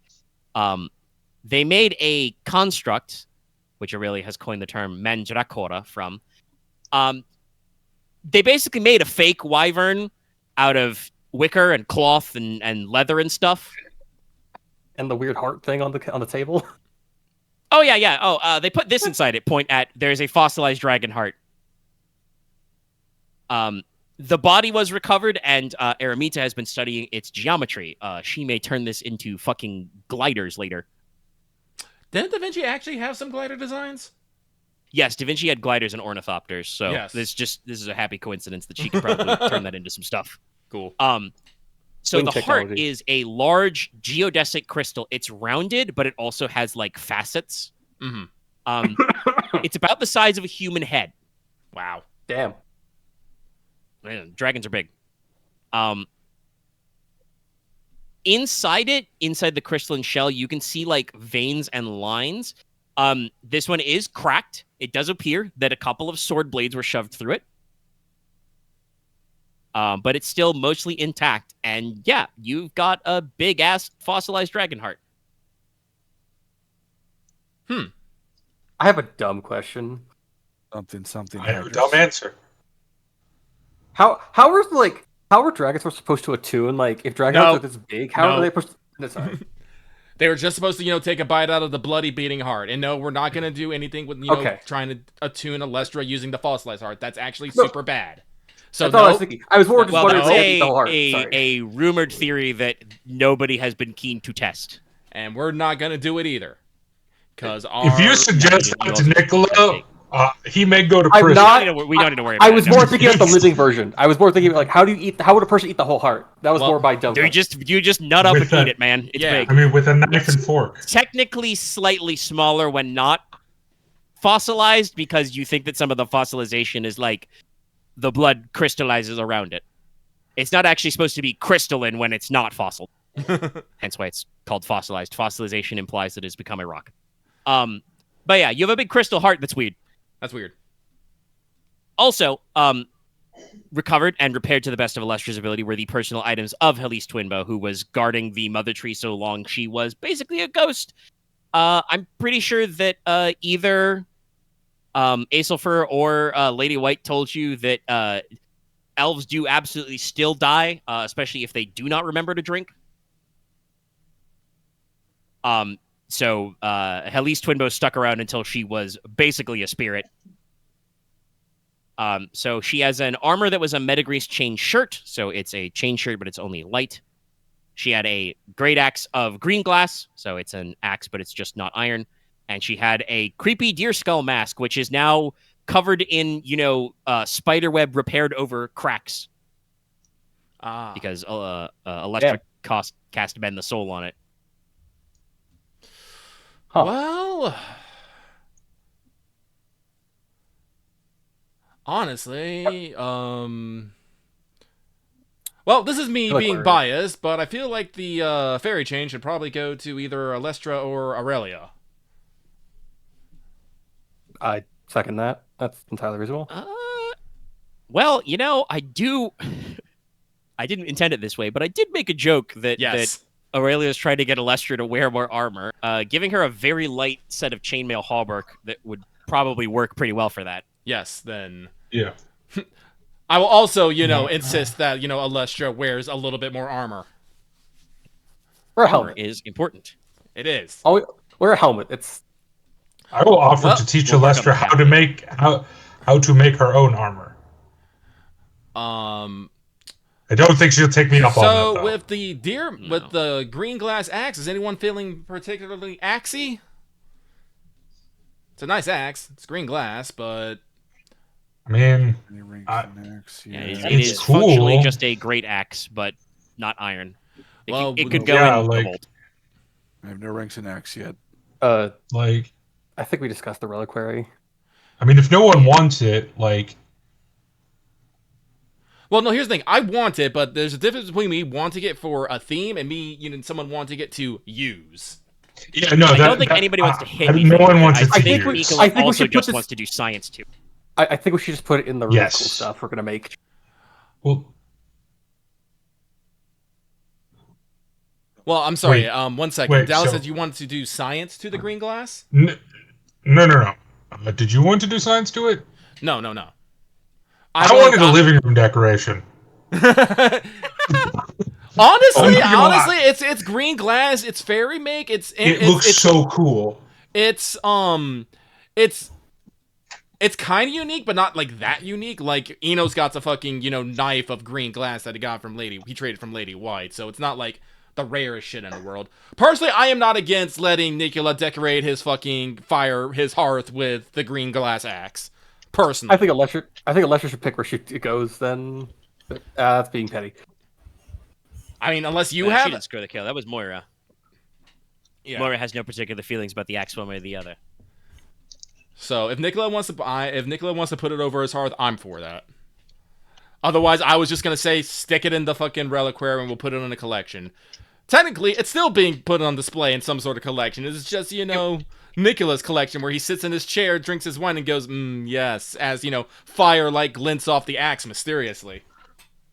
That's fair because everything else is probably gonna go into a glass case with a plaque on it. A glass case of emotions. So for I'm gonna butcher this. Yeah, I knew it was that. I'm gonna butcher this sword's name again. What is it? Solitaire? Solitaire? Solartra. Solartra. I personally would like to take custody of it, not to use, but to use for lore naps and studying. And I did want to float this idea, probably also with Lord Wayland and the Marquess, but of establishing some sort of reliquary and being named custodian of it. Because we don't have just now one, but two holy swords, which could basically be considered relics of their time. Konrad even was musing about it earlier. Yes. Shouldn't they be used? It's like, well, do you wish to trade out Beast Slayer for this sword? You can't carry every sword. I think it's already kind of good. You carry more than one, but I mean, You're carrying an Arquebus, you carry Beast Slayer, you carry Silver Eventually, Tongue. you will probably have to like. It's a little hard to walk with all the bits. No, it's like, Carry like 5 things. and then well, this is the second thing I was gonna say. If we set it up in a reliquary, there's nothing to say people can't take the swords out from the reliquary and use them if they feel like a need for them. Because this is the thing that, like, I've realized, even though we've had Argent Light just kept getting passed around. Even Aurelia didn't actually use it when I gave it to her. So I'm just like, well, son of a bitch, what are we gonna do? Well, we have to ask her. I'm not gonna ask her. I'm not gonna ask her. But if we just kind of set them out in a reliquary and just like, I believe this mission may need a little bit more force, and then we do the fucking, the fucking armory scene where it just opens up and the glowing swords are there, and we just grab the one we want. I think that's better than us trying to constantly remember that we have, the magical sword on our person. Personally. Yes, I that we just forget to go to the reliquary. If you question about like using them, it's like, well, then you just you use it when it comes up. But because like Aurelia was not going to use Argent Light as a primary weapon, obviously, because she just got her cool new flying dagger swords. Mm-hmm. And then later she, deliberately shot a guy with her gun because she was making a point. She only remembered the using the sword for ranged attacks later when she was like, right, wait, shit. That helps against the giant dragon. Well, thing. she can't say anything now either. She will not. So no, I think we should establish some sort of artifact reliquary where we keep items of particular power or cult or of worth. So like, well, actually, we'll show off Emberclad dual blades. Like recover those from the Stone of Fool. Inos will mention that we also recovered a blade of Rain off the Fair, but he already delivered that to Lady White as that is a token of her love. We had to visit Farfield Manor on the way. Yeah, we had to stop by there anyway. So I think that we should set up some sort of reliquary where we can keep like the pearl, both holy swords, Emberclad's blades, and whatever other the heart, I guess. Yeah, probably the heart too. I mean, eventually you'll probably put some dragon bones there. Yeah. Yeah. Because I feel like this will be like slightly different than the private collection where we're going to set up like the Cyclops eyes, the skeletons, and other such knickknacks. The reliquary is something that we don't necessarily want people looking at publicly. Yeah, it's like a more private kind of thing. And also, if we actually establish a reliquary, we might be able to stave off some church questions. Because, I mean, at the very least, I think Aurelia and maybe Aramita would bring up, like, so technically, Rainier was of the people who became House Alphen, yeah. But he was not, like, from a direct line of their founders, so it's like a sketchier provenance. It's a very distant relationship. They might like it back, but the kind of like claiming thing is kind of like up in the air. You guys definitely found it, and if you're like Inos said, if you're storing things securely and properly, the church has rules and regs for that. No,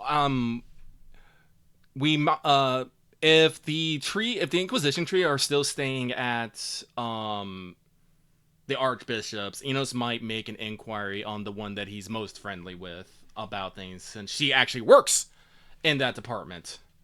Yeah, she does. Yeah. You will probably have to send her a letter because I think it's been about a week. Then they probably you guys did the meeting like just before you set out. It takes you a couple days at normal pace to get all the way out to the Shadow Pass. But you were out for what, like 3 days? Yeah, we were like 1 day. It was like day and a half in and 2 days out. Yeah, well, Inos will probably. This is a fun point. Inos did ask. I forgot her name already. Goddamn it! If he can maintain regular contact on the subject of relics and the Chalice Knights and whatnot. So yes, he'll do that. Also, he has to send a letter to Mercedes Verity. He's like, "Dear Lady Verity, you will not believe this shit. I found a second sword." Well, technically, Aurelia and Alestra found it, but I sent them that direction, so I'll take partial credit. It's like it's at the family home now. Yes, we're, no matter what, we have increased our amount of swords by 1. Well, also the fact that they have actually found the body of Raina of the Fair, which is the other thing I want to bring up is like, do we entrust his body to the church? Because I don't know if that's he counts as a saint. I mean, he was a As a chalice knight. He's chalice still knight? a mythical figure. He is not literally sanctified, but they are important to both religious and general history because Veritas is usually considered a saint, and her chalice knights were her honored It's guard. wouldn't they entomb one of the paladins of Charlemagne or something? If they Well, that's the thing. It's sorry, Did Dallas, those go. Inquisitor people leave? They did. Because Yeah, we were discussing that. It's been like a week since you talked to them. They've probably gone back to their duties. But we can send in because also I can't remember her name was also talking about how there are some orders who are still interested in the Legend of the Chalice Knights. So delivering Rain off the Fair to them, or maybe we can whatever. Because I'm sorry, I think we should set him to rest. I suppose, I mean, there's something to be said for memorializing where he fell, but the man was poisoned so hard he turned to stone. So yeah, and again, if we're gonna be making the Auntie Tree, I'm gonna start calling her Auntie Tree now. I don't care what anyone says. If we're gonna start making Auntie Tree, more lived in, we can't just have the corpse of the fucking Hunter Knight under her bowels just staying there. Not unless you're gonna work him into the legend. I don't want to do that but it would probably be better to move him out because that would affect the tone. Speaking of Auntie Tree, it was mentioned that Harpuya used to live among her branches and boughs. Do we want to try to rekindle that? That is in my notes. But actually, speaking of Auntie Tree, I do actually have one more thing. One more thing. Because they brought back some samples of the much vaunted resin of Naneth Nimloth. So her tree resin is bright blue. Huh. This is some Uncharted 2. This is some Uncharted 2 shit.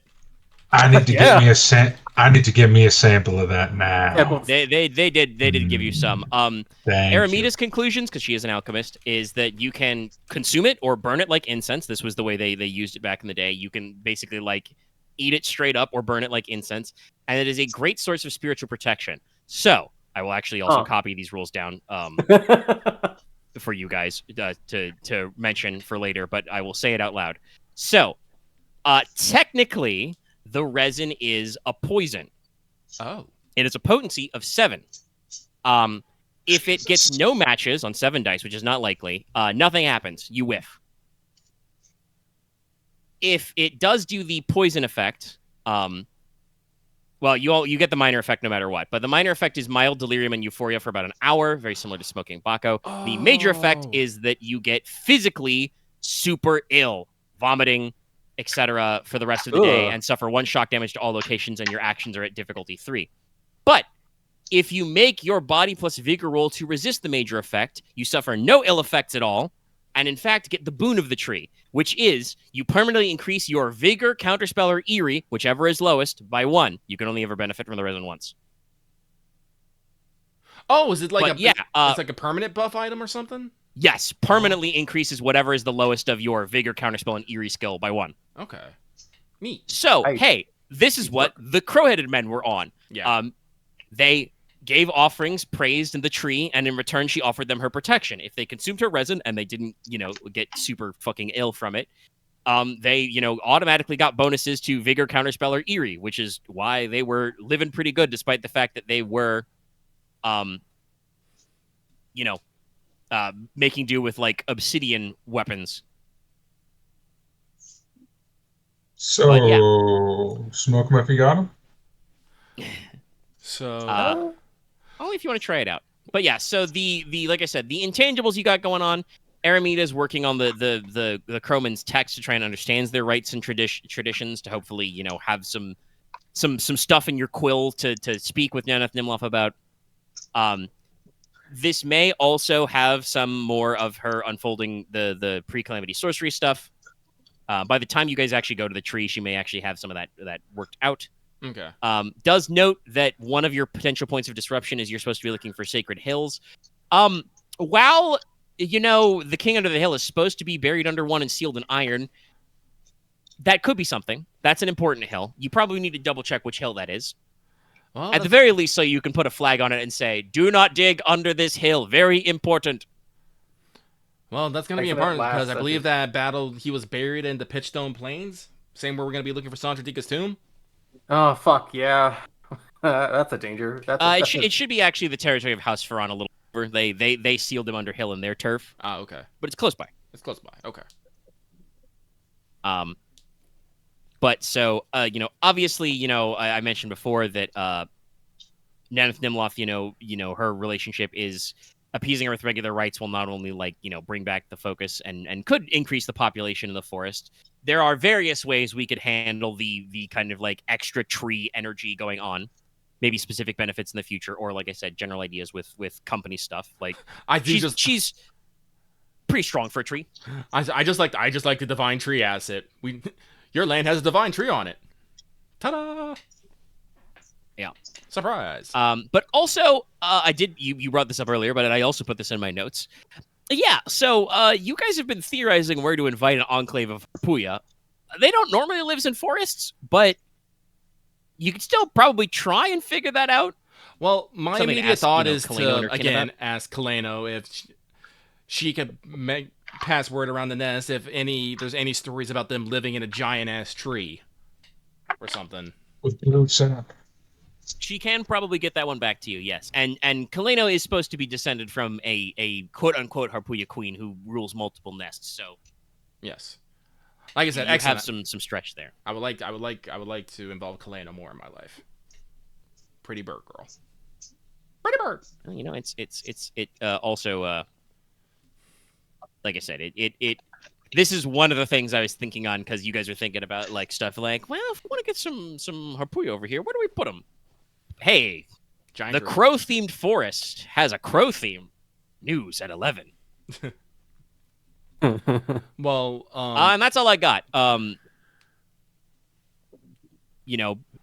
Basically, other than a probable, and again, that will probably take place in the weeks leading up to Summer Court, but running an actual meeting out to Nanath Nimloth to kind of figure out what her deal is and expandify some more stuff. I'm in the process of making sure to get all my notes together about Summer Court. Do you guys want a in-character session to do the actual hammering out of the details on mic in a session, or can we do that off mic with me asking questions as I write it out? I think it 'Cause would I think I be have a pretty good to good have grasp it of on what your guys' mic, ideas are. maybe? I don't know. I mean, I'm probably doing off mic, but I guess we have to have it on mic so Dallas actually looks at it. But I'm not sure if that's No, we to can say. ask him. I can All add right, if it's all right, related. all right. Dallas does look at stuff off mic as well. Sometimes. I do Yeah. want to say, Dallas, you are probably out of the party members the worst at it, but not by a lot. No, that's true. But no, I but can ask I you guys also have leading a questions job. and A 9 to He's just- 5. He's I do as responded when well. I've asked him questions before, so Yeah, no, I have never not responded to an ad. We'll say that. But yeah, like I said, if Nicola's input is required, which it may not be, he is the At least in physician, this server. we can circulate some stuff.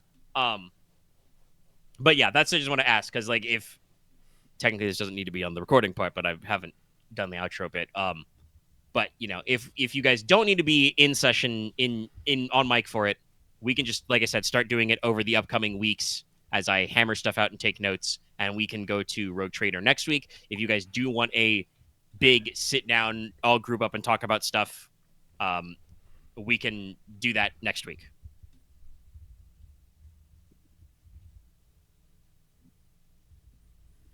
I am personally I'm fine with either.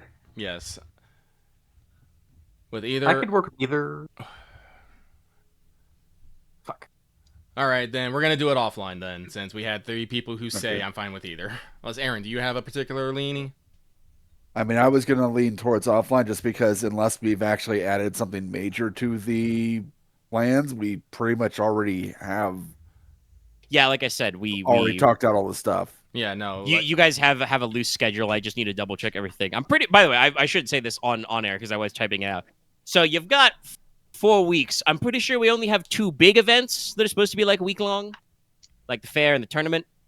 And then you're going to intersperse that with smaller gaps of like, you know, The take a court. couple days, go to the hot springs, take a couple days or a day, do a hunt kind of a thing. Yes. When's there time for the I'm pretty sure court? that's what they wanted, but I have to Right, write the my notes actual- down as I was No, like I planning said, stuff. we're- Like I said, Yeah. I'll be hammering it out. So Yes, let's do it offline. That way we all don't have to be constantly like on at the time. You know, people can come in and out of the conversation as needed. Might be easier on people. all right, cool. Yeah. Then before we Yep. probably break for a little bit, anything else you guys want to make sure you're speaking, doing for the next, you know, in game you want to get out of the way? Well, Yeah, I'm rolling. I'm gonna roll for the sap. Oh, he's just gonna fucking eat a sap. Okay. and he's gonna eat a sap. Well, I first have of all, to- let me see if I get The anything on the You potency. roll your first, because 4s. I do got 4s. You are going to be Okay. violently ill if you do not pass body plus vigor. He has to beat the 4s? Jinx him. Jinx him. Yes, he does have to actually beat the 4s. Jinx him. I He's should- unlucky. I should Give him his jinx it if he XP. makes it.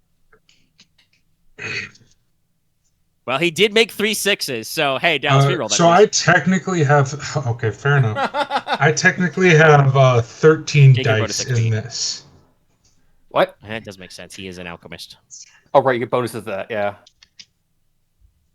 He's an alchemist and an herbalist and all that other stuff. I'm just Okay. hoping he gets a set under. Nope,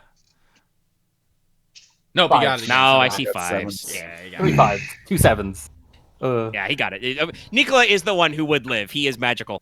Okay, so Nicola, what is your lowest of those 3 skills? Vigor, Eerie, and Counterspell. Counter or vigor.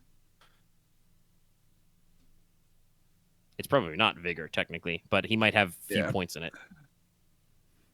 Counterspell. All right. No. You permanently go +1 Counterspell. I have a 1 in Eerie, a 6 in Vigor, and a 0 in Counterspell. Well, now you have a 1 in Counterspell. Ta-da. I think I should do it just to see if I horribly fuck up. Because I think that might be just...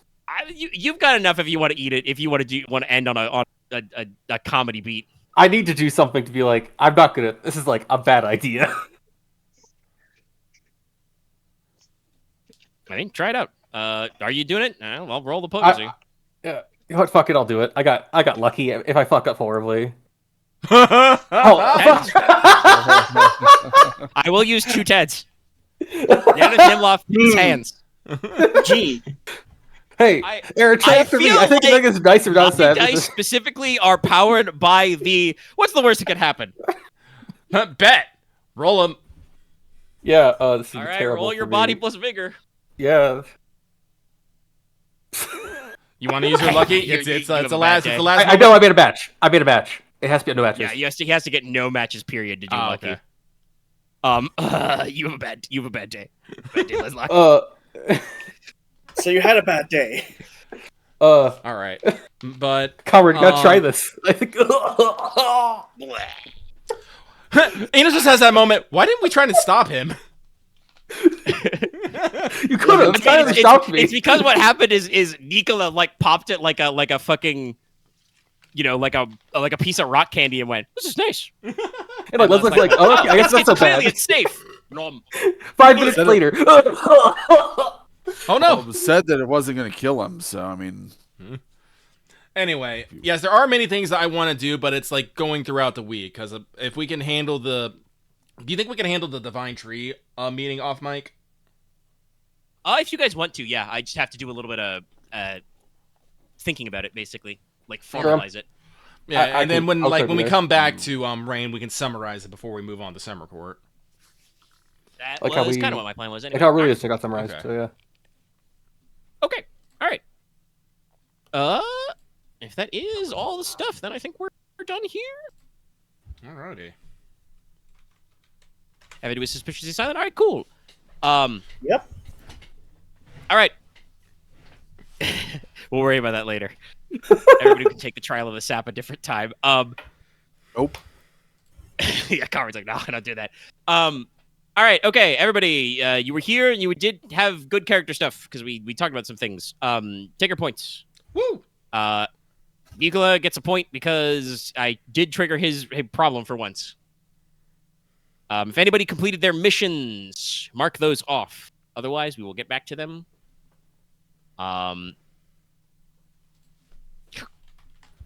Yes, I was correct. Konrad and Inos. I know you guys wrote notes over the week, so get your extra point there. Yeah.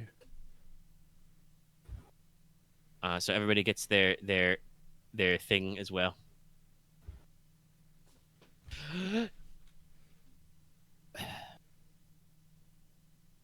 All right, I think that's everything. So don't forget to like, comment, subscribe on the video.